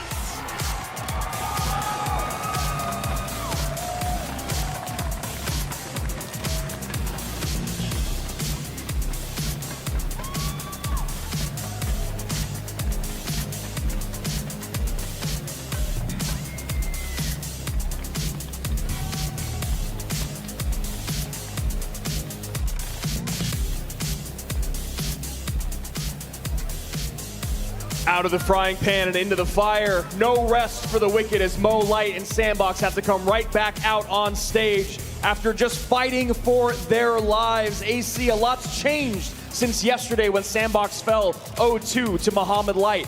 Since then, he's gone on a run here in the lower bracket, taking out Sam, Mugi, Adriel, and now going up against the GOAT himself in Mo Light. He looks like a man reborn. Yeah, I mean, Sandbox, look, that's a gauntlet right there. I mean, you do not want any of those players. I mean, even doing that on ladder is going to be kind of annoying. To do that on the world stage, getting those guys and then beating all of them to make it to Mohamed Light, there's so much respect that needs to be given to Sandbox. I mean, that is unbelievable. You shouldn't be able to beat all those guys in succession. The only man that's had his number this entire weekend. Can Sandbox turn that story around? His fans right there with those Korean signs, obviously hoping that that's the case. But a tall order, a tired Mohamed Light, looks like he's dialed in and maybe even almost a little bit annoyed he has to be in the lower bracket. Yeah, I mean, Mohamed Light, you know, he's annoyed, but at the same time, it doesn't really matter to him. As long as he has a fighting chance, he's going to be able to throw all those haymakers. And I mean, this is going to be just such a phenomenal matchup. Sandbox, just absolutely on fire. Mohamed Light on the other side, just absolutely a beast. Yeah, I mean, and it's so difficult now to think about making decks against Mohamed Light. You know that he's going to be looking for RG, him and Alinar, after the dominance was there from Sandbox. Sandbox also ran the same deck that Mo Light created. Well, an off version. He dropped the E-Wiz, pulled in the Dark Goblin, I believe. Or no, the Skellies, I think is what it was instead. Yeah, he had the Dark Goblin, yep. But here you see Mohamed Light, 85%, Sandbox 15%, but as we all know, Sandbox being the underdog hasn't affected him all weekend. The self-confidence, knowing that he can do it, the confidence that he gets from his coach, from his fans. He is on a roll right now, AC. What does he need to do? What do you do in this situation when you're going up against the greatest of all time, fighting for third place? Yeah, I mean, there's going to be a lot that you have to figure out right there. And I feel like he went way quicker than I would have. I would have taken all the time in the absolute world. But I mean, look, Sandbox is a brilliant player. I consider him either top 2, top 3 best RG players. I'd like to see RG in one of these games. Let's see what we said here in the caster's booth. Did any of us break away? Did Juicy break away? That's what I really want to know. AC going Mo Light. I went Mo Light. I'm assuming Rich might have switched it too. He also likes to, be the dark horse pick. We all did it. Okay. Well, Sandbox has done some incredible stuff over the last couple days. Doesn't seem to change our opinion or the audience's opinion. And I want to elaborate on something that you just said a second ago. He didn't take all the time. So, obviously we have a set time in between matches here, but when you have to go back-to-back matches, they're allowed a little bit extra time. Sandbox did not take all. Hey, big shout out there to some Supercellians and Donald there. A lot of love for those guys here representing Clash Royale for Supercell. Love to see them in the crowd. But Sandbox, as you said, he didn't take the fully allotted time that you're allowed between games when you go back-to-back. I love that level of confidence, just like you. Yes, I love it. So many players would have taken all the time in the world, but look, if you know you have 3, 4, 5 different decks, it feels like he knows that he's going in with 5 decks total. And it's like, these 5, I can beat whoever's in front of me. I'm going to try and use this in the correct way where I get the right matchup, but it doesn't matter. I'm Sandbox, I'm gonna beat whoever's in front of me. Well, let's see if he can pull off the biggest part of his run here. Can he complete the trifecta of world champions? Sandbox, Mo Light, lower bracket, 3rd, 4th place. Let's go. Fire Spirit gets the jump with the Goblin Staves and towers that at 2485. A phenomenal, you take a look at the cards that are played. Goblin Barrel, Fire Spirit, Guards, Bar Barrel, he should be receiving no damage. Instead, he's receiving a lot of damage and a 200 HP lead and King Tower activation for Cal Sandbox. Wallbreaker split in the back. Sandbox definitely going away from what he usually plays. Gets the vines in. Damage kind of done there. Would have loved a little bit more, but Mo doing a great job of, you know, this is so funny. We actually had a conversation with Molite earlier today about how he is so good at knowing exactly where barrels are and the mind games that come with that. Sandbox already throwing to left. Mo there catching with a card instead of having to use his bar barrel. Yeah, pretty aggressive vines right there, but gets a lot of damage.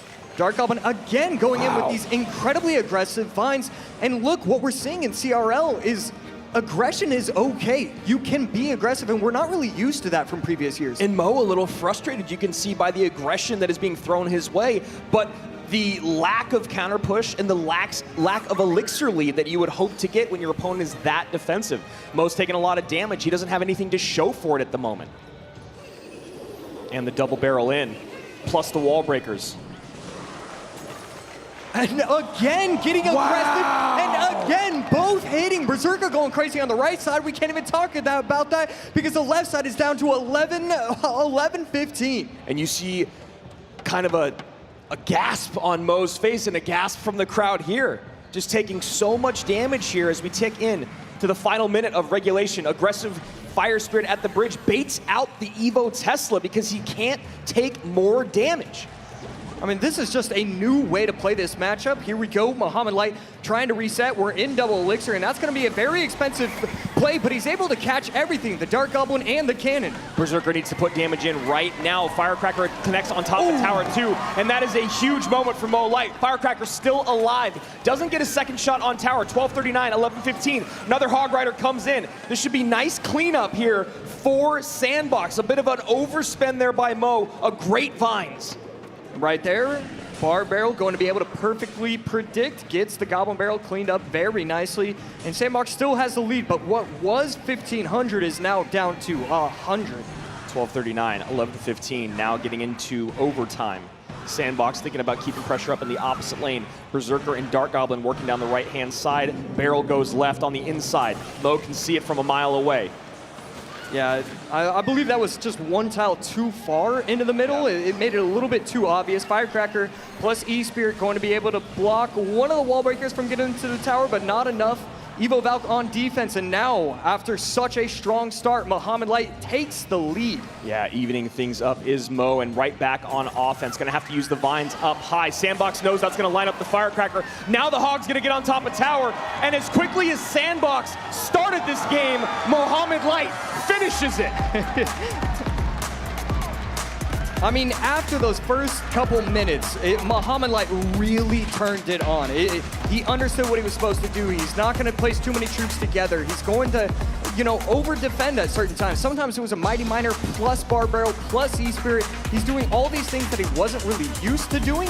And I just love the fact that he was able to figure it out. That was a new way to play a matchup. And this is where things get really tough. Not only does Sandbox's coach like to go beat down after dropping game 1, Sandbox also obviously a great RG player. That is his comfort.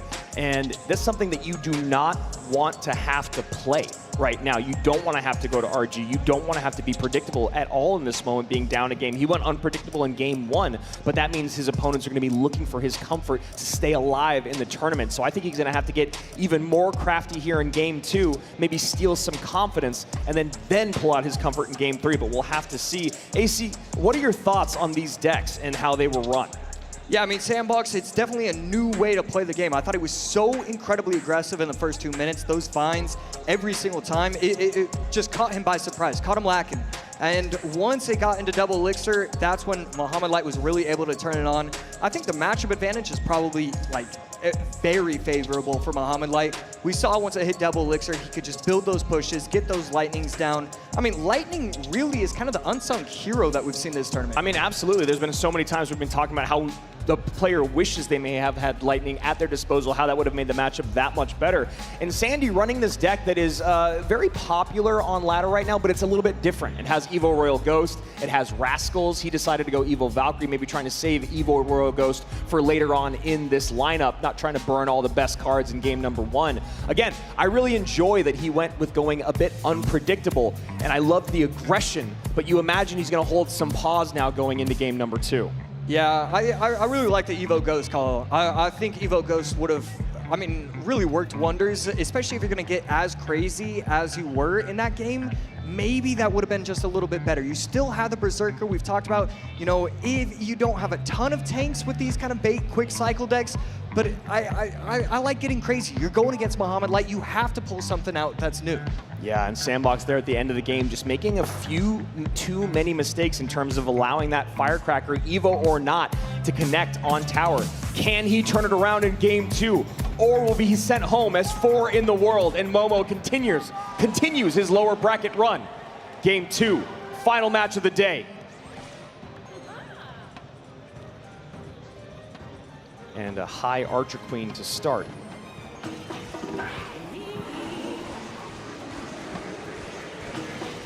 And the aggression doesn't stop in game 2 for Sandbox. Poison on Valk, poison on the Hut, Queen ability in, down just 1 elixir. Mo cycles a Snowball. Snowball forces out the Ice Spirit from Sandbox to protect the tower. Ice Spirit plus Miner not going to get any damage because of the brilliant Berserker placed just in time by Muhammad Light.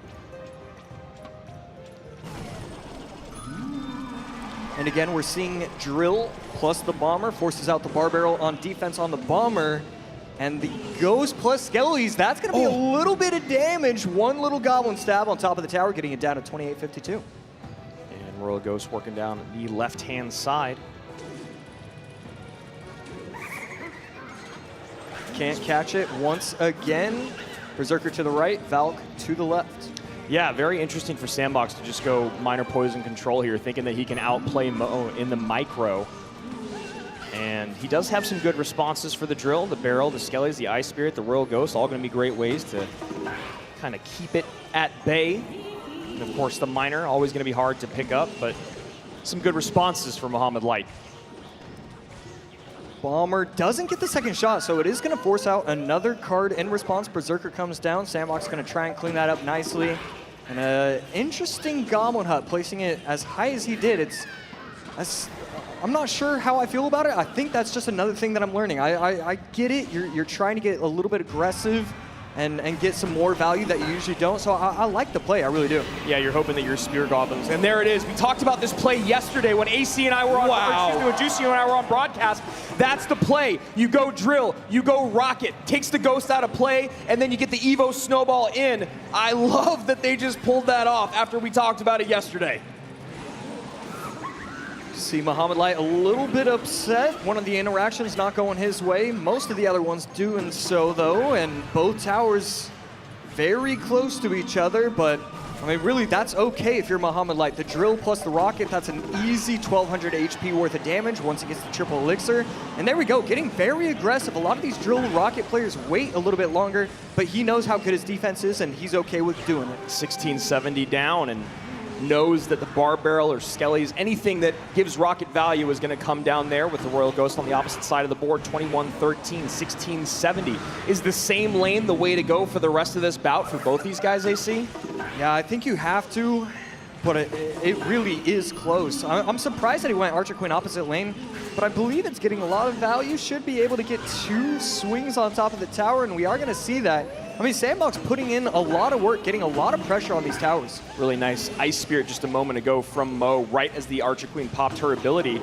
And that should be a reset. Couple shots in, 3 shots in on that left-hand side, and things are even once again. Yeah, Valkyrie to go to the back! The Valkyrie went to the back! And the Royal Ghost gets on tower! And that's gonna happen again, getting the tower down to 647. And Sandbox screams back into this battle, almost eliminated, now in the lead. Muhammad Light, it would have been better not to place a troop at that point, getting the tower down to 463. Evo Valk not understanding its priorities. And right there, Snowball gonna provide a little bit of value, but 1390, 463, this is looking like it's insurmountable. Nice pause there on the Skellies, making sure he doesn't give Mo too much value. Drill goes to the front, Hut's there, AQ's there, Rocket comes in, Poison goes out. 50 seconds remain. This is a foot race, and Sandbox has the lead. Right there, Miner forces out the Snowball. It is going to activate King Tower. Very nice looking play, and technically there's still some sort of opportunity. That hut being used now, knowing that his opponent is happy to rock it away, but he has the lead, is such an interesting way to defend. But it really paints Mo into a tough spot. And there you go. We're going to game 3. And the crowd rooting for the underdog. It is amazing the storylines that get created over these tournaments. And Sandbox, you know, he's always going to have his fans. There's a lot of people that love him before this tournament. He's one of the OGs. He's been here for a while. But it's so nice to see new fans recognize what they're seeing in front of them. And that's what we're seeing here. I mean, you earn fans when you pull off what he has done this weekend. And you can hear the cheers have gotten louder and louder and louder for him every next game that he shows up. And that was such a beautiful comfort. I mean, it looked like he was dead in the water. Yeah. And I was saying on broadcast, yeah, I wouldn't go opposite lane. Why would you do that? And oh, that's why, because you get to create so much pressure. I mean, it was the split lane pushes. You have the Archer Queen. I mean, the push was Archer Queen. That's all it was. Yep. And that was enough to just create havoc. You know, maybe in a normal situation or in some situations, it might be better to go in that same lane, but I think Sandbox was recognizing there was no way to to surpass what had been going on. It was unsurmountable. So what does he do? He starts going opposite lane, hoping that maybe an interaction goes his way or Mo makes a mistake. And while it wasn't really quite a mistake, it was just a great miner to the back, great lane for things to connect, and all of a sudden the Royal Ghost Evo, which is what we talked about in game 1, he saved it, right? That bait deck that he ran in game number 1 usually has that Evo Ghost. He saves it for game 2, which saves his game 2. Yeah, I mean, it definitely was the play of the game to go the miner in the back, force the Evo Valve to go inside. I mean, that was perfection. That was a top 3 play because, I mean, everything that's on the line right there, and you're going to be able to pull that off, I mean, just beautiful. And the Evo Valk is going to be the perfect cleanup for everything that was coming down the lane, but it just needed to be a few tiles higher. Evo Royal Ghost on tower, Poison Rocket Race throughout, and I really liked, again, what Sandbox was doing. He goes, okay, you're going to drill, I'm going to play the Goblin Hut in front of the tower, so you're going to rock it, but no matter what, that snowball isn't going to be as impactful. The Evo Snowball isn't going to do its job, so then I can defend cheaply throughout, whether it's, you know, in the Ice Spirit and then the late Skelly. Sandbox had a few times where he kind of waited for the very last second for Mo to respond. There was a moment earlier when he didn't hit the AQ ability and he baited out a Berserker. Yes. There at the very end, he didn't drop the Skellies. He waited for the snowball, then drops the Skellies. I love that even with this much going on, he's still able to take a breath, take a moment, and realize, I can't do play A, I can't do play B, I gotta do play Z to get past Mo. And that's exactly what happened in game number 2, but now here it is. Everything on the line, game 3 underway, Sandbox and Mohamed Light. Mohamed Light, the only former world champion left in the mix. The only person able to get that 3-time championship. Does it come to an end here? Does Sandbox make this the greatest run of his career? It already has been. Nice little Fire Spirit, going to be able to hop onto the Inferno Dragon and the Fisherman. And does he get any time? He doesn't, but this is an interesting interaction. Things getting a little ugly here for Mo. That Executioner is taking the snowball, and that's gonna get on tower, and I think he still has a dash. He still has a dash. Right there, Boss Bandit chipping away at the tower. 3 shots, almost a 4th. Gets the tower down to 1657. Perfection of a start for Sandbox. How does he want to respond to the Inferno Dragon? You knew it was going to be a great response. Guards forcing out a 2 elixir log, so 1 elixir to stop that Inferno Dragon. And the Inferno just gets a little sizzle on that tower. 4 cards played for Sandbox, and the tower was already down to 1600. Guards come out as the 5th. He takes a lick of damage, 2976, 1657, working in the same lane. Wow. Heal Spirit in both decks. Wow. We are probably not going to see that for a while. Sandbox pretty low though, and you see him shake his head because, I mean, this is a lot coming down the lane. These Heal Spirit decks, as funky as they are, they can put in work, especially with this Inferno Dragon. I think Mo just recognized Sandbox spent a little too much, and that is a perfect lightning, my goodness, but down a lot of elixir is Sandbox. Ticking to 8 is Mo, ticking to 4 is Sand. How does Mo want to punish? Yeah, luckily going into double elixir, so not the end of the world for Sandbox, but definitely not a good situation either. And both of these players just coming up with something new. Talk about that lightning being a lifesaver, Josh. That was such a great lightning time by Sandbox to stop what would have been a tower-taking push. And the Evo Royal Ghost gets kited over to the right-hand side. And I don't know if that's what Mo wanted. RG down, 6 Elixir to defend. Boss Bandit making work on the right-hand side still. Yeah, and I don't know what he has for this. The Heal Fireball Spirit. plus the Ghost, the Heal Spirit putting in work. The Ghost goes down! I mean, excuse me, the Exi goes down! And Sandbox is now finding himself in a similar situation as game number 1. I mean, these Boss Bandits, they're getting value, but it's just not enough. That's the problem with the 6 Elixir card. As good as it is, as much value as it gets, sometimes it's just not enough. In this game, it's just difficult. He's not setting up the right pushes. Muhammad Light is just controlling the arena after that opening start. And now the Evo Exi here to clean things up. Ram Rider finally comes down to slow the RG. This should be a relatively nice cleanup. Goes for the Zappies in the middle. Mo plays with the left-hand side. Great defensive play there by Mo. You almost wonder if Mo is nodding his head because he respected the prediction or if he was just happy it didn't work out. And right there, Zappies plus Ghost. Ghost is going to disappear and respawn with a little bit more ghouls. There it is. And now needs to stop this RG. He has Yesterday. nothing. Okay. Evo. Oh, and it still gets a shot in. Fireball on the furnace. This is and looking this like should it's do over. It. This should do it. Gets there. Mo Light stays alive, and Sandbox's dream run finally comes to an end from the GOAT. The fans on their feet, loving this moment. Respect on the stage between these two great competitors. And while Sandbox is probably happy about how today went, a bitter end to a wonderful run. Mo was tired earlier. Rich, tell me how he's feeling now.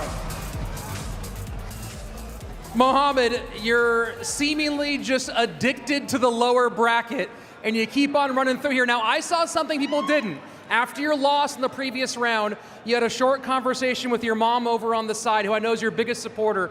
Can you share with us any of what that conversation was like? Well, she just wanted to make sure that I eat something before the next game.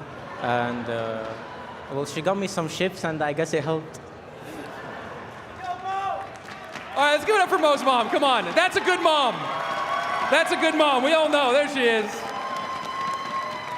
I want to ask you about Game 3 here, because you came out with this Royal Giant deck with the Inferno Dragon and Heal Spirit, and Sandbox got a little smile and nod. You didn't see it in the first opening seconds.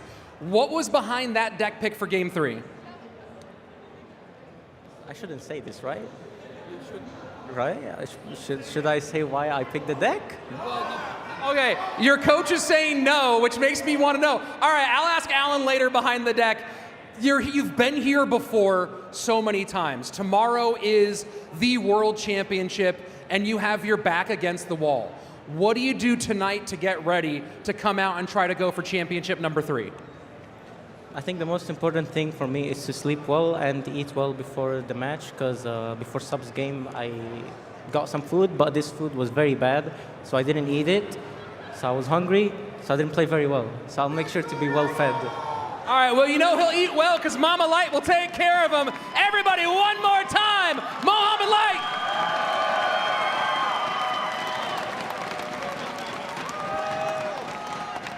The best thing about being the GOAT is you could just say whatever you want on the stage and everybody's gonna eat it up. And yeah, big shout out to Mama Light over there making sure her boy's fed, and that feeding did well here as Sandbox really came out and just punched him in the mouth almost every single one of those games. And we've talked about throughout this entire weekend how aggression has paid off a lot of the time. But you're talking about going up against Mohamed Light. If you're gonna be aggressive, you gotta be smart. And Sandbox found himself wanting for Elixir numerous times. Yeah, I mean, he won the first 3 rounds, but you know, it's a 6-round game. So Mohamed Light was able to bring it back in all of the games, all the sets, and he was able to win game number 3 and win that set. Heal Spirit in both decks. I thought that was just so interesting. Mohamed Light coming in with the RG Heal Spirit Zappies. Man, I I almost want to say it's a little bit selfish to not hear the inner thoughts, the inner workings of those two working together, because, I mean, that deck in game number 3 is just so brilliant. Well, yeah, and you got to talk about, you know, the coaching once again. We've shouted out Alan as Alan's been shouting out in the crowd. But one of the biggest things about this is Alan knows GameSaver likes to run bridge spam in game 3. And that's a version of what we saw there. So not only maybe having his number, but playing through it was Mo Light and his coach together. And that was just an exceptional best of 3, a great way to end their day. And then there were 3, the best friends in the upper bracket, and the GOAT lurking down below, looking for championship number 3. A lot of money to be given away tomorrow. We have our big prizes, the $200,000 prize, the $100,000 prize, and of course, the $50,000 prize. Every single match is worth so much. And while today was a wonderful day for some, a lot were sent home. Igor, Vitor, Lucas, Mugi, Adriel, Ian, and now finally Sandbox, after his Cinderella run here in 2025, takes a seat and will be in the crowd tomorrow. Sub, Pedro, Muhammad Light left. I mean, Pedro, obviously, we've seen him finish top 3 before. Sub, we've seen him finish so well last year at the previous World Finals, and then Muhammad Light, we don't. I mean, come on, he's just, it's a constant. He's just there all the time. And Sub may be the scariest man in the mix right now after what we saw him do against Mo Light earlier today. Yep. Obviously, Mo Light is still the absolute best in the world, and we saw him come back in that set. Even though he took game 1, still able to fight through it. AC, we're back same time, same place tomorrow. Any closing thoughts from you on this spectacular day 2? Yeah, I mean, another huge shout out to the city of Atlanta putting together this incredible event. This has been absolutely wonderful. I mean, and I just have to give so much props to these pros. So time and time again, it's like, okay, you know, there was a mistake here, there's a mistake there. We're coming up with new ways to approach this game, which with what we just saw from Sandbox, and he was the loser. I mean, we're learning things from the players that are losing. Imagine what we're going to be able to see tomorrow for day number 3. Tomorrow's the big day, best of 5s only. 3 people remain, a lot of money on the line. Will we see the first ever 3-time champ or a new champion from all of us here at DreamHack Atlanta in the CRL 2025 World Finals? We'll see you same time, same place tomorrow.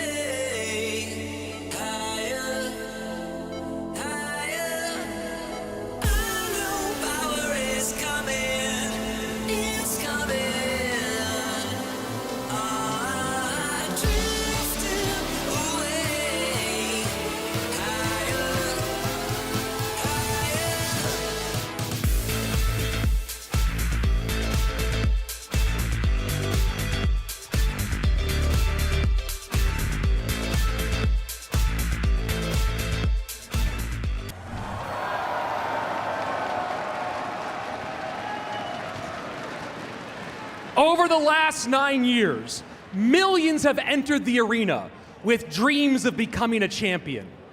Today, 3 of the world's best take this stage, but only one can take the crown. Will it be Mohamed Light?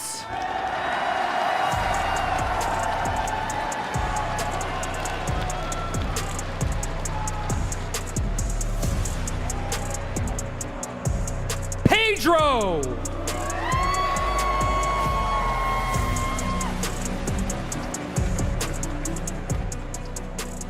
Or Sub?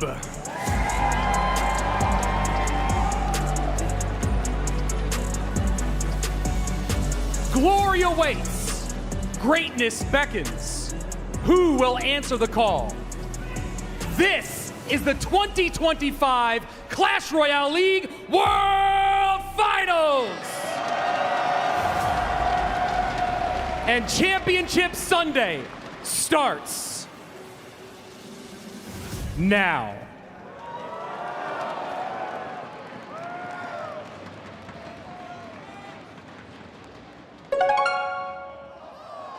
Day one was absolutely electric here at the CRL 2025 World Finals at DreamHack Atlanta. As quickly as the day is going to begin, we will already be sending 2 of those players home. Dark up and down low, they should get on tower! The Golden Knights on tower, but there's not enough time! And Mo Light is gonna have to repeat a lower bracket run to be the first and ever 3-time world champ! He has to worry about the Golden Knight that's going to be dashing. He's going to go hog opposite lane. The mistake with the lock. Oh my. You see a shake. Oh my. Game over. Pedro reverse sweep. Fireball trying to create the connection here. Is there a mortar? Is there an E-Wiz? Can he stop it? Oh my word. Mohamed Light holds on and wins it by 42 HP. This is looking like it's over. This should do it. There. Mo Light stays alive, and Sandbox's dream run finally comes to an end from the GOAT.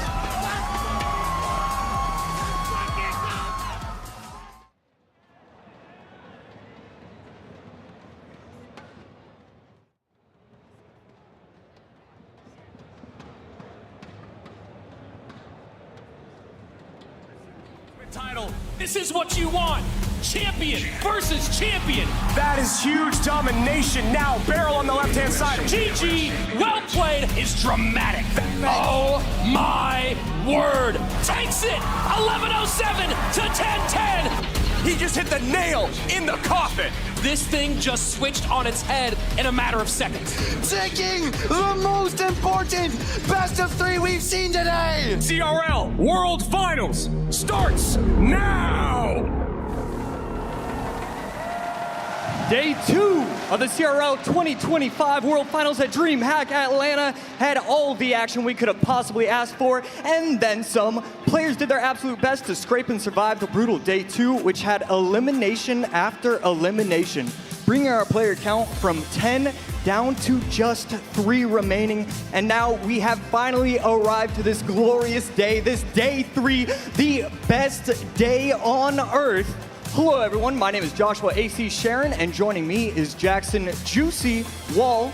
Look, this is gonna be a fantastic day, but before we get into this action, I do wanna hear your thoughts. What really stood out to you from Day 2's play?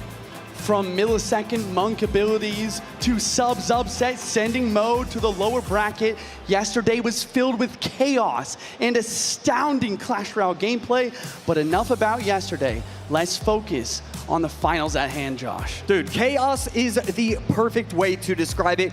We have so many storylines. The battle of the best friends up in the upper bracket, and then you have to worry about it. You know, there's so much money on the line. If you lose, you get thrown to the wolves. You get thrown down to Mohamed Light, where he reigns supreme in that lower bracket. You have to worry about that. But before we dive too deep into the upcoming action, talk to me about the format ahead. So looking at the format, you know, we started with 12 players. It's a double elimination bracket. Matches are best of 3 until today. for here on out, we are doing best of 5 duels formatting. And if you don't know what that means, it means you cannot repeat any cards within the entire best of 5. So it's gonna get really down to the nitty gritty when it comes to picking those cards in the last game. And of course, the last player standing is crowned the world champion, taking home a boatload of cash. A boatload of cash. Let's take a look at the prize pool because there's $500,000 in total.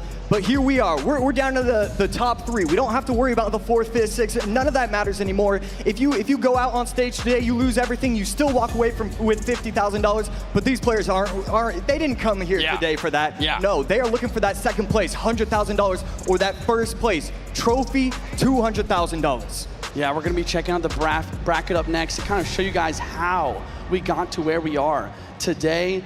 Obviously, the last 3 players we have left are Sub, Pedro, and Mohamed Light. Mohamed Light was cruising off of that basically first round bye, but then Sub, like I said in the intro, sent him down to the lower bracket where he had to play against Ian, one of the fan favorites. He also ended up taking my dark horse pick out of the tournament with Sandbox. And then once again, Sub and Pedro, you talked about the storyline. These guys, they are friends, they are practice partners, and they are in the upper bracket here. And once again, they have to send someone down to Mo, ready for them.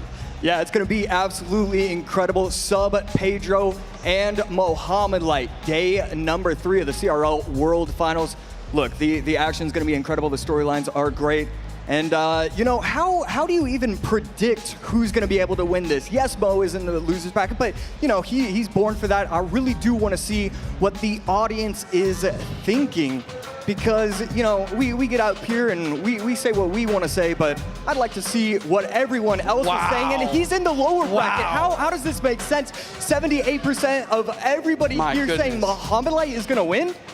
You know, I love this. 78% for Mo to win. I think there's a few reasons why the community is shaping up like this. Number 1, Mohamed Light has done the lower bracket run before. Number 2, this is best of 5s. We have never done best of 5s formatting in World Finals before. And I think it's one of the hardest things to do, to beat Mo 3 times. Ooh, yeah, I wouldn't want to have to go up against Mo again and again. So talk to me about this best of 5 format. What should we really be expecting? Should we be seeing new cards that we haven't seen so far today? Are we going to see mostly the same meta? Yeah, I think that, you know, it's mostly going to be similar, but you're going to start to see some cards kind of take the place of others, especially when it comes to spells. I was talking with a few ex-pros beforehand, and I think there's even a chance we see Void, a spell that's almost never used, just to fill one of those spell slots once we get to the late game. Yeah, it should be very interesting, but let's take a look at something that is coming up with Sub and Pedro. Yeah, I mean, I'm very excited for this. You know, we've kind of coined the term of Battle of Brazil. It's going to be really exciting. Once again, 2 practice partners, 2 friends, same country, going head to head. Let's go and hop into the highlights here to see what happened yesterday. Acho que, pô, é o campeonato mais importante do mundo do jogo, então, pô, significaria muito. Seria a maior conquista da minha vida. Eu acho que seria isso. There's the vines coming in. Doesn't even need the poison. Wow. The Skellies take out the doctor, and that's gonna do it.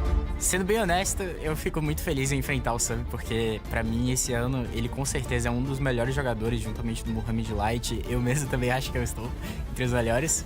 Game over, Pedro! Reverse sweep to win it!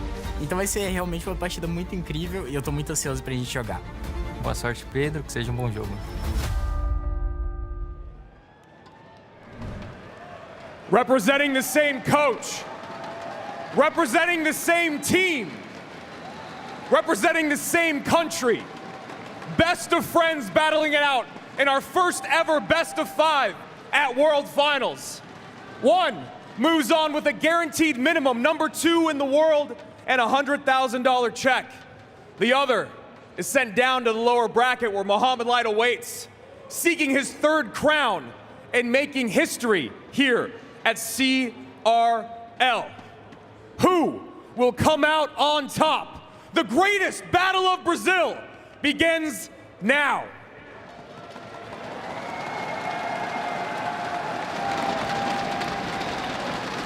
Introducing first, our reigning world number 4.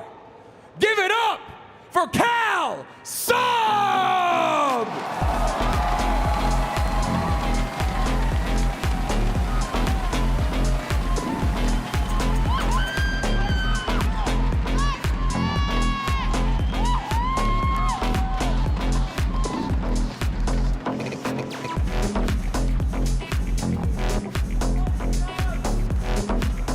And his opponent, number 2 in the world in 2023, make some noise for Cal Pedro!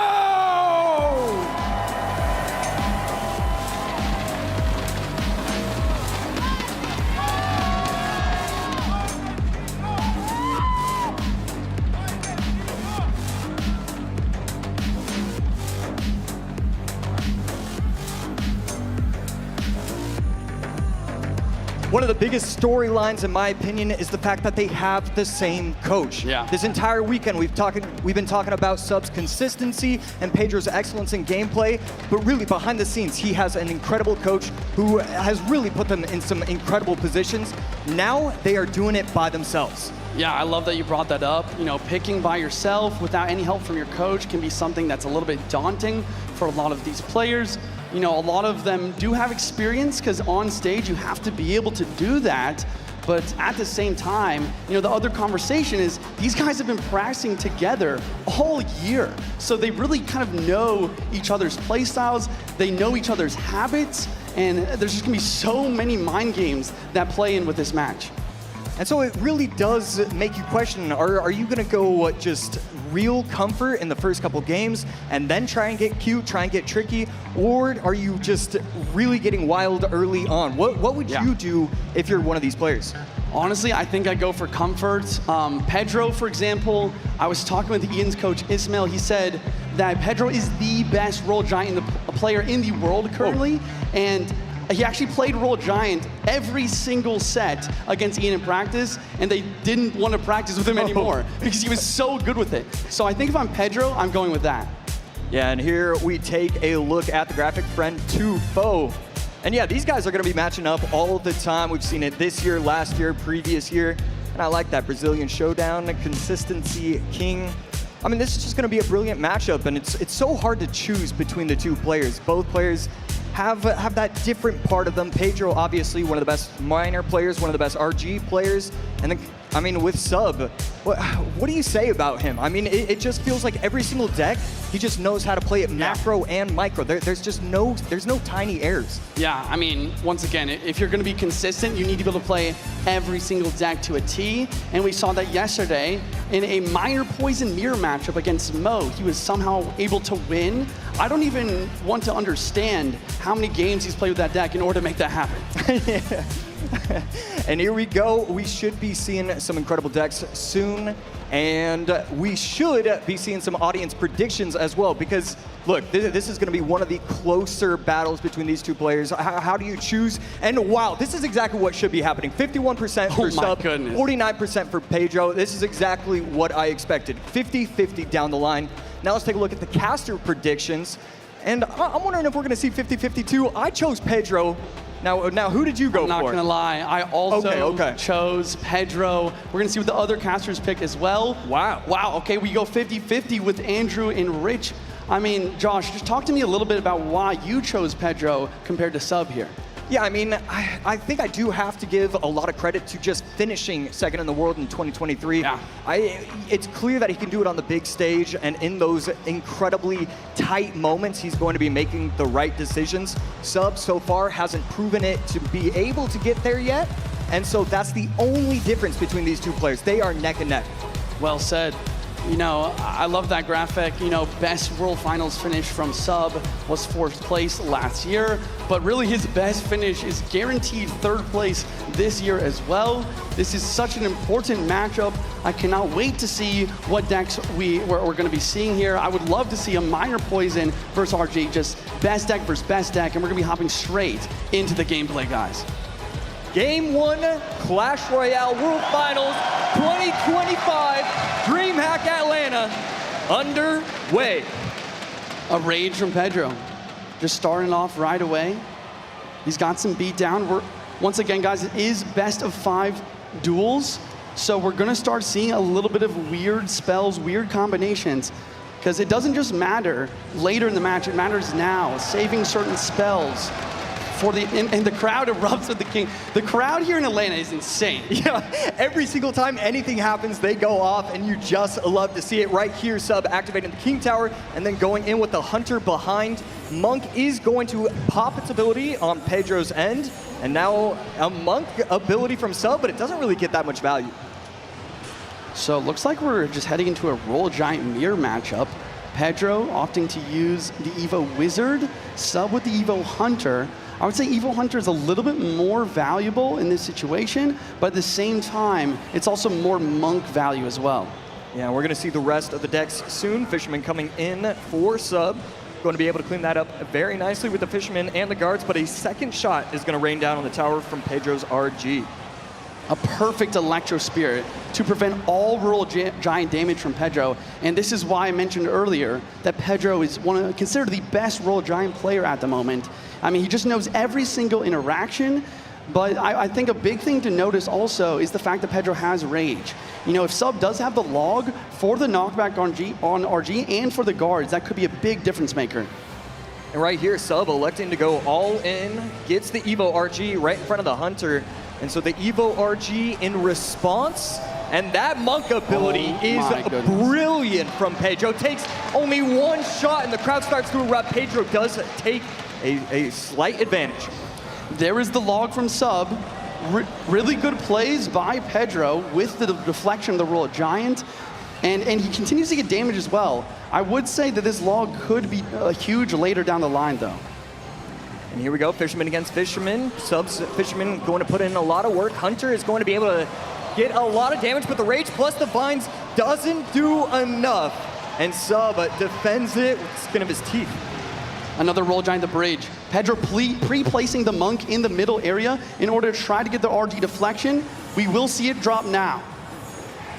And right here, RG not getting enough, doesn't get the second shot. The Monk is able to place his hands on top of the RG's body and gets taken off the arena. And another Monk set up with the Hunter. We're gonna see another Roll Giant in soon. Pedro trying to control with the Fisherman. Wow, with the deflection on the Wizard! Deflection on the Wizard from the Monk! And that's splashing on tower! And right here, Sub, I mean, it wasn't the best start, but so far he has been playing this beautifully. It's just attack, attack, attack. Finally, Pedro has played an RG. It felt like we went 2.5 minutes before we played an RG down.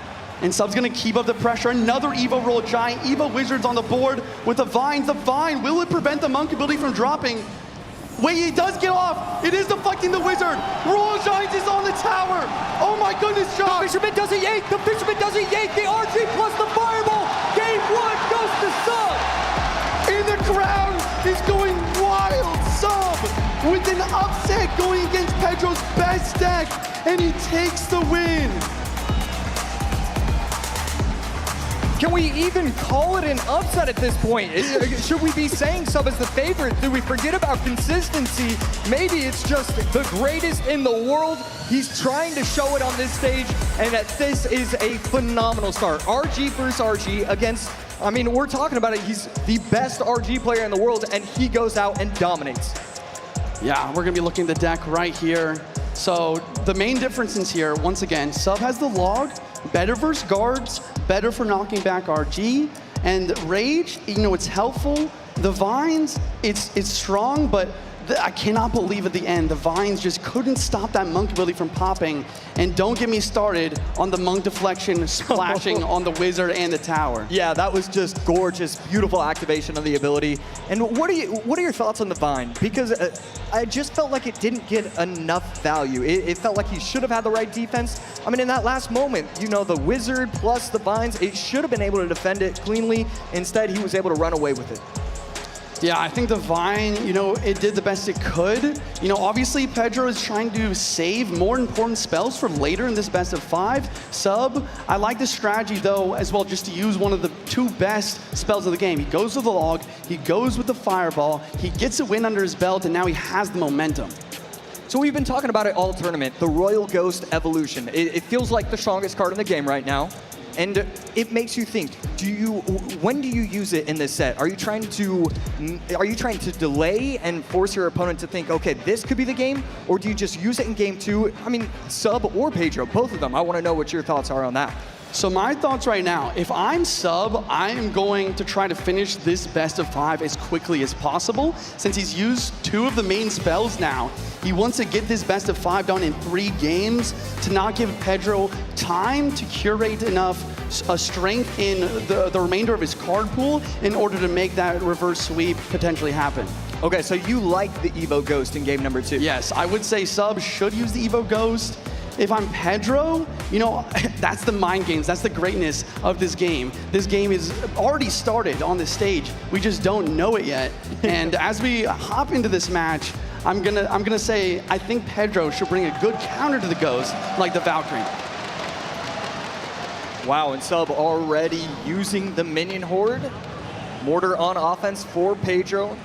There's a couple different options with a minion horde deck. You can sometimes use the zap to try and get the miners to protect for your minion horde. And then you can also go a little bit slower using the arrows, trying and get... It's probably looking like it's going to be a mortar versus mortar. Miner is getting cleaned up very nicely by the Berserker. Pedro going with one of his comforts, another one of his comforts in the mortar. Boss Bandit variation that we saw Mo kind of bring into this CRL mini meta yesterday.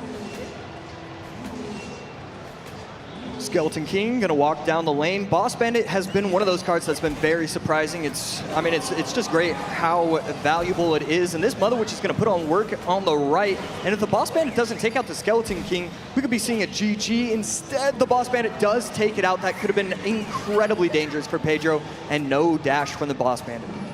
Mortar to the bridge. We have a Mortar Mirror matchup. Goblin Gang is not getting hit by the Ghost right away, and a defensive Mortar from Pedro as well. So once again, Sub kind of wandering into Pedro's territory since he has a little bit more expertise with these kind of decks. Yeah, and right there does mess up with the Royal Ghost. E-Wiz a little bit delayed, and with the help of the Vines, that's going to take out the E-Wiz and get another shot. Skeleton Barrel on 3 Elixir, and the Minion Horde is going to be able to clean that up nicely. Would have liked to see maybe a little bit different tile placement. I felt like he could have protected a few more of those minions. Gang has to drop down to defend this Minion Horde. And I think the card to watch out here, if you're in the crowd, is the Mother Witch. The Mother Witch is going to be huge in this matchup to deal with Skeleton Barrels and the Goblin Gang. Pedro, on the other hand, is going to want to use that Boss Bandit, try and protect those units and dash onto that Mother Witch. Last card for Pedro should be the Fireball, so it looks like he's just kind of delaying, trying to figure out when he should be using it.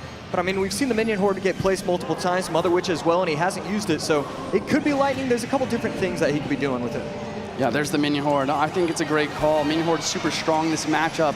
Wow. And the General Jerry is pushing forward as well. Evo's Skeleton Barrel's forced on defense, and the pressure is mounting here for Pedro. Will he be able to defend versus the Skeleton King ability versus the Evo Ghost? Yeah, that E-Wiz putting in a ton of work, cleaning up everything very nicely. The Boss Bandit will help out as well in a defensive mortar, Sub recognizing that he spent a lot of Elixir and didn't get a ton of value.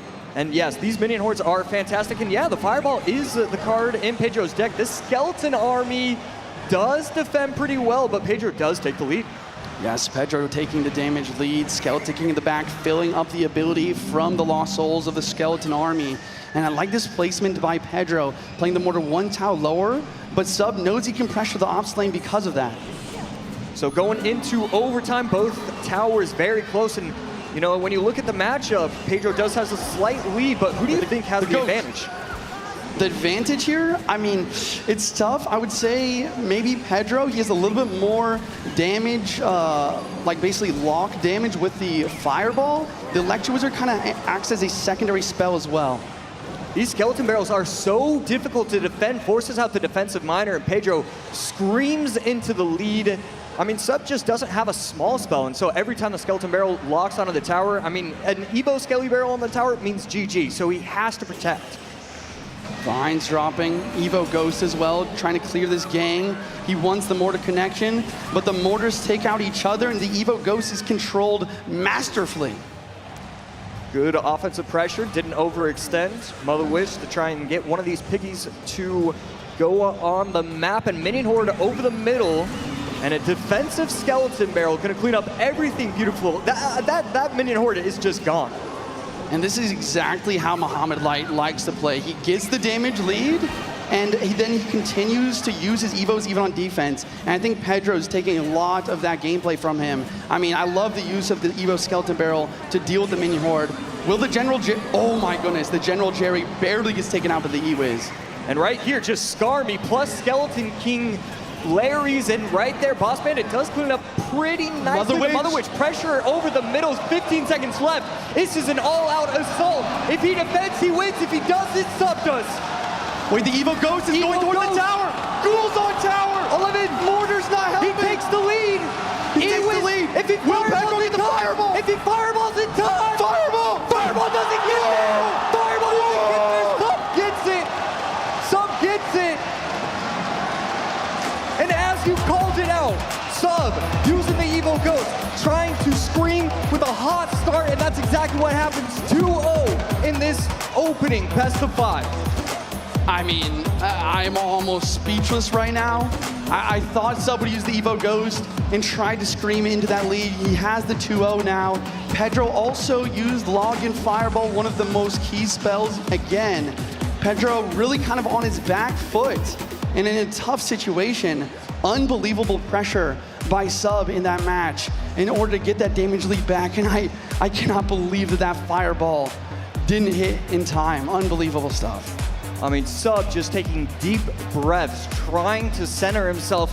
He knows all he has to do is win 1 out of the next 3 games to confirm $100,000 and put himself in a prime position to make another $100,000 after that. So has to be feeling so good. And we saw RG versus RG, where Pedro is considered one of the best in the world. Yeah. Mortar versus Mortar, where Pedro is considered best in the world. I mean, Sub's gameplay today and in this entire tournament, he's turning heads. I mean, I have nothing else to say. Let's go over this replay. Fireball dropped on the right since Pedro didn't have any spells in cycle, and Sub knew that it was moment to attack. He goes for the Mother Witch over the river to deal with that gang. And the Electro Wizard is trying his best with the vines. And then look at this Evo Ghost. It ignores the mortar. That was the big mistake there, trying to pull the Ghost to the middle of the map. But instead, Ghost goes towards that gang. And once again, the Mother Witches continue to spawn. And the Fireball just not quite there in time. Was that the perfect placement? That is a good point. The perfect placement, if you're trying to get a spell on your opponent's tower as quickly as possible, is towards the inside, towards the King Tower. I think he played it maybe a little bit further to the left side from his perspective. And maybe with the perfect placement, it would have got there. Yeah, we could have easily been seeing a 1-1. We don't know, and it doesn't matter because Sub is now up 2-0, feeling himself as he absolutely should be. I mean, just what an incredible start for Sub. And, you know, if you are Pedro, how do you come back? You've lost with 2 of your best decks overall. Is there anything you would recommend? What do we need to see from him? Man, that is a tough question, because you're right. He went with his comfort. He lost, fair and square. Like that last matchup, I would say was pretty tough for Sub. But I think if I'm Pedro, what I need to do is really kind of think through all of the practice matches you've gone and done versus Sub. Try to understand that pattern, and you gotta try and almost snipe into a really good matchup and get yourself into this best of 5. Yeah, I love that answer because when you are faced with a deficit like this, you need a free win. You need something where it's like, I don't have to outplay my opponent 3 times in a row. Clearly, he's playing well. Clearly, it might not happen. Sometimes you need to snipe. You need to go all out. You need to run one of those 6 spells because you're predicting Expo. Something needs to happen for him, and I love that idea. I think going for a snipe has to be it. On the other hand, Josh, if you're in Sub's position, what kind of deck are you thinking about running? What kind of strategy are you looking for in order to end this best of 5 as quick as possible to not give a Pedro a chance to get back into it? Yeah, we are going to be seeing that right now. Game 3, an opportunity for Sub to get a full-out 3-game sweep. Yeah, if I am Sub's, well, actually, not if I'm his coach, because his coach can't actually help out right now. but if I'm Sub, I'm probably sticking to something that I've used so far in this weekend. But I don't know if he's used Dark Prince. Dark Prince, not very common. And Ewiz plus Dark Prince, we could be looking at P.E.K.K.A. Yeah, Sub, a great bridge fan player. I like this. I like this idea, just to go to your comfort, play your best game. Pedro, on the other hand, does kind of do what I was expecting, right? He understood what Sub likes to play, and he's brought a really nice matchup, having delivery, the Evil Ice Spirit, and even a tank in the Skeleton King in order to try and really get him into this best of 5. Very clean defense from Pedro. Offensive rage to help out the Bandit. Not going to do anything. And Pedro off to a strong start in this game number 3. On the other hand, Sub has cycled his Evo Battle Ram twice now, so he will have Evo in cycle soon. Pedro preemptively dropping the snowball, understanding the arrows are most likely dropping down. Yeah, it's so crazy how even in a best of 5 when the decks are changing in ways that we've never seen before, these two players can just predict what's going to be happening. He shouldn't have been able to predict that arrows were going to come down, and yet he did it very easily. Bend at the back. Last card from Sub, most likely Evo P.E.K.K.A. Pedro setting up on defense with the Skeleton King. Josh, talk to me here. What are you thinking Pedro's last couple cards could be and how that could influence the rest of this game? Yeah, I really want to hope that it's not going to be Graveyard. I'm not a big fan of Graveyard in this meta. Skeleton King does get activated, and defensive arrows right there to protect the Ewiz. But I do not want to see... Okay, perfect. I really like that idea, and if we're going to be seeing Drill, we're probably going to be seeing Rocket. A lot of players are joining those two cards together, especially because we haven't seen him use that last card just yet. Icewiz trying to slow everything down, Skeleton King tanking, and there's the P.E.K.K.A. from Sub. He wants to get both of his Evos in tandem together in order to break through this lockdown defense from Pedro. And right here, I'm trying to figure out, this might be the first Evo P.E.K.K.A. that we've seen. We've seen a couple P.E.K.K.A. decks, but they tend to try and use it with either the Battle Rams or the Royal Ghosts. It's going to be interesting to see how strong this Evo P.E.K.K.A. and how much value it can get. Evo P.E.K.K.A. is on the board. Skeleton King ability, forcing the defense. Icewiz splashing everything. And Pedro, you can really just tell by his gameplay. His plan is to have a perfect defense this entire match and send one rocket at the very end in order to win. Yeah, he figured out what he needs to do. Dark Prince plus Bandit, opposite lane. We should see another set of arrows come down shortly, maybe plus the Rage. There it is. Wait, Ewiz takes out the Evil Ice Spirit. The P.E.K.K.A. is now needing a lot more attention, and the Evil Battle Ram on the board as well. He doesn't have enough. The minions are going to come down at the bridge. He's going to be able to defend that, but the minions are going to get a ton of value, even with the Ice Spirit jumping. Should be getting 4 swings. There's 2, there's 3, and no 4th. So Pedro going to be defending that as best he could, but that Ewiz taking out that Ice Spirit, that is a game changer. Yeah, that 1 Elixir card can provide so much value defensively, and we do see Pedro coming out with a rocket. He knows that just defending and dropping 1 rocket will no longer be enough, but now he's in Elixir deficit. Will he be able to defend another onslaught from Sub? And right here, Sub gonna go in the right lane with the Dark Prince, plus the Rage, plus the Battle Ram, everything coming down the lane. Battle Ram will get caught up by the Skeletons from the Skeleton King, and a clean defense from Pedro. He was able to get away with a rocket and just an easy defense. Another rocket dropping down, tries to hit the Bandit, doesn't get it. And once again, gonna be down 6 Elixir. Can he make this defense happen on the biggest of stages? The minions forcing the Spirit Goblins to do the right side, allowing the Bandit to take out the Goblin Hut. And here we go. Defensive Evo Ice Spirit right lane should be cleaned up real nicely. The Bandit on offense, and there are just so many troops, it's hard to pick out what's even happening. And Evil Battle Ram is placed at the bridge. Does he have the snowball and cycle? He does drop it down. 2 Ice Wizards, a Rage from Sub to try to break through, but the delivery drops into everything. And with 10 seconds left, Pedro gets 1 more rocket off. Sub's pressure was not quite enough. 2 seconds, 1 second, and that is towered down. Pedro avoiding the full-on sweep. And that was just a majestic deck. I love the deck choice in game number 3. Just give yourself a chance to have an easy matchup, and that's exactly what he did. He's able to get his confidence back. I played that mostly perfectly. It was really just one mistake. He was able to recover, and he learned pretty quickly on, hey, I have to play my rocket. I have to get a little bit aggressive. I really like the awareness in that situation, and a great game number 3 from Pedro. Man, we're doing a pretty good job of predicting kind of the play styles here. I really like that Sub went to comfort, but Pedro, knowing his practice partner well enough, brings a super controlling deck. The Evo Ice Spirit mistake almost cost Pedro, but with the perfect defense, he was able to make it happen. And as we continue on to the deck here, I just want to note that the win condition from Pedro is Goblin Drill, and I think he played on offense one time, Sub met it with the Dark Prince, and he was like, you know what? Let me just play this on defense for the rest of the game and get a couple rockets there to finish it out. Yeah, okay, so I wanna know your thoughts on the Evo P.E.K.K.A. because it feels like it just does not get enough value. It feels like all these players are way too smart. They know exactly how, I mean, you're spending so much on offense to try and help out that Evo P.E.K.K.A., but it's just too easy going against some of these pros. Yeah, I mean, I think you're right. I think that is also something that we're going to see a lot of, seeing some of these cards that don't get as much value because of the best of 5 duels.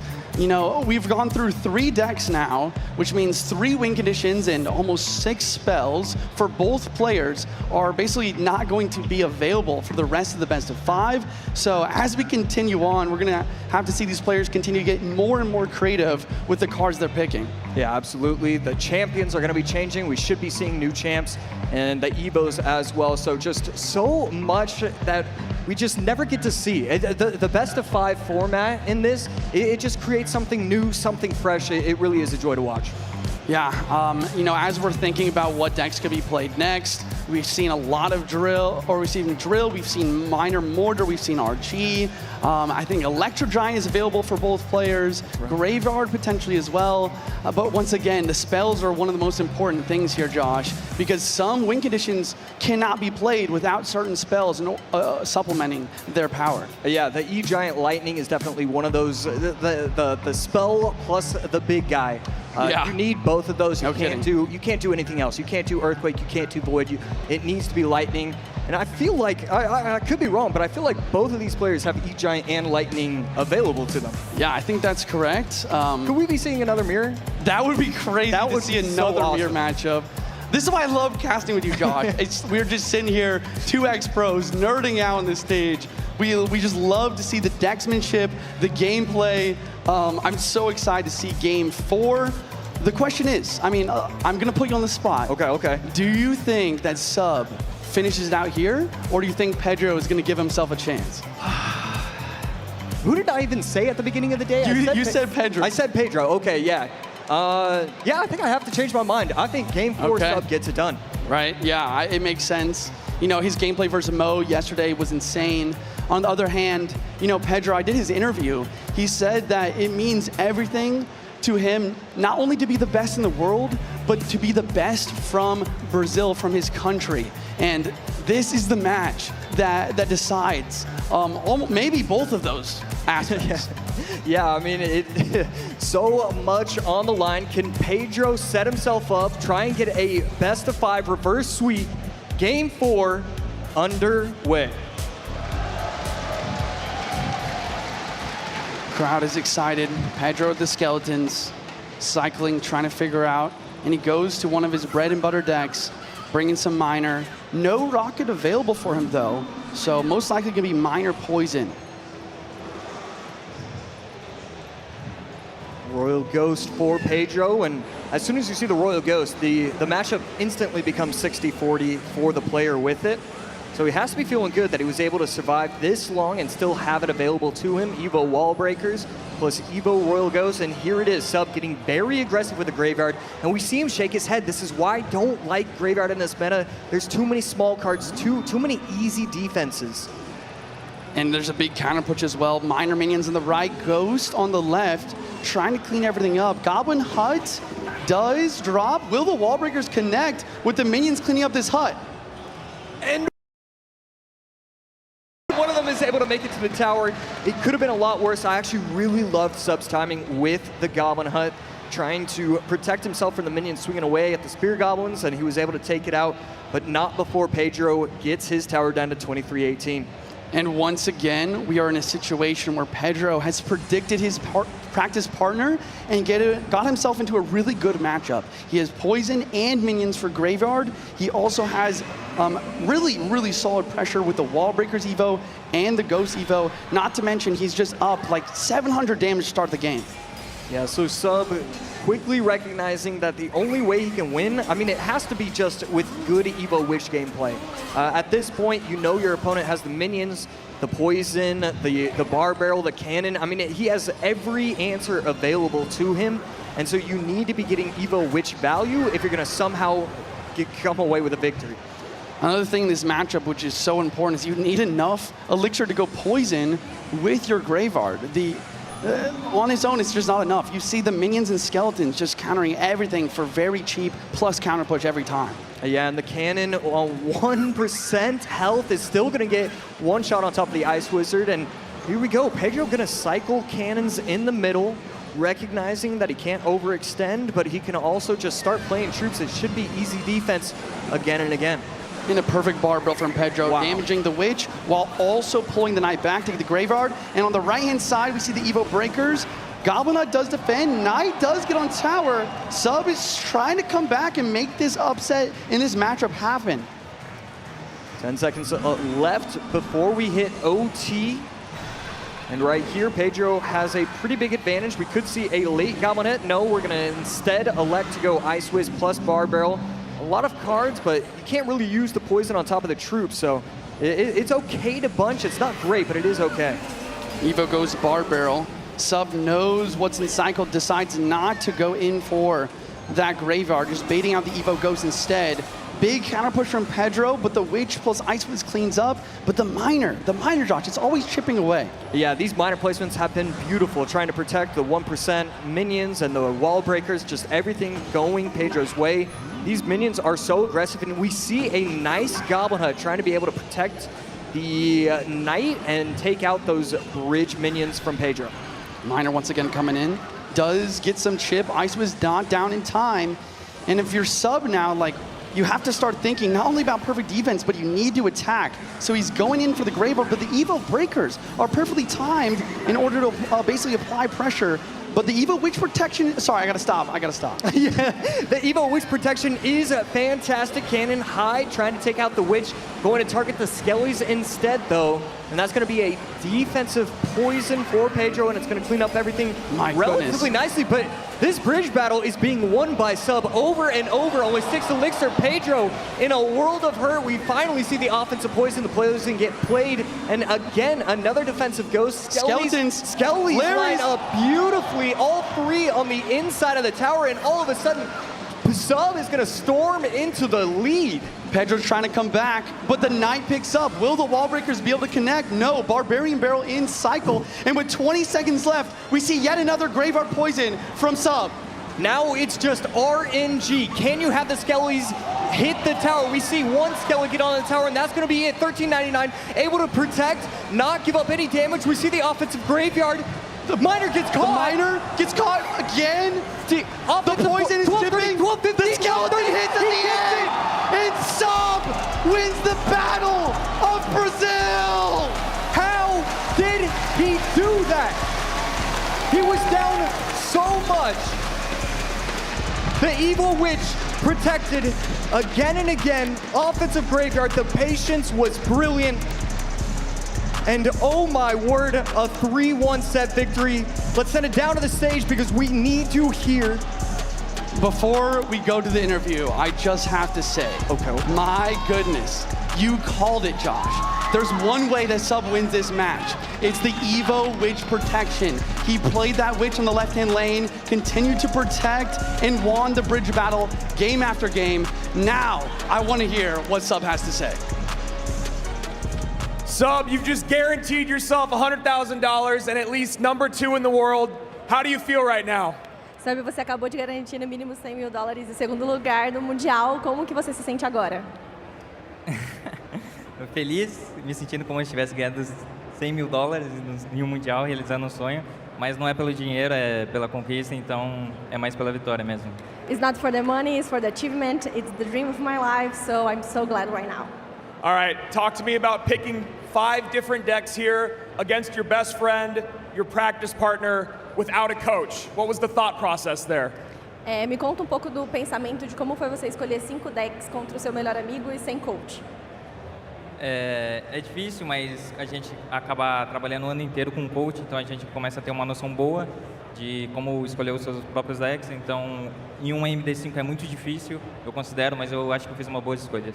Play with a coach along the year makes me understand how to make the best choices, and it's a MD5. It's a tough decision, but I just pick the best of them. Let's hear it one more time for Sub!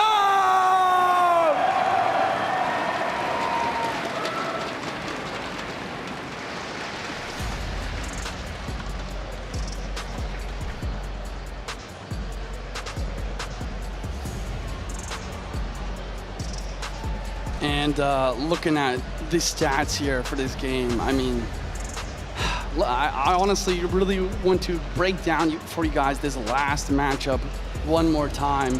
Once again, I have to give it for Sub. I mean, he did such a great job of really just overcoming such a tough matchup. Yeah, I mean, it was perfect defense again and again. I mean, predictions on the minors. I mean, look, if Pedro just gets 1 or 2 of these minors to connect, we're seeing Pedro's names, we're seeing his praises, we're saying, oh, it's getting to a game 5.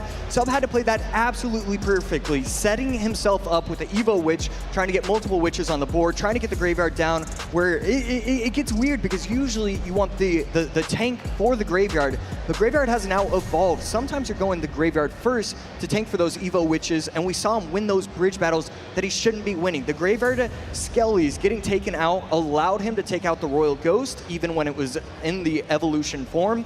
And it was just brilliant. There were so many different things that he was able to see in that match. Yeah, and that's how he broke through in the offense. But once again, I mean, I'm going to have to watch this back later and see how many times Sub was able to catch the miner before it hits the tower with not only the Knight, the Berserker, but also the Barbarian Barrel.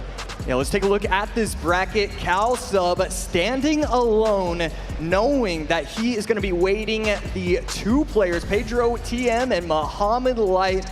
We're definitely going to give Pedro, a fair bit of time. We want to make sure that he's ready and able to perform against Muhammad Light at his best. But man, Sub, what a run he has had. He started off the day 1 going 2-0. Day 2, he went, I believe it was 2-set victories. I mean, he hasn't really even played that many games. I want to see more of Sub. Well, actually, we're going to. I can wait a couple, 30, 45 minutes. I'll allow it. Yeah, I mean, okay, so we talk about, this match, but for the upcoming one, we have Pedro versus Mo. This is really tough.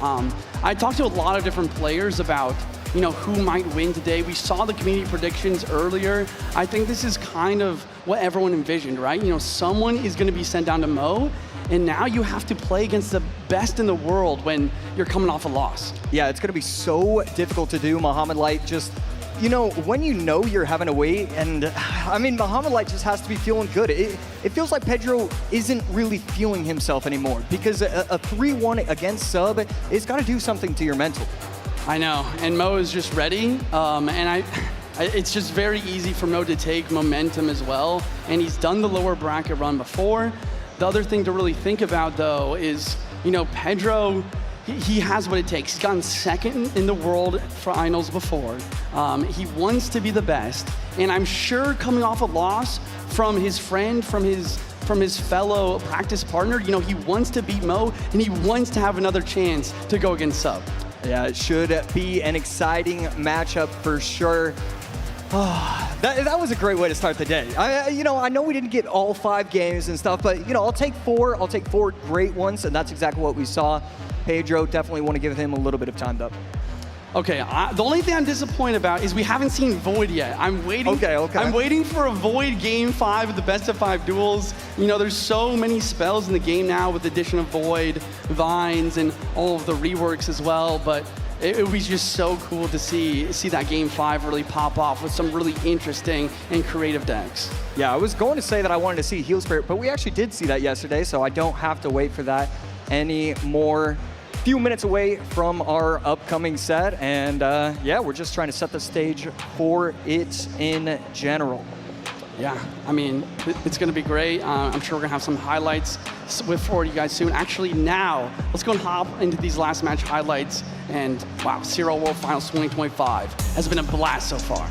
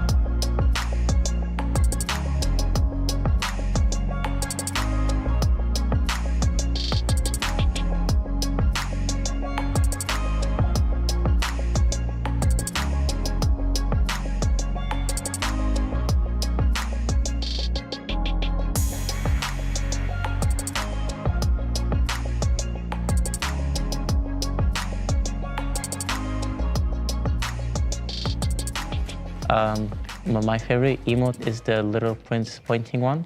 It does like this. Eu acho que é o do reizinho chorando. É meu emote favorito. El duende riéndose. Y sería algo como... 私の一番の好きなエモートはこれです。 I don't have gold emote. I usually go for good luck, that is a text one. And then I like to do a princess thumbs up, so it's sort of like, yeah. Yeah. My favorite emote is 헤헤헤하. 제가 가장 좋아하는 이모티콘은 최근에 출시한 6-7 이모티콘이고요. 6-7. My go-to emote is the mi. Meu emote favorito eu acho que da CRL, que é o do dedinho assim, ó. My go-to emote, it's the exit chef. Okay, so my go-to emote, I mean, I love the goblin thumbs down emote from the Goblin Queen's Journey, and it's like, huh. So yeah, that's definitely my favorite. Our next two competitors have come so far, and they don't want the journey to end now. First up, he goes out of the frying pan and into the Pharaoh. Welcome back, Pedro!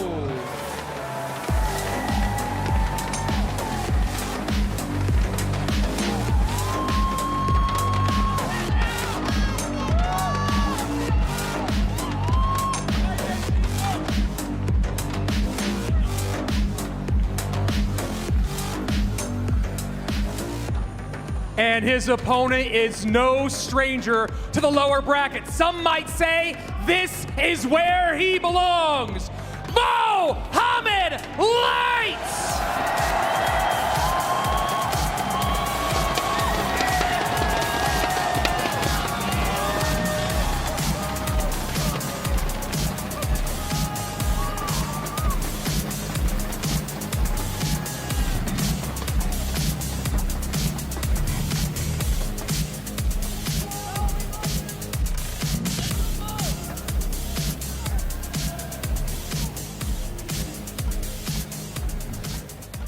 He made a lower bracket run in 2022 when he won his first championship. Can he do it again to win his third? Only me and Mugi have 2 championships, and if I were to win this one, I would have the most in history.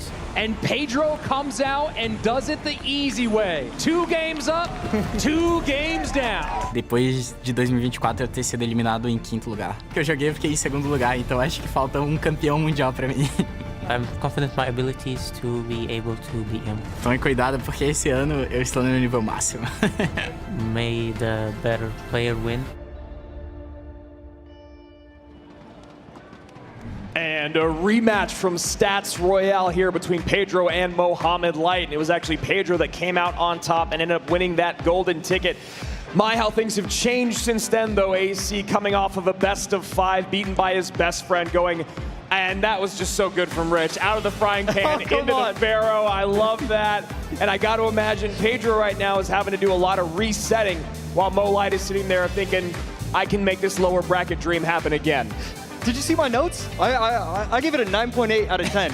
that was probably the best one that I've heard from Rich in my entire life. Absolutely brilliant, and I'm so excited for this set overall. Pedro versus Muhammad Light, just how you drew it up when you were trying to make those brackets on day one. How do I want to see this end up? I want to see Pedro, I want to see Muhammad Light, and we're finally getting it. Absolutely, and Pedro obviously no stranger to being in the top 3, top 2 a couple years ago. Last year, maybe not as successful now, as you guys can see, this journey that they have gone on along the way. Right there, 2021, number 2 for Mo. A lot of championships in there as well, 2022 and 2024. You can see they're winning the golden ticket in the Kalalis Cup. On the bottom of your screen, you can see Pedro back in 2023. This is a great graphic, by the way. Let's just shout out here. There's a great graphic. And then, of course, 5th, 6th in 2024 gets the golden ticket from Stats Royale, like we were just talking about. As you guys can see, Muhammad Light gets 4th place there, not able to make it to the championship there, but doesn't matter, we're still here with him. AC, other than just talking about numbers and decks like we're gonna do for the next couple hours, I wanna talk to you about resetting on the big stage when you come off of a loss. Obviously, you were very familiar in the Teams Edition. Sometimes things start off well in the day, sometimes they don't. What's the best way to reset after a moment like that with a crowd like this, the response? You know, how do you temper the nerves? How do you reset as a former pro? Yeah, I think what you do is you allow yourself to explode. You say, okay, everything went wrong. I didn't do well enough. I did this poorly. I didn't choose the right decks. I'm done, all right? This didn't happen. It's whatever. I'm on to the next one. If you don't let your emotions out, you're gonna do it on stage. You're gonna think too hard. You're not gonna think as clearly. You're gonna get too aggressive, even too aggressive for today's, this weekend. So you just need to allow yourself to just completely be okay and start from zero. Pedro is a little bit more of a slow-paced player than maybe someone like Sandbox. We saw Sandbox yesterday feeling that he was getting an edge over the Pharaoh and maybe going to take the game, getting ahead of himself. I imagine that's something Pedro's really going to have to work on here to make sure that he is calm, cool, collected as this game and match goes on. You know, just because Mo's down doesn't mean he's out. We saw him come back twice yesterday in that elimination match.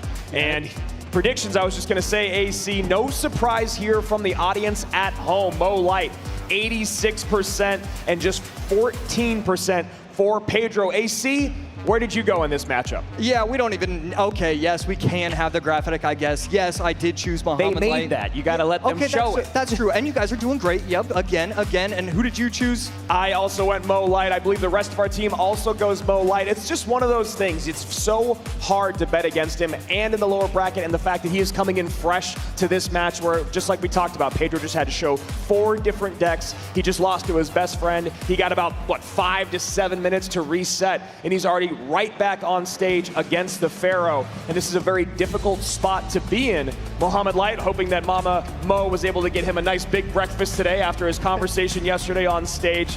Feeling well fed, feeling well rested, and ready to go. This is the lower bracket final of the CRL 2025 World Finals. One player will go home with $50,000. The other one guaranteed a minimum of $100,000. And of course, second place. No one wants third, no one wants second. Everyone wants the crown. Who will it be? We're about to find out. 3 players remain, 2 though, with only 1 life to give. Lower bracket finals starts now.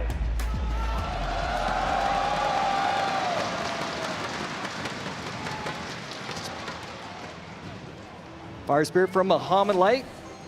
And a Fisherman in response from Pedro. After looking at the Fisherman, we automatically have to assume it's going to be a Royal Giant. Muhammad Light with the Firecracker as well, and you got to think Hog, and that's exactly what's going to happen. Yeah, you got to think Hog, and you got to think we're in a best of 5, seeing the Fire Spirit coupled with the Firecracker and Hog Rider. Usually the last choice on the list. Well, Heal Spirit's probably the last choice on the list.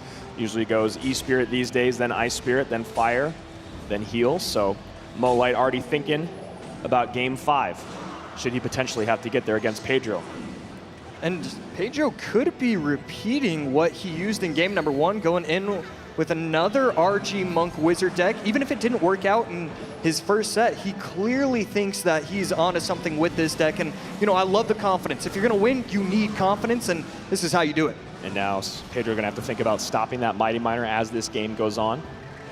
He's got the guards, he's got the E-Spirit, he's got the Fish Boy, great ways to get on top of it. And of course, doesn't have to worry about the reflection from the Monk like he did in game 1 of his previous set, which basically stole it from him. Friendly fire, if you will. Both players waiting to hit 10 Elixir. Pedro again electing to leak. It's really interesting to see how he's playing a lot of these matches, allowing himself to leak when other players wouldn't. Mo Light even leaking a couple Elixir there, then decides to cycle the Earthquake. And a Monk meets a Cannon. As Hog plus guards goes opposite lane, Fishboy gonna try to pull, activate King. Guards up high to pull the guards and distract, get a King Tower activation, but something needs to get on top of that Firecracker and guards. We always say King Tower activated, but at what cost? And this is a massive spend. Just so smart, so aware. As soon as the Monk goes down, there's a reason why Pedro was leaking so much Elixir. He knew that he couldn't afford to go in, and he didn't even wait till double. If you're gonna wait that long, you have to continue to wait. Right here, though, this counter push can be a little bit deadly. Fisherman gonna yank onto the left side. One more, does it get one more? And it's it does. that last shot. 18-24, 10-33. Usually you don't want to go in the same lane with Hog Rider, but when you've got that much damage done, AC, is there really an option to switch? And Mo decides not to with this Earthquake. Yeah, it's a little bit interesting to cycle the Wizard back there. You knew that your opponent wanted to take the shield off, wanted to cycle the Earthquake. I don't know what I would have preferred, maybe to place it high, but he doesn't do that. And now the Mighty Miner plus Firecracker plus Cannon, that's going to be an easy defense for Muhammad Light. Mighty Miner back in cycle, Cannon down, Fishboy up high, so not able to pull this Hog. Nothing there for the Hog. Mighty Miner stays alive. That should be tower down. That is tower down. Mo Light takes game number 1. And now Pedro is starting to feel the pressure. You can see it on his face. You drop one game in the previous set, you feel okay. You lose the set, you start the next one back to back and drop the first game. He's got to be feeling the frustration of not being able to get a win. Yeah, having to go 2 sets in a row. We saw it yesterday with Sandbox. It is so difficult to go back to back. None of these players have been able to figure out a way to reset the mind completely. And you need to figure something out when you're going against Muhammad Light and his coach. That was such a great opening set, and I just loved how he played it. That aggressive Hog, when the Monk was cycled, it's so aware. He knows what his opponent was running and how to get past it. And even right there, it feels like Pedro should always have the Fisherman in cycle, always have the Monk, always have the guards, but he just doesn't. Muhammad Light knows when you've spent just 1/2 Elixir too much, and he just goes in with a Hog Firecracker. And just tracking that cycle so clean as he moved through that game. You saw there at the very end, knows that the RG is going to come down, coming across the bridge, gets the second cannon down just in time, gets the second Mighty Miner down just in time, which is of course going to keep the Fisherman on the board. You want that Fisherman to pull the Mighty Miner away? Well, guess what? Now it can't pull the Hog away. Hog goes down the lane, and a beautiful surgical attack by the Pharaoh himself to take game number 1 here, AC. Yeah, and I loved your call out with the Fire Spirit instead of the E-Spirit or the Ice Spirit. It's just so clear that they've practiced so many different variations. Okay, we can actually get away with Fire Spirit in this deck instead of the E-Spirit because we have the Bar Barrel, we have the Mighty Miner, we can push things back, so we don't need that reset that you often would usually need in those Hog decks. So I just love the decksmanship overall, and you know, Mo has to be feeling great. I didn't even need overtime right there. Yeah, and just beautiful replays there pulled by the booth as well. You talk about the very first kind of uppercut that landed on Pedro. Does get the King Tower activation, almost baiting out that King Tower activation. Goes hyper aggressive. Firecracker comes in late. So much damage on tower. Monk not in range to distract it. Just, what, 2 or 3 Firecracker shots. Hog gets pulled to tower. Guards get distracted. Just so much spent by Pedro that did not really do anything for him other than give him a King Tower activation and a lot of damage taken. Yeah, I'd love to see a player cam reaction because when he went in with that Monk on the other side, I feel like he went like, ding, I figured this out, I get to go all in, and I'm sure that's exactly what happened. Can Pedro reset, or will the blows continue to land? Game 2, lower bracket final, best of 5, coming your way. And that is a card we have not seen yet this weekend, I believe, the Demolisher, and that is why we love the best of 5 format. It's a lot of cards in this game, AC. Some of them get neglected. But luckily we have our hero Muhammad Light to fix that problem. Pedro on the other side going to be running what we're used to so far this tournament. Ice Spirit, Skellies, Miner, going to his bread and butter, a Miner cycle deck. You see right there, E-Spirit now used here in game number 2 by Mo Light. And just like a lot of Goblin Demolisher decks, he is going to be running Drill. Ghost, I believe, gets a shot on top of the tower, and the opposing Ghost, and it gets the tower down to 2765. Demolisher not able to explode on the Ghost, so a healthy Ghost going to need to defend. A little Ice Spirit there, and Mo shaking his head.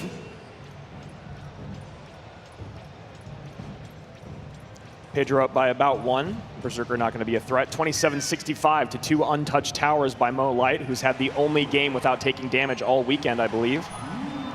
It's going to be incredibly difficult to do that against Miner, so if he does that again, I got $1 for him. Big spender AC. I mean, they're making a lot of money. So. Already guaranteed $50,000. Offensive Poison going to be able to take out the Goblin Hut, and Pedro's offensive push going to force out the Evo Snowball on defense. So always a good push when you can get that Evo Snowball forced out on defense. This feels like a must-win game for Pedro in terms of confidence, in terms of running his comfort deck, being able to have a relatively good matchup. I can't imagine he takes another loss here and then is able to bounce back and reverse sweep. So let's see if Pedro can even things up here as we take into 1 minute left in regulation. Another high Goblin Hut. We're seeing a lot of these players realize quickly on that you need to be doing that. You need to be applying pressure.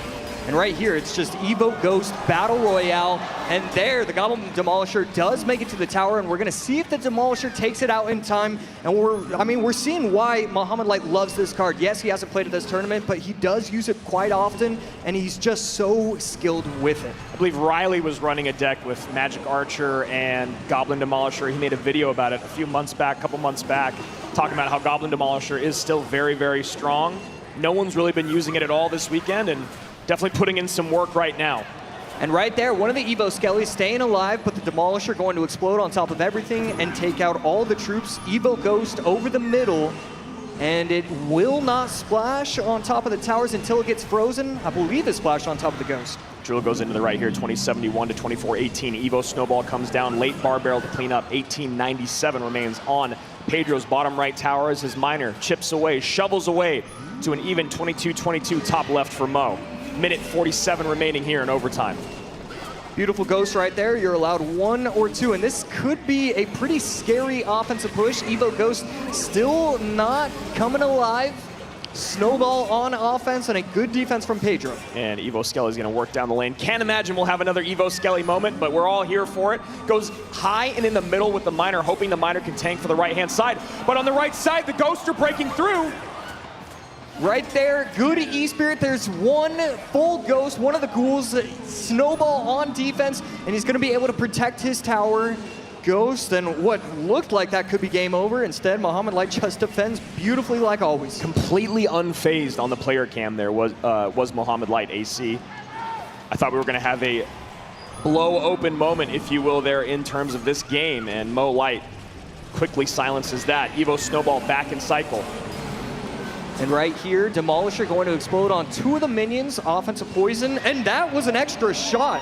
I believe that was a Ghost. I believe that was a Goblin. Couldn't exactly tell. And that tower is now down to 1193. Mo on the left tower, Drill on the right. Pedro trying to make anything happen. Ghost on the right tower of Mo, but Mo is heavily in the lead. 30 seconds left. Needs to figure something out. These E-Spirits are beautiful. Going to jump across everything, and I mean, I just don't exactly know. There's one minion, but it's not almost gonna do gets it. there.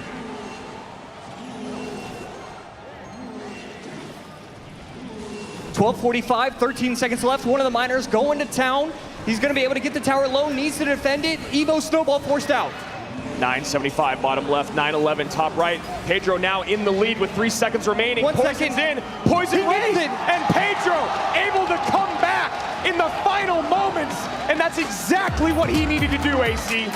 He shouldn't have been able to do it. Muhammad Light, I mean, he controlled the entire game. 4 minutes, 50 seconds. I mean, 4 minutes and 50 seconds of the game. I was thinking Muhammad Light wins it. The final 10, Pedro. And it felt like he was completely off the rails defensively there for several dozens of seconds there in that final minute. Defensively and offensively. Yes. He had no opportunity. The Evo goes from it was dominating the map. The Evo Skelly's got no value. Every time he plays it, he's getting offensive poison pressure, so it doesn't do anything. But somehow, some way, Pedro, once triple elixir hit, I mean, that's the thing about these fantastic RG/minor players. They have such a quick understanding of the game. You know, a lot of people are going to struggle once it hits triple elixir because you have to make so many more decisions. These players are so smart that Pedro, he can outplay in the triple elixir against anyone, including Muhammad Light. Muhammad Light burns the Goblin Hut, burns the Evo Royal Ghost, Evo Snowball, Poison. These are all cards that have been used so much this weekend, AC. This was kind of a, I don't want to say, you know, go all in type deck, but this is definitely one where Mo would like to have taken a W. Yeah, just unfortunate. Let's take another quick look at deck number 1. And this is where it all started well for Muhammad Light. We thought he was going to be able to jump to a 2-0 lead after this.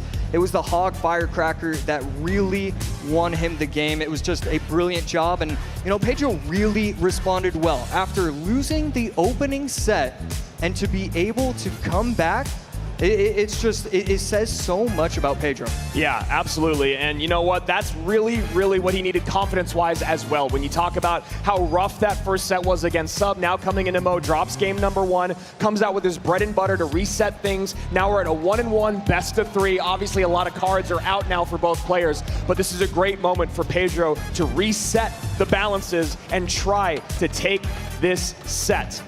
I mean, it really does feel like all the momentum has shifted. At one point, we were thinking, okay, Muhammad Light goes to 2-0. You know, Pedro's lost 5 out of 6 games instead. Now it's just 4 out of 6 games. It could be anybody's match. I'm just so impressed with the resilience from Pedro. It is so difficult, and I feel like it's very clear to the audience, but I need to reiterate it. It is so difficult to come back in these moments. There's something about even when like 2 people are spectating you in game and you start making mistakes and you're like, I don't know who's watching me, but this is embarrassing for me. Now you're talking about being in front of a room of hundreds of people that are hanging on every move you make, every misplay, every moment of greatness. There's explosions in the room here. So you have to imagine that pressure is just absolutely insane. And they have both calmed out. You can see Mo locked in here. Pedro finally looking like he's got a little bit more confidence under his belt as we're about to hop into game number 3 in our lower bracket final. Shout out to the crowd here. Shout out to the people that dressed up at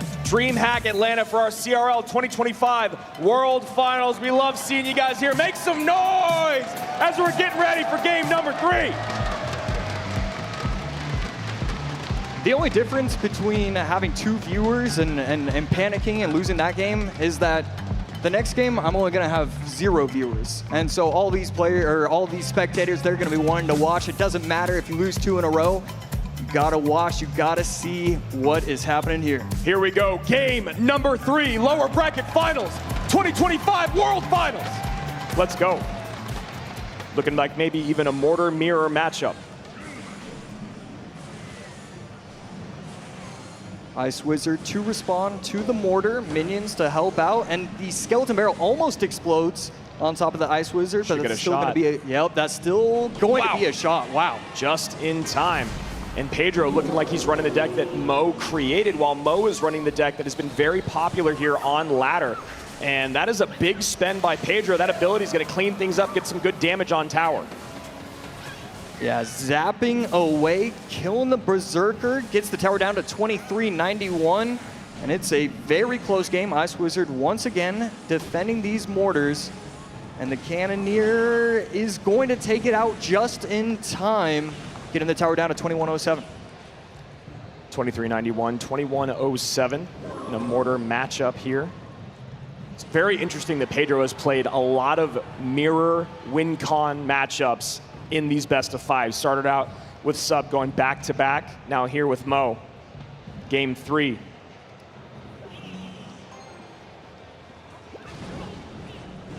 $135 left.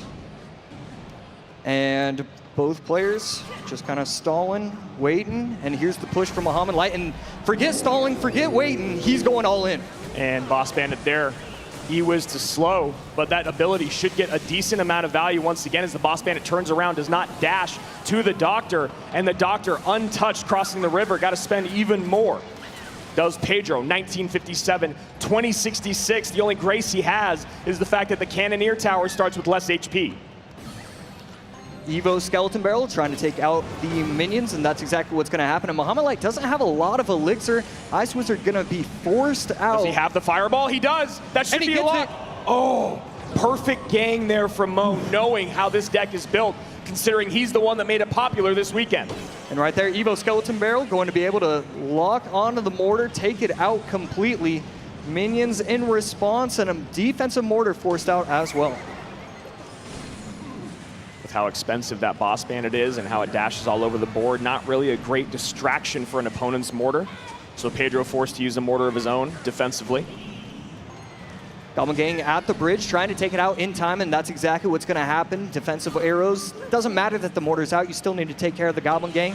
High Ewiz takes out the Skeleton Barrel perfectly. And here is another push from Pedro. This is just push after push, offense against offense. Barrel gets in front of the Ewiz there, Boss Bandit in. Cannon Cart plus Cannoneer doing a good job cleaning everything up. Dashes to the wrong side. And I don't know if that was an overspend by Pedro. We'll see if he can defend here. Yeah, it felt like he didn't really get all that much value from those activated abilities. Skeleton Barrel popping on the right side, minions plus the Doctor on the left. And he needs something here to clean up this mortar. Ewiz distracting enough. His mortar will distract. Cannon Cart comes down. Never what you want to see when you're running mortar.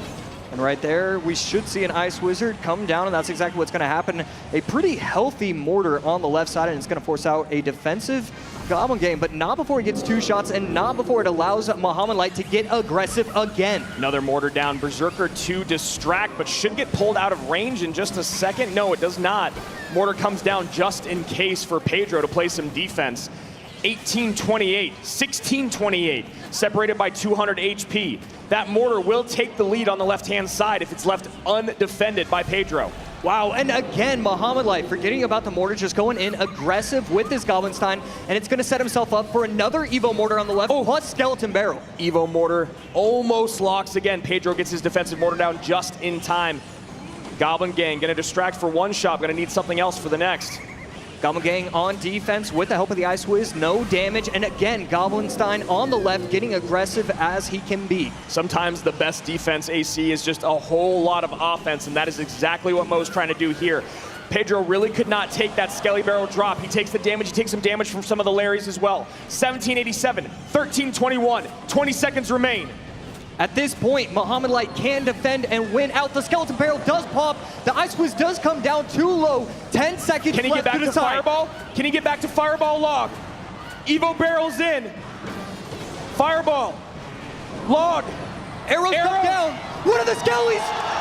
But Mo still wins it. Mo still wins it. What are the 30 HP. 23 HP. An insane nail biter between Mo Light, who now takes the advantage 2-1 in this best of 5. Muhammad Light would have been sick. That one singular skeleton, the Cannoneer, it knew its job, it knew its priorities. I gotta take that little guy out. Does it exactly that way, and Muhammad Light now leads 2-1. You know, sometimes people talk about mortar players being brain dead. They just drop everything at the bridge, everything at the, behind their mortar, in front of the mortar, defend. The aggression and the defense from both of these players was absolutely mesmerizing for that entirety of those 5 minutes. Two very different looks here. AC, the advantage, hard to say. Yeah, exactly. I mean, this matchup, it was just who can play it that 1/10% better. I mean, that was just wonderful to watch. We see the same evolutions, the same concept of a deck, but then the surrounding cards. I mean, Pedro using what Muhammad Light brought to this tournament at the very beginning. Muhammad Light recognizing, okay, if other people are going to copy me, I'll just use what's been in the meta, what's been the staple that we've seen so far. That Ice Wizard put in so much work, got it perfectly timed most of the time, but not all. And Mama Mo locked in, ready to support her son to try to get that third title and make CRL history. What an incredible back and forth in that game, AC. So excited to see what the rest of this set has in store for us. And that was just, you know, you talk about one more fireball. Yep. One more skeleton barrel drop. How about one more log in the entirety of 5 minutes? Not able to find one moment to get an extra fireball on tower. Mo never giving that much value. He was locked in. Pedro was on the right side that entire game, but never able to get that extra 23 HP that he needed to steal that game. And now we find a moment where Pedro back up against the wall. He has got to sweep Mohamed Light for this next couple games, or he'll be sent home. World number 3. World number 2 back in 2023, but that ever elusive championship still out of reach. Can he do it? Game number 4, Pedro's life on the line. Let's go.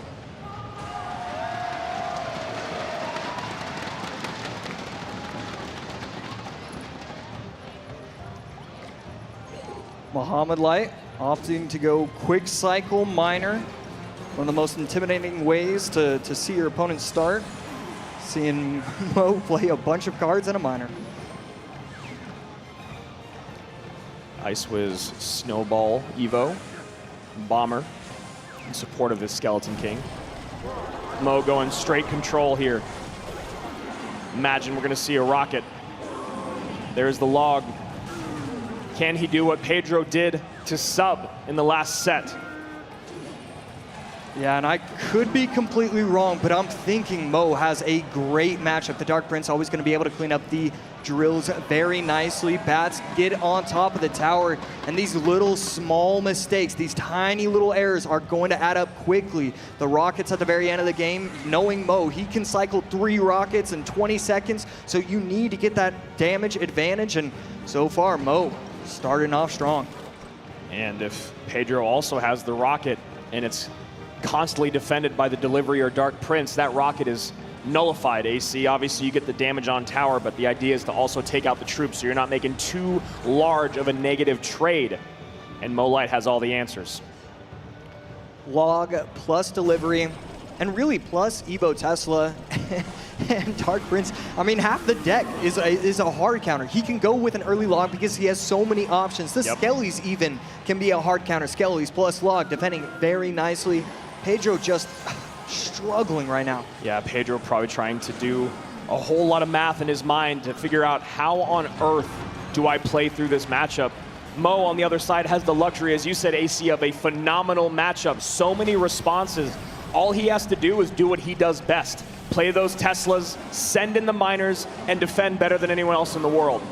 And right there, overspending with the log, you see him slightly frustrated. He knows that that wasn't the best play.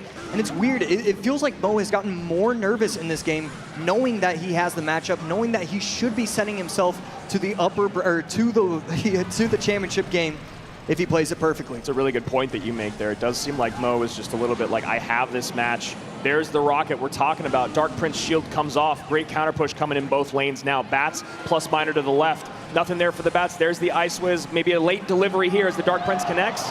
No, a Skeleton King comes down, and now a rocket out from Mo on the right-hand tower, taking the lead by 1,100. 3 seconds away from overtime, and Mohamed Light just controlling this game entirely. Set himself up so beautifully with this matchup. Skellies do come down. Rocket will get a little bit of value. There's just no way. There's just no way. 600 HP separating the two players. Another rocket going to come down. Does it catch the Ice Wiz? Wow. It will. And so this miner is just going to chip away. AC, it's a little early, but that shot right there from the rocket may have been the nail in the coffin here for Pedro. 651, 2 rockets away is Mo Light from another grand finals at CRL World Finals. Snowball not taking off the shield, so it's going to provide an easy defense for the Dark Prince. Delivery going to come down, 455 HP with the help of the rocket. You're going to get down to 84. That's it. Plus the Dark Prince. It's over. Mohamed Light, 5 World Finals in a row, 2 championships under his belt, and now returning to the grand final stage is the greatest of all time. The best matchup that you could hope for after playing through a nail-biter of a Game 3 Mo Light does it again.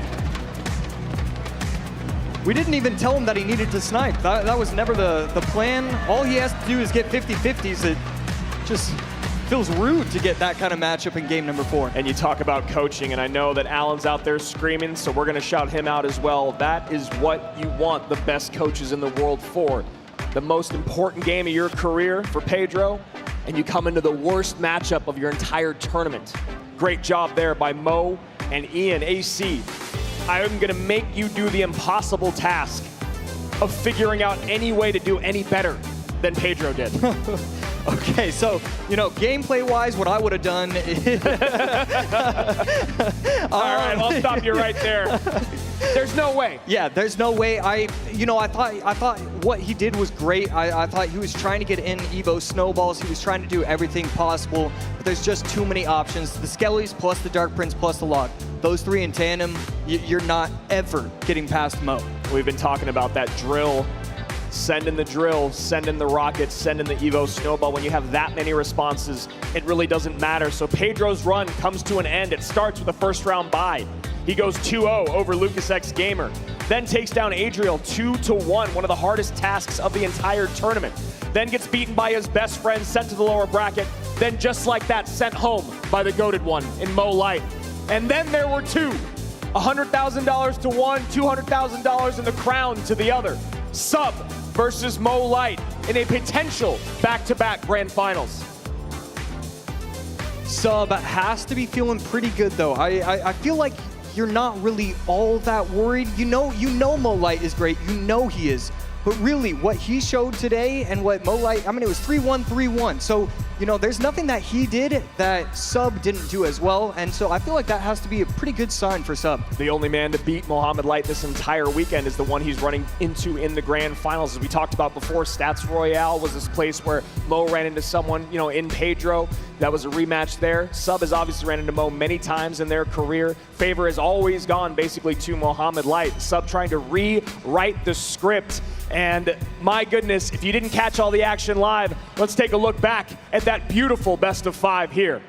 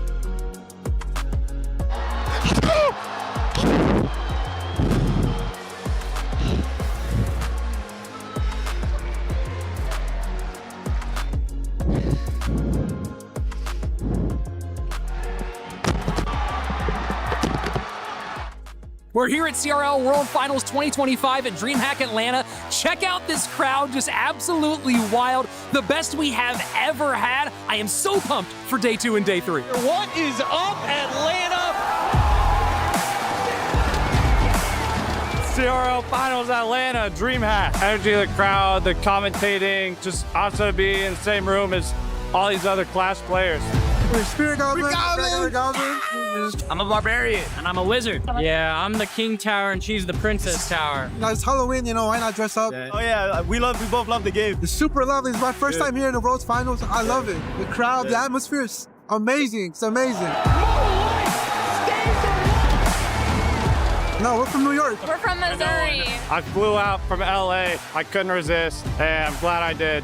They're going great. A lot of great competition, a lot of great games. I really like seeing a lot of E-Giants. Game over! Pedro doing what E-Giant does. All these guys playing at the highest level. This is why we had to make the trip. I'm just waiting to see the grand finale, you know? DreamHack is Clash Royale's event, for sure.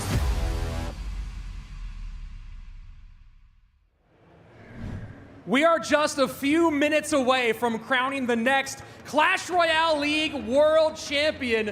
So who better to be with than the first ever solo World Champion back 2017 CCGS, Sergio Ramos. Sergio, you've seen Clash Royale go through so many phases. What's it like being here with this crazy crowd in Atlanta?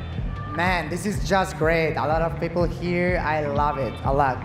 Well, we've seen you grow up. The first time we saw you on stage, you still had braces, and now you have a beard. What's it like growing up with Clash Royale the way you have? Man, this is just insane. I started playing Clash Royale when I was like 15, I think. Now I am 24. I'm about to turn 25. Just insane. I didn't think I was going to play that much, but I don't know. Maybe I will turn 50 and still playing. Who knows? Games you play for a lifetime. That's the idea. Sergio, speaking of crazy, we are getting very close to another finish, to another championship. And we just saw an absolutely wild best of 5, an absolutely wild one after that. And now we come up to our finale, Sub and Mohamed Light. I gotta put you on the spot. Who do you have for the 2025 World Championship? Man, this is so hard to say. Like, Mo, for me, he's just like the best player ever. He's so talented. He's those like disciplined. He plays, I don't know, a lot, like 10 hours per day, a lot. But Sub, I don't know, like he's just great. But if I have to say if I have to pick, I would say Mo. Well, there you have it. The first ever solo world champion picking Mohamed Light. We'll see in a few minutes who is the 2025 world champ.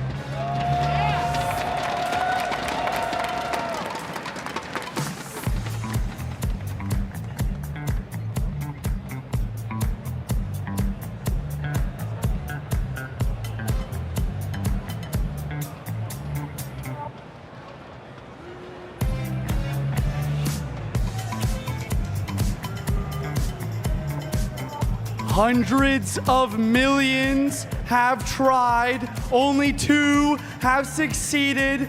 Thousands of hours of training have led up to this moment.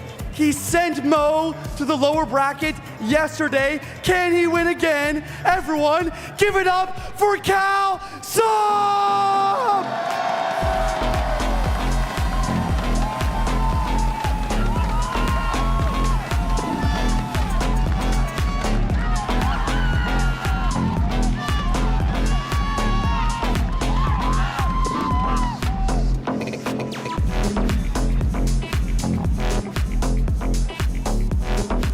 He's a man who needs no introduction.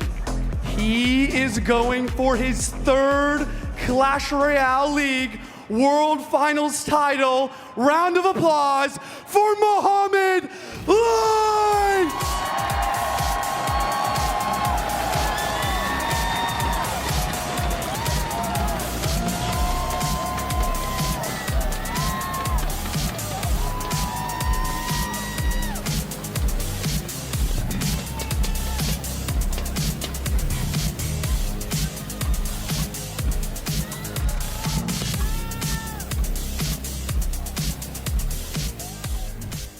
He made a lower bracket run in 2022 when he won his first championship. Can he do it again to win his 3rd? Only me and Mugi have 2 championships, and if I were to win this one, I would have the most in history. But there's not enough time, and Mo Light is gonna have to repeat a lower bracket run. Sub gets it done! Por causa que, como eu falei, todo mundo acreditava, como você falou, todo mundo acreditava no Mohamed. E, pô, ganhar de um cara desse, você ganha confiança e isso é ótimo para os próximos jogos. Since I already faced Sub and unfortunately I lost, I'm going to figure what went wrong and find an alternative strategy that can work. Treinei bastante, me dediquei bastante, analisei bastante, justamente contra o Mohamed, que é um cara que 2 vezes campeão mundial, então tem que ter um preparo a mais. E é isso. May the better player win. And history is upon us. Either a first-time, three-time world champion or the first ever Brazilian world champion. And Rich, we're back on the desk for grand finals once again. It's so great to be here. This is one of my favorite moments you and I get to have every single year, where we get to commentate the biggest moment in Clash Royale. And how does it get any bigger than this with the skill level we've seen from these two? Mohamed Light is putting it on the way we know that he can in the lower bracket run. And on the other side of things, Sub has been just, we've known how good he is. He has the most monthly finals appearances out of anybody here without that #1. And today he has the chance to make that #1 happen for the first time as a world championship. And he got second twice. You know, being the underdog, everyone had doubts about how good he actually was. Well, you got there on points, but you didn't win an actual monthly final. You didn't get it through the LCQ. And I talked to Sub, you know, when we sat down for an interview, and he said he loved that. It showed his consistency. He thought he was the strongest player. He was able to do it all year long, which we know it's all about that mental fortitude, that perseverance. You get on this stage, you never know what's going to happen, and Sub has played through adversity all year long. Well, and that's the big thing we've seen from Sub that might be the most important skill he has, is that he has played so well under pressure. Anyone can make big, great plays playing at home on your couch when there's nothing on the line, but doing it in front of these many people, the level of micro he's had, the decision-making he's had, it has been world-class. 87% of us were wrong yesterday. 100% of the casters were wrong yesterday, and Sub upset the world. Can he do it again? One thing left to do on that to-do list, and that is to beat the greatest in the world in one best of 5, because he does have a life to give. But we all know getting in an upper bracket grand finals reset against Mohamed Light is not where anyone wants to be. It just brings so many problems into your head. You go, hey, I had it right there. This cushion, this feeling of maybe it's all gonna be okay. The security blanket goes away. Absolutely. And it's just you, your device, and the guy across from you. That gets scary. And honestly, you get that deep into the deck pool, and you have to start innovating what you want to bring out, when you want to bring it out in the second best of 5. And we just saw Alan pick apart those decks from Pedro, especially in that final game. When you look at that matchup, I mean, that's a 90-10, that's a 100-0 matchup. And that is all Sub wants to avoid in this next best of 5. And of course, you mix that deck picking with some of the traps that Mohamed was laying during that game, and you're just, GG, well played, good luck next year. And that's such a great way to put it, as the traps that Mo laid. Let's see what the audience said about this grand finals. Were they swayed by the great plays from Sub? He gained a % or 2. 2% he gained after pulling off one of the greatest runs in CRL World Finals history. He gets 2 more people out of 100. Well, let's go ahead and take a look at what we've been doing here, and my prediction. I don't think anyone's surprised. I'm going Mohamed Light. Again, it's hard to pick against him. We've said this a million times. I'm not doing it here at the World Finals. Yeah, I really don't. This is the one where I could go either way, but I also went with Mohamed Light, and I truly believe if we do have a reset, then it's 100% towards Mo Light. We all went Mo Light across the board on the casting desk, but I've been wrong a lot this weekend, and we were all wrong yesterday when they faced off for the first time in that 2-1 win by Sub. And that's been the big thing, is the noise here has not mattered to Sub at all. He's tuned it out so well. He's been calm every time I've seen him in the hallways, at the hotel, here at the convention center. He's done a great job of putting those blinders on and staying focused on the task, and that's what he needs here today to beat Mo. Such a great thing to point out. Every time you run into Sub, you don't know if he won or lost. He's just the same. He's consistent, like he's been all year long. You and I have always been people that celebrate the emotionless players on stage because of what it brings when you don't get your emotions involved in matches like this, in moments like this. And both these guys are nails when it comes to nerves. And you see there what we're playing for, the crown. Only one can wear it.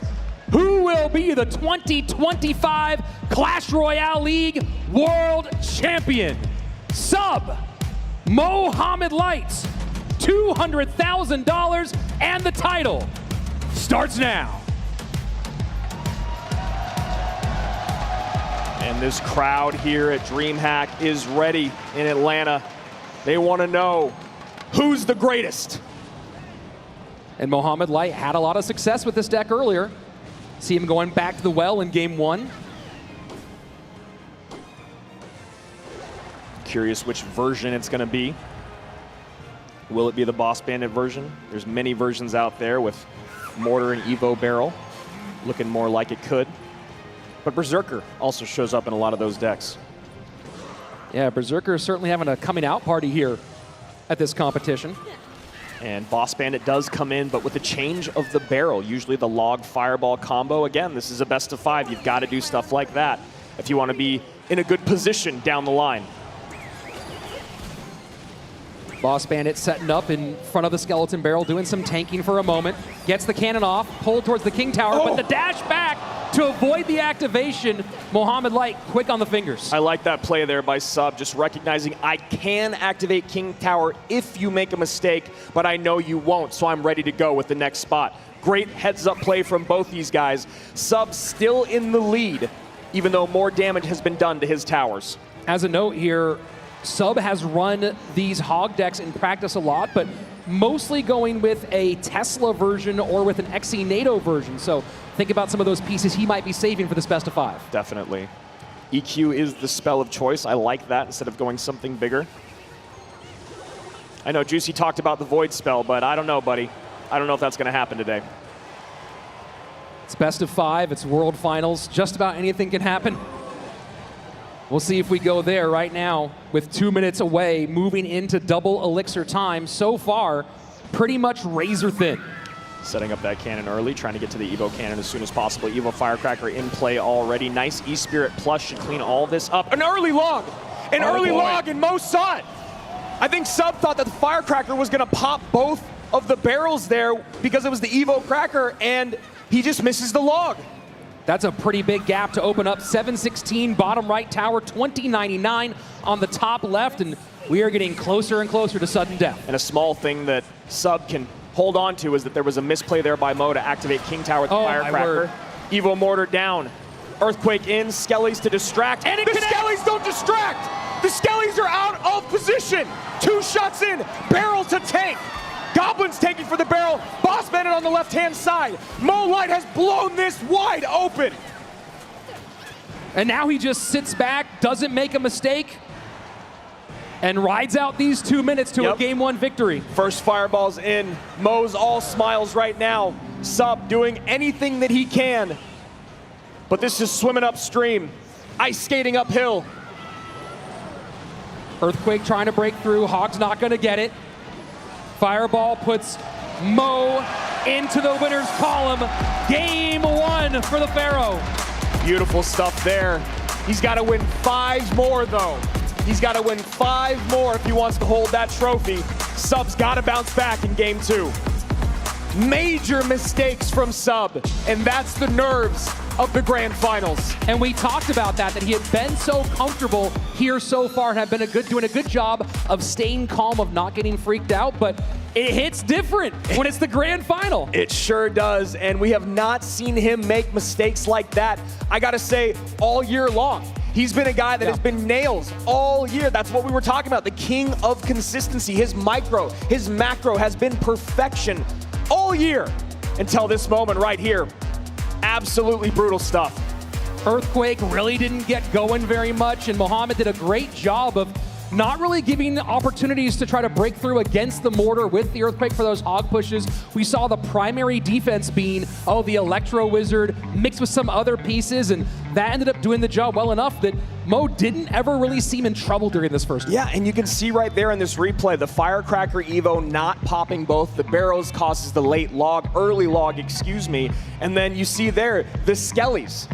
Sub knows where to play those Skellies. Yep. Anywhere higher than that is a good place to play them.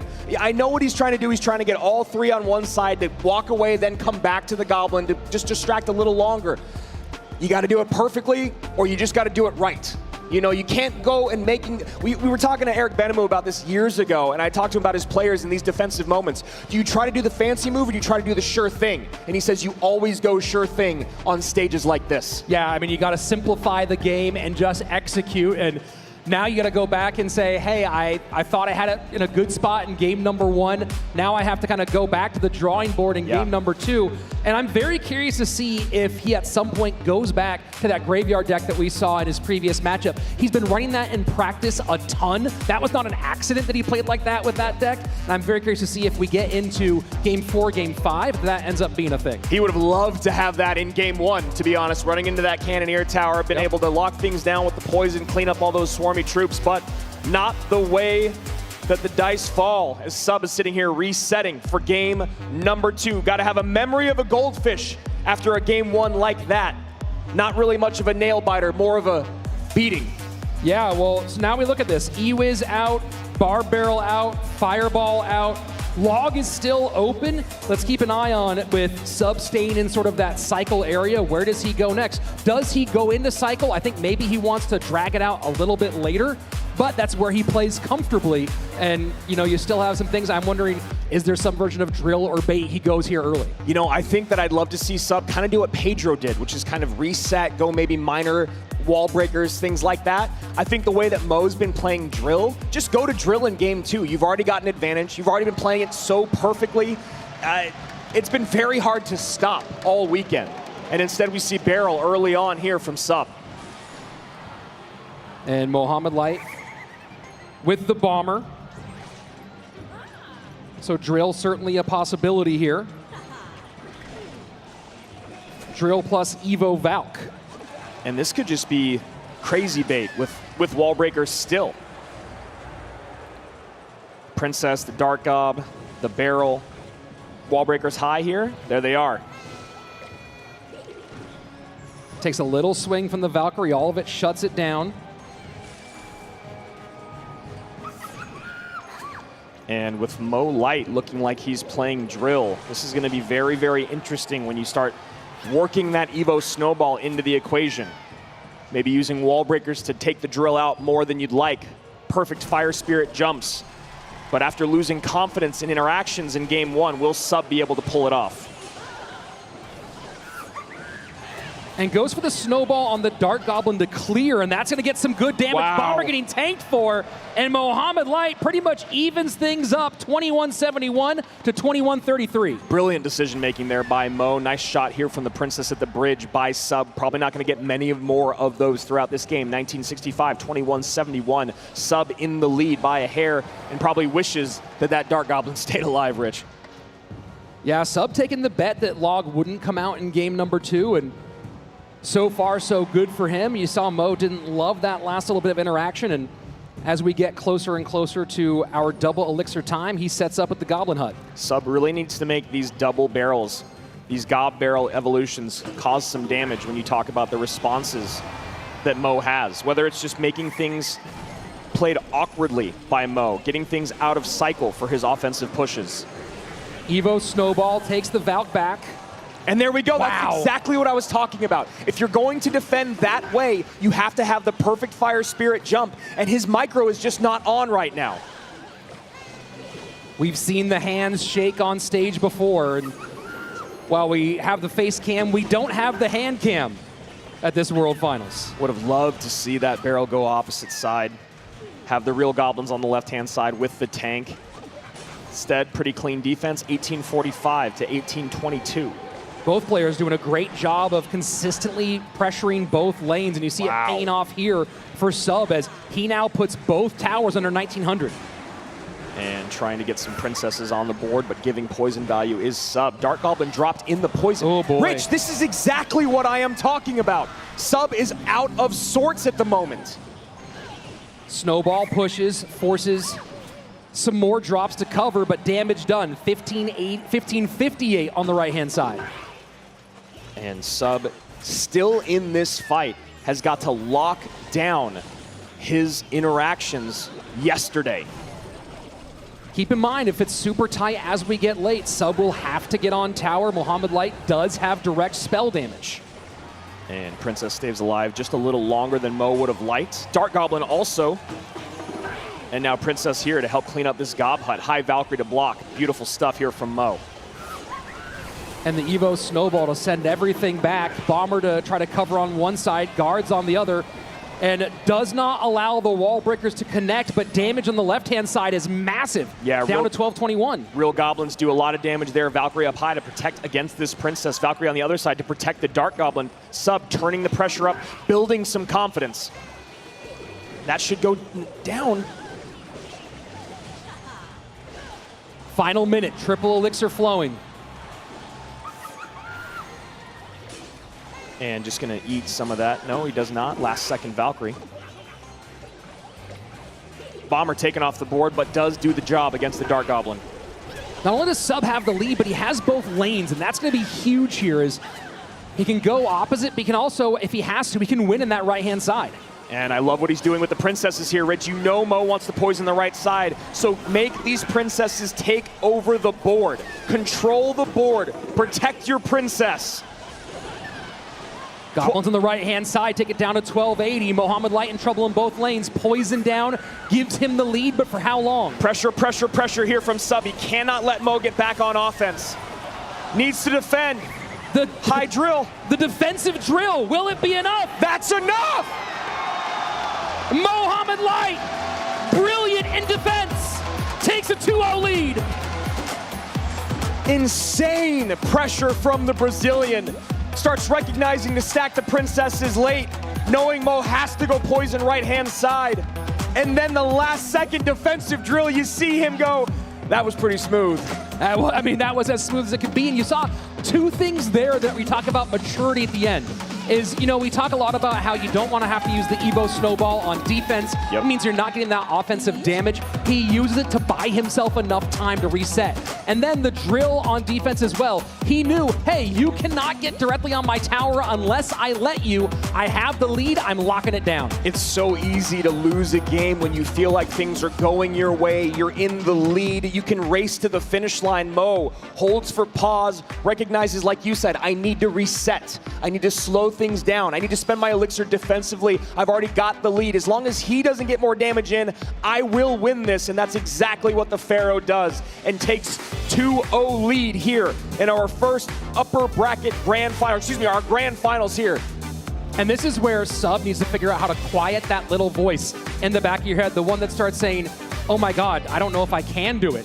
Am I ready for this? Can I work my way out? That voice has to be strangled and buried at this exact moment. And you know, you could start to see it in his gameplay as that game kind of evolved. You could see him getting better with his micro interactions. You could see him kind of understand what was going on all across the board in a macro sense. But the problem is he just gave up too much too early on. Mo Light saw it. He saw blood in the water, just like a shark. He goes after him relentlessly. And then he goes, okay, Sub, you started to clean some stuff up. Let me now slow down, as you said, reset, play some better defense. And it was just beautiful stuff here from the Goated one. Yeah, I mean, he took care of business as you expect, and now we get into this real question as, hey, if Sub is going to win in this first best of 5, he has to win in the championship rounds, in Game 4 and Game 5. And we talked about this in the best of 3s, where you're looking at kind of that rhythm of typically it's going to be one cycle deck and a couple of big, or one big and 2 small. And in this case, he now has 3 ahead of him, and he's gone cycle twice. Yeah, and that control deck, that Dark Prince, Tesla, Minor Rocket deck is just lurking in the wings, oh my Lord, if you will, knowing that it's going to be near impossible other than getting another Minor control deck basically against him to defend that. Or maybe that's when you bring out Graveyard, right? It maybe just fares a little bit better. Obviously, drill the worst case scenario, but at least maybe if you can Minor, you can meet him in damage, you can go that control against each other, or if you can get Graveyard in, you at least have a way to get more damage on tower than those drills that were completely useless in the last set. I love that you used lurking for that Minor Rocket deck, because now that we've seen the rhythm he can get into it, it feels like it's about to call Sub at home and say, what's your favorite scary movie? And honestly, if I'm Sub, I gotta be scared of that deck, because Mo's got 2 lives to give, and it covers so much because it just relies on him doing what he does best, Mohamed Light, which is defend and just get miners out. Here we go. Game 3. Will this be a clear sweep in our first grand finals, or will Sub be able to turn things around? Other big question here is if Sub goes cycle, which it looks like he's going to be doing, what does that leave him for games 4 and 5? Right? It's pretty easy to put him on some stuff when you get into the championship rounds, now that we're 3 cycle decks down. And we see the Tesla and log out already for Mo Light. Looking like it could be a version of Mortar here from Sub.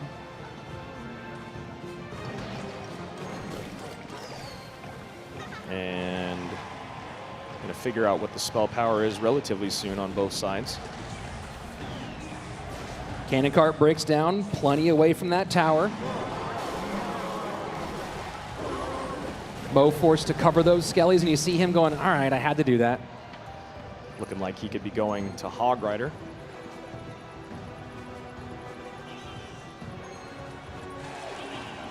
Good little bit of pressure here from Sub on the left-hand lane, and now going back to the right. Tesla out for Mo. Still haven't seen what the second Evo is from Sub.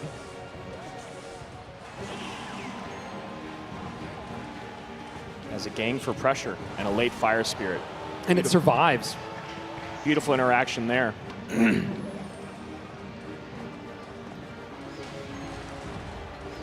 So spell-wise, what's Mohamed got going on here? Obviously, Earthquake is one you would think of, but Lightning open as well. And there you go. Lightning comes down in the back there. Mo at 2766. The one nice thing is the Lightning is so expensive, you can start to stack cannon carts one side, Skelly's Kelly King the other. You can defend your mortar a little bit more. You can get a little more aggressive with mortars because you have the cannon cart there that can break down. But the thing that you're thinking about is, how do I get damage on tower? I need a barrel to get through, or I need a mortar to connect, and those are two very difficult things to do against Mo Light. Middle mortar picks it up with the Mighty Miner. And cannon cart. It's getting a lot of lightning value there, maybe trying to bait it out of Mo, and he does take it.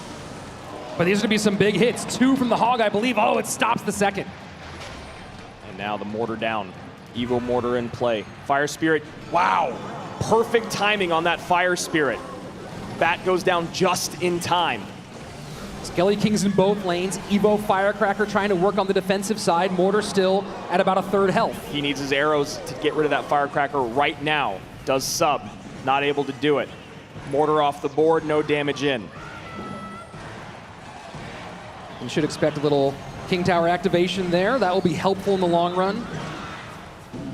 Firecracker splash goes to the other side. Mo Light still has both lanes at his disposal. Sudden death overtime.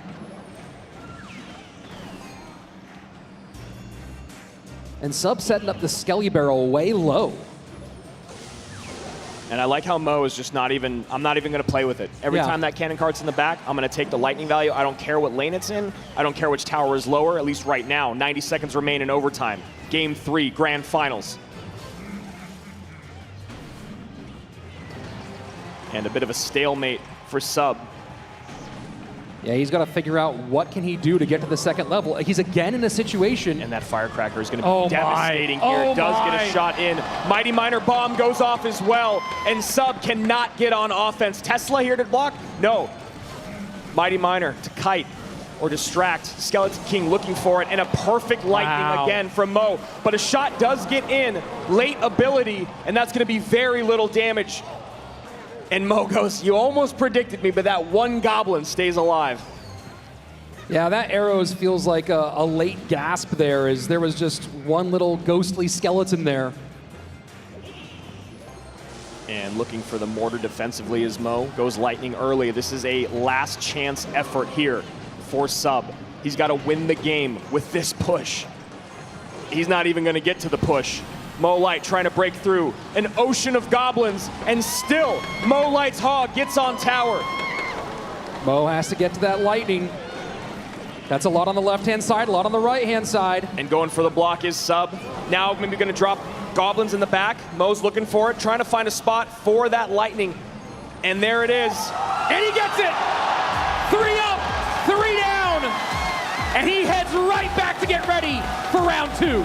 Sub standing on stage, still wondering what happened. An onslaught. 3 up, as you said, and 3 very quick down from the Goated One. That's one of the things about this deck that I find is very difficult to do, is when you're playing against someone that understands a macro matchup, it's so difficult to get damage on tower. If their deck is defensive at all, you are relying strictly on them to make a mistake. And that's not something Mo Light does. At least the Boss Bandit version forces you to make mistakes because of how strong it is, how much damage it does. But this is all cards that have just been in the game for a very long time, very controllable, and Sub not finding a way to break through once. Well, and 2 games in a row where he kind of forces himself, it's tower or die, right? And game number 2 didn't have anything to get direct damage on tower.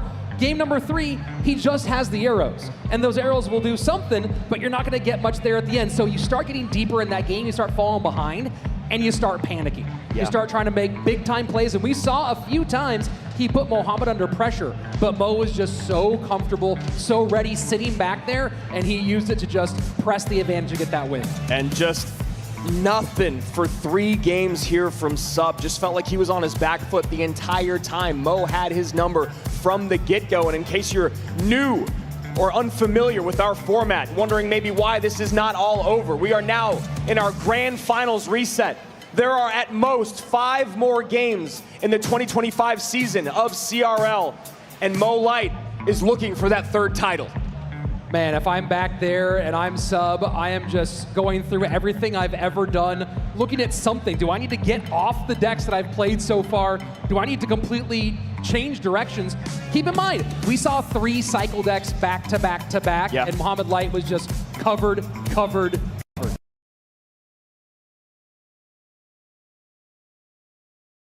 Got your decks, I've picked them out based off what just happened. Just chill. Don't think about it. Don't think about what just happened. Do everything that you can to reset. You've played this game for tens of thousands of hours. There's nothing you can learn right now in 5 minutes that's gonna change anything. He just needs to get back to his gameplay. You were talking about there was desperation moves over and over, micro mistakes over and over. He just needs to lock down and slow down. You know, there's the Mo Light effect of playing too passively, but there's also this new effect of, all right, I need to get hyper aggressive. And it works a little bit. We saw it with Sandbox yesterday, but this is still Mohamed Light. He is going to be able to, as we talked about, reset like he did in that game 2. You've got to be able to get some damage in and then reset the pace. You can't run away with it against him. Well, you know, the other thing to think about that could be good for Sub here, and it kind of goes against Jose V's style as a coach, is just go for a hard matchup.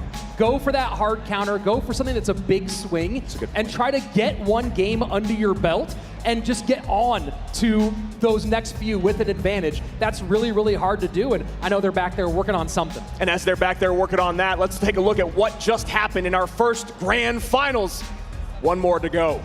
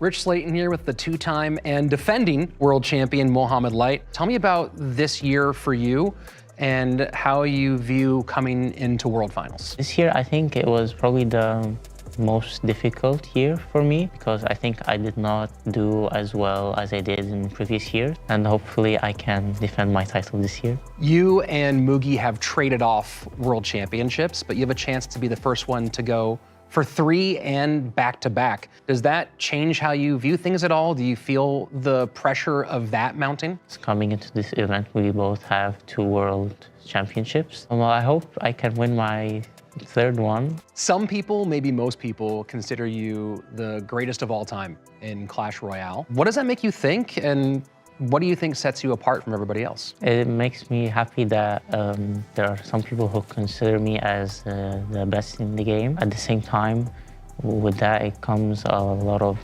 expectations from people, which can be difficult to manage sometimes. You are rapidly approaching a pretty big number. The first person to ever hit $1 million in total prize money from Clash Royale. Do you ever think about that number? That's kind of crazy from a game you play on your phone. To come to this day and think about that, it's really amazing because I never thought I'd come this far, honestly, this game. So it makes me really proud and happy of my work throughout the years, and I'm hoping for more. You might be the most well-known name in Clash Royale worldwide. Is there anything you'd like to say to your supporters, people watching at home? I'd like to thank everyone for supporting me over the years, especially my family, my mom, my brother. I love everyone, and hopefully I can make everyone supporting me proud this year. Thanks a lot, Mohammed. And I know I speak for everyone when we're very excited to see what you do this weekend. Hopefully I can win. I'll do my best. Potential for a translator. Okay.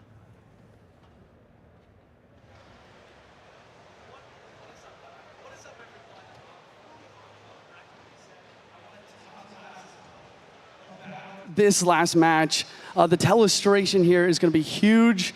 We're going through game two, about the last 20 seconds, to really break down for you guys what exactly happened. So number one here, I just want to say 3 princesses on the board, insane control from Sub. And the idea here is to bait out the poison. But Mo, he's got the expertise. He understands that he has to play poison on the right-hand lane in order to basically continue to get that damage, right? But these princesses are stacking up. The Goblin Barrel's flying in. The Valkyrie here cleans up really well, as well as the Bomber, and then he gets the poison down. And I like what Sub is doing. Once again, the 3 princesses, but also the Dark Gob and Wallbreaker's attack, trying to pressure Mo to make him make a mistake, but that is what it takes to be a world champion. He gets the defense done after dropping that poison, and what a match, what an ending, what a reaction from Mo as well. He played it really, really well. Really impressive stuff all around. We're getting another matchup for you guys set up so I can, break that one down for you as well, as we're waiting for Mo and Sub to continue to prepare for the final best of 5 of the day. And we are hopping straight into this game. So much pressure in the right-hand lane. I really liked what Sub was doing, though. He made everything he possibly could happen on this left side attack in order to apply pressure. And then the big question that you guys are probably wondering at home, why is Mo not playing this Lightning on this tower? And Lightning, it hits the 3 most healthy troops in its radius, which includes the tower. So he knows that Sub is ready and trying to deflect this, first with the bats, and while Sub continues the dual lane pressure, he's continuing to basically play troops by his tower in order to try and deflect that Lightning. But Mo hits 2 Spear Gobs and gets the final hit on the tower to clutch the match. Unbelievable, unbelievable. Andrew, Rich, is there anything that you guys have to say about what we've just seen? I mean, the biggest question for me is in that game that we just saw the last replay with the Lightning, that mortar deck, Juicy. That deck, how do you break through in those moments? You got the Skeleton King, Cannon Cart, the barrel, but nothing's getting on tower. Right, no, it's tough. I also like what you said about Mo not messing around with the cannon cart, is every time it dropped down, he's just lighting it off the board repeatedly. I think the best way to break through in that situation is to kind of do what he did, apply pressure with the mortars. It's your biggest asset when you're going up against the lightning version of the hog deck instead of EQ. But unfortunately, Sub's defense just wasn't enough with Mo's continuous pressure with the hogs in that right-hand lane. And we saw all those lightning block attempts. We saw the bats out there, a 5-piece troop. Of course, we saw a gang out there, that 6 on top of it. But then, of course, the Gob's not able to pick it up as he went for 2 and 1 on the outside. Thanks, Juicy. We really appreciate the extra insight there as we get some time for our championship, the final 5. the last gasp here to see if you can be a champion. It's Sub with the entire nation of Brazil behind him. We've seen the booth over here. There's a booth that's had about somewhere between 6 and 55 Brazilians in there throughout this entire time. I know everyone's cheering for him there. Can he beat and stop Mo from being our 3-time world champion? I mean, since we've been in teams mode, you know that no matter what the matchup is, they're always going to root for their home guy in Sub. And here we go. Grand Finals, 5 games at most. CRL 2025. Will we see the first ever 3-time? Or can Sub take the championship home to Brazil? And Sub going something fast one more time, and he did not like losing that Dark Goblin so quickly, and there's a mortar connection to open up the game. I mean, that is already a horrible start for Sub. You talk about not letting the mortar lock on the Skellies. Dark Goblin comes in, it's the closest unit. Mortar goes to the closest unit that's in range, gets on top of the Dark Goblin, that's wasted elixir. Then he has to overspend with the minions, and then Mo gets a connection. Easy fireball there. I really don't love seeing Sub go right back to a cycle deck to open things up. I don't believe that mortar gets there. No, not with the Goblin Gang. There is an activation you can pull there. And Mo's done it during World Finals. Yep. You know, it's interesting in this situation. We're talking about maybe looking for Sub to go with something heavy. He's not super great with P.E.K.K.A. Gob Giant, with E-Giant, with Golem. He's okay with things like Graveyard, the Lava deck. We might see him go Lava, P.E.K.K.A. Bridge Spam. But those big, heavy ones that are usually the massive swings, not really in his wheelhouse. Yeah, and you know, I do understand how strong they are in the meta right now, but it's always so tough to kind of, you know, place and pray, as we say when we talk about heavy decks. You know, we always talk about outplayability with faster cycle decks, which is why you see Sub continuing to go that direction. But maybe a beatdown attempt is the way to go after the first 3 games didn't go your way. Mo does allow that mortar to connect for a couple shots on the left-hand side, so Sub not down, or down but not out. And this boss bandit should be cleaned up by that Berserker. Yeah, you saw Mohammed try to get the Goblin Gang down in time, timed with that boss bandit reset ability, but it was a little bit too far outside. Mortar goes ahead and connects, and Sub's right back in this one. Going for a near mirror here, but obviously the E-Wiz and the Dark Goblin, 2 very different pieces of this equation, and the Fireball from Mo hitting that Dark Goblin, I'd start abusing it if I was Sub and then figure out a way to get the minions involved as well. And there you go, minions high, Fireball's out. And there's the Dark Goblin, just the way you want to see it. That's going to be, I was just going to say, that's going to be so much of this matchup, Rich, is trying to get that Fireball out from Mo and then abuse the other card that is best used with, or best defended with Fireball. And what a smart Skeleton Barrel up there at the top, knowing that it was going to get taken down and pop those skeletons to control those boss bandits. Yeah, Skeleton Barrel is just such a great siege defense, you know, after its evolution especially. You talk about that double drop, it does so much damage, and then your opponent sits there and goes, is it even worth trying to take care of the Skellies? Fireball in, now the minions come down. There you go, Clockwork. Clockwork usually doesn't work against Mo Light though. Sudden death overtime. Mohammed Light with a fairly solid lead, 1570 on the left-hand lane, 1728 on the right-hand tower for Sub. And I was just going to say, I'd love to see a high Dark Goblin there, but almost on walking towards the other side. Now maybe giving some value here. And just continue to chip away in both lanes. We talk about the things that Mo does very well. It's early dual lane pressure. And the interactions with the boss bandit definitely going in Mo Light's favor, at least in this instance. 1570, 2084, game 1 of our upper bracket grand final reset. And you see with the lead right now, he's comfortable to go defensive mortar and just be the one controlling. Still trying to figure out what that last card is from Sub, feeling more and more like it is Lightning. Let's make this quick. Evo Mortar sets up on the right-hand side, final minute, triple elixir. The last thing that Sub can have happen is to go down 4 in a row.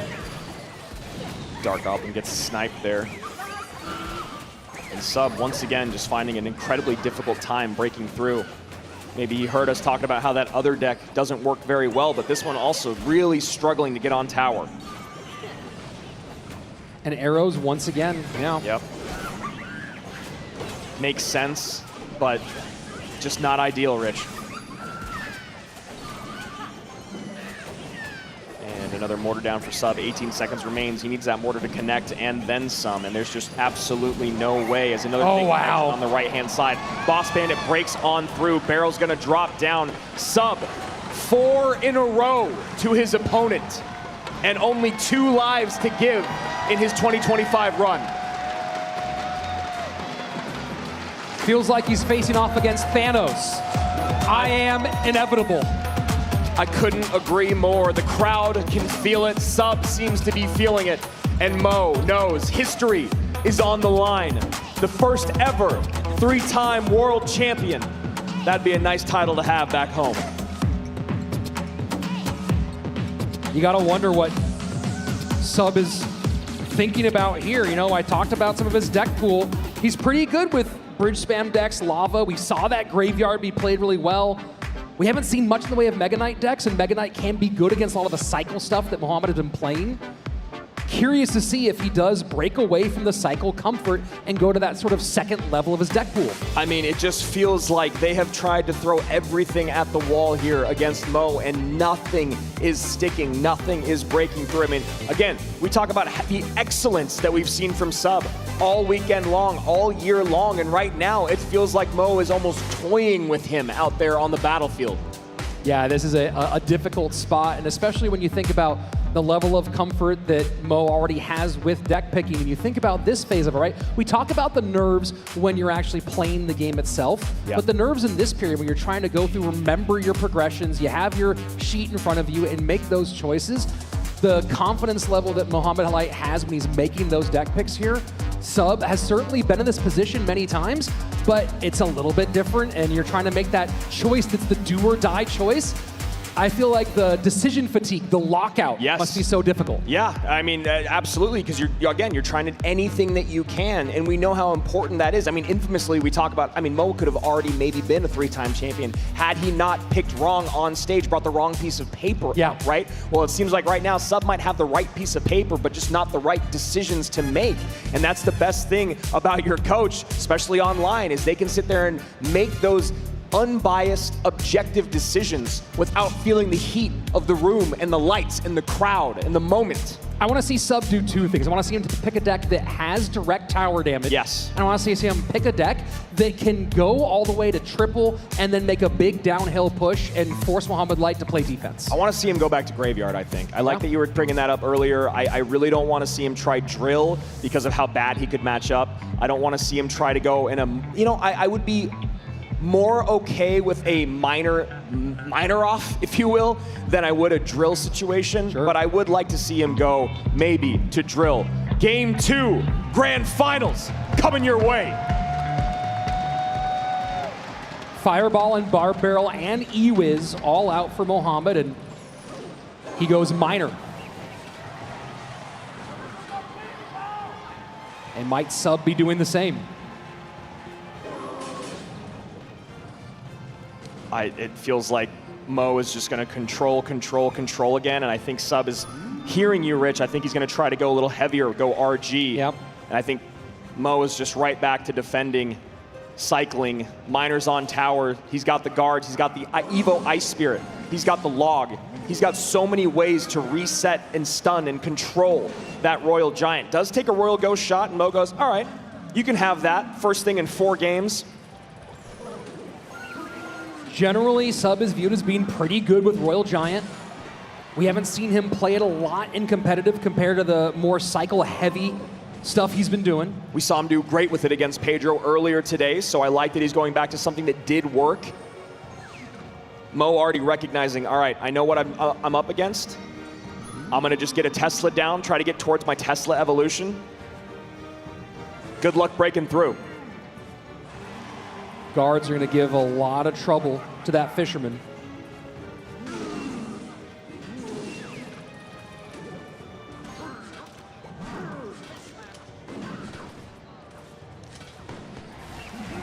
And the tension in this room right now, Andrew. Yesterday we said it, I can echo it right now, as there's hundreds of people behind us and you could hear a pin drop. Waiting, hanging on bated breath to see, will the GOAT be the first ever to repeat, the first 3-time? Or can the Cinderella story of Sub continue on? First Royal Giant. I just don't know how you're going to break through, how you're going to beat the cycle. Teslas are out early. Guards are always there to protect the fishermen. Logs and ice spirits. Oh my. Oh my, indeed. Evo Tesla out preemptively. I mean, and look at that. That's just one of those things where you're like, I don't even care about playing my Evo when you're not on offense. I just need to, just Sim City, as we call it. Buildings down, always going to have that second building ready. You have another RG, I have another Tesla.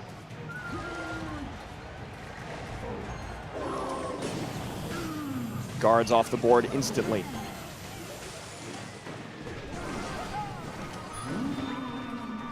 Lead is, for the moment, for Sub, 27-13 to 26-68. From the top right of your screen down to your bottom left. And now Sub gets aggressive at the bridge. And hyper aggressive at the bridge. Log plus E-Spirit to clean up the guards. And I was going to say, should get a shot, but there's that Evo Ice Spirit we were talking about. Just so many ways to control this game. The only way to win this is for an Evo Royal Ghost to cause problems on Sub's end. That's what Sub needs to have happen. How can I make the Evo Royal Ghost make Mo spend more than he wants? And Mo goes, I'm very happy to take that tower damage, sir. Thank you. Yeah, we saw him doing that the other day, throwing this rocket on top of the cycled RG in the back.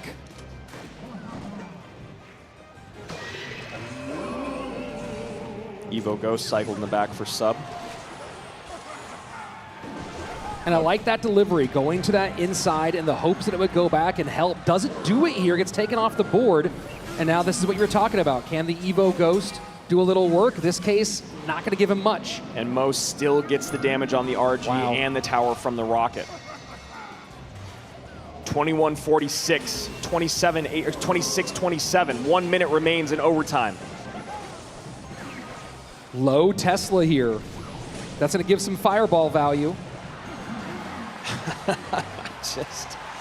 You almost feel bad for him, just like you did for Pedro. There's just no way to break through.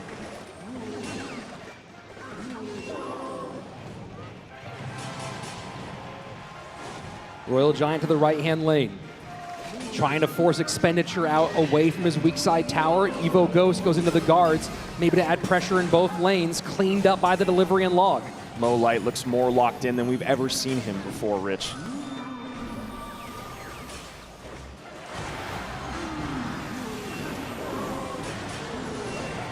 Just a few more moments of defense from Mohamed Light. We see the little smile. 5 in a row. Back to back to back to back to back game wins. After doing it to Pedro. What can you say? I'm speechless. There's no way to break through. There's no stopping that man right now. You need a miracle. You need divine intervention. I don't know if we'll find it here. Somewhere, Sub has to find inspiration, courage, and the will to battle back. I mean, you talk about this matchup, Rich, and, you know, you got to think about that deck because Mo's been so dominant with it. But what do? Do you just run? Are you hoping that you run it against him in a mirror match? I don't know if I want to be in a mirror match against Mo with that deck. So Sub tries to go back to what worked against Pedro here. You know, you're leaning on the strongest card in the game in the Evo Royal Ghost. Royal Giant's been very strong this weekend, but there's just no way to break through. You got the Ice Spirit, the Evo Teslas. Tesla cycled over and over and over, controlling the board, making sure that Royal Ghost can't do anything, the delivery to clean up everything piling up at the bridge. The log plus the Ice Spirit, everything is just so clean. Absolutely brutal. Then you go back to game one. Mo made this deck popular this weekend. He swaps out the log for the bar barrel in a best of 5. Sub goes Princess instead of Cannoneer. Just doesn't even have a chance. And I'm telling you right now, the last thing I want to see out of Sub with the bar barrel and the log gone is going to bait. We saw him do it. We actually saw the exact same sequence happen the other day. I asked him about it. He went to bait once bar barrel and log were gone. He got the win against Mohamed, knocked him down. You have to know You have to believe that Allen and Mohamed Light are prepared for that eventuality, and they have something cooked up very specifically to cover bait in this exact situation. Go for broke.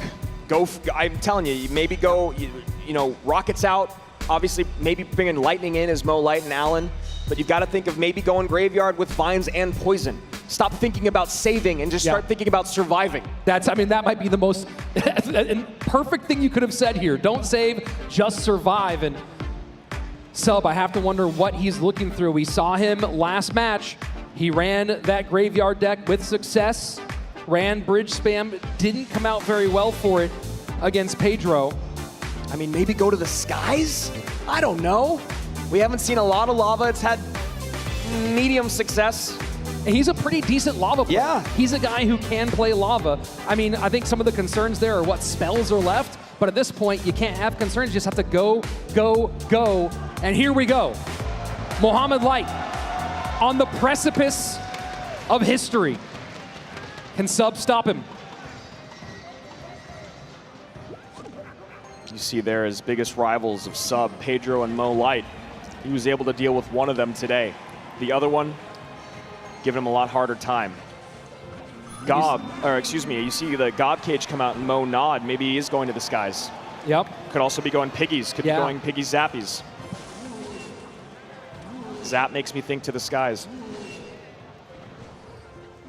Zap certainly does feel that way. We have seen him run Royal Hogs pretty well, but Zap would be a strange choice. And Mo going with this very popular bait deck on ladder. We'll see if he's going to rock the Rascals or if he's got a different trick up his sleeve.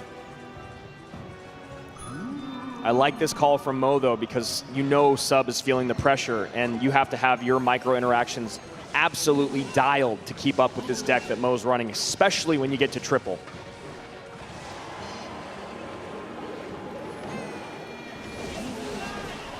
And the curse comes out defensively. Damage in both lanes for Mohamed. Now he pressures the right-hand side. And Valkyrie doing a great job cleaning up that Royal Ghost evolution.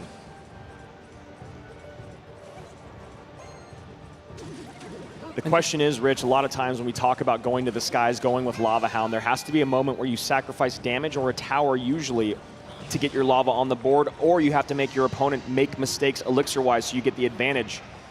As you can see right now, only about 1 elixir up and a couple thousand HP down. Yeah, that's a really tough one. And now that we know that it's going to be no spell, no big spell, obviously you have to contend with the vines. Yep. But if you can keep that flying machine, stack a couple flying machines, start abusing them. And the Goblins on tower. Evo Zap has to come down defensively there. Zappy's stunning, gonna get a double connection on the left-hand side. And the crowd can feel it.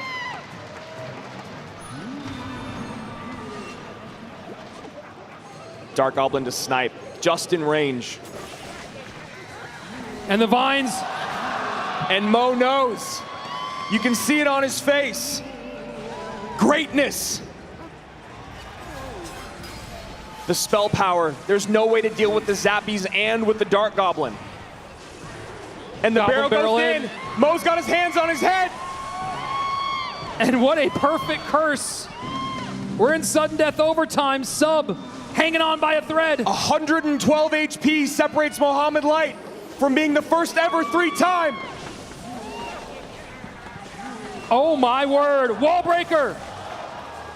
And the Vines comes in cycled on the left-hand side, 36 HP, 1 more Vines, 3 titles. And here we go. That is gonna be it. Vines hit, Mohamed Light, 3-time world champion. He's been the best in the game for years, but now it's undisputed. The reigning, back-to-back, 3-time world champion. The Pharaoh's done it again.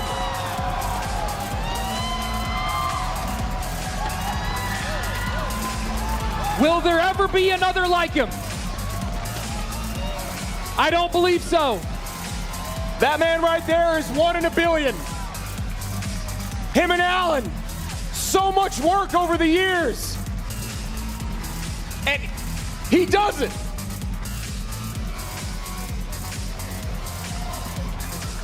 Let's go down to the floor and hear from your world champion. Ladies and gentlemen, what a moment we have just witnessed. Oh my goodness. This is the most dominant world finals, grand finals that we have ever seen. One more time, I want to hear in the crowd, give it up for Muhammad Light.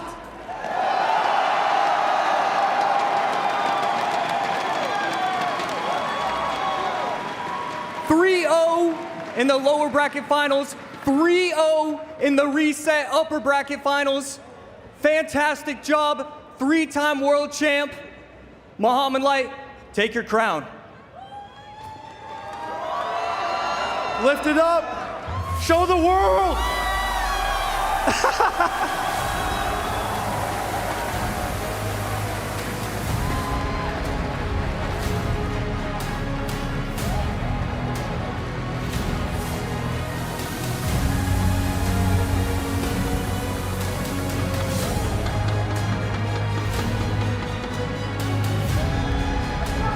One more time for the greatest of all time, 3-time world champion, Mo Light.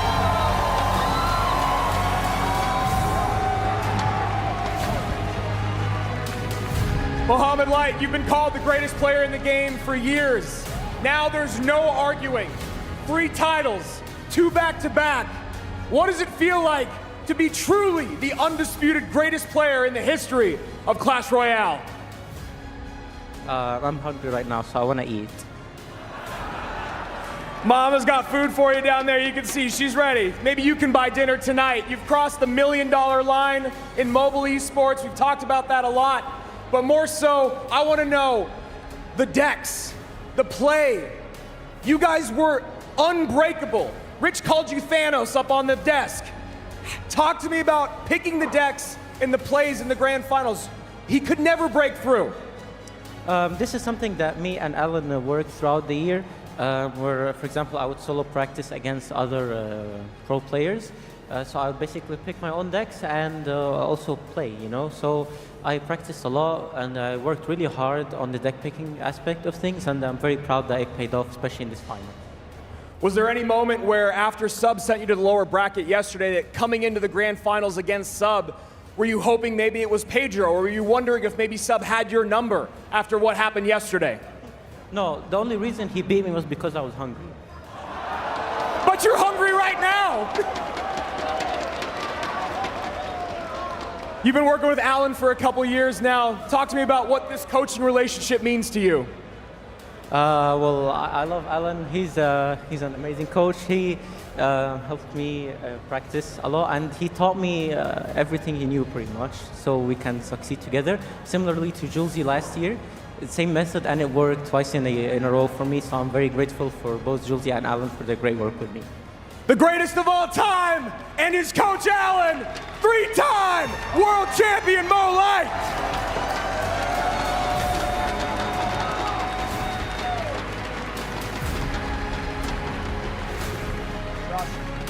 Josh. Everybody here, we want to say a huge thank you. You have made this the best experience in Clash Royale history. You out there are the wildest crowd we have ever seen. Yeah!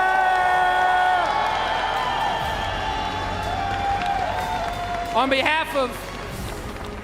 Just want to get final thoughts from our cast and crew here. AC, how are you feeling about this incredible weekend? I mean, come on, the crowd has been incredible. The gameplay has been incredible. This was an amazing weekend.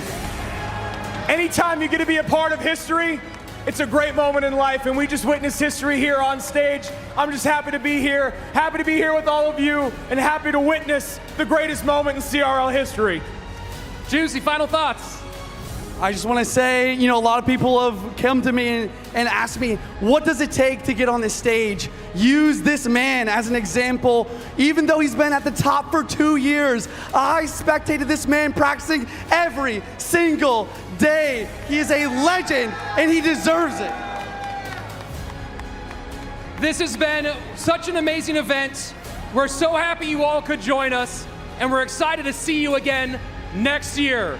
Thank you, everybody, one more time for your champion, Mohamed Light. Thank you, Atlanta!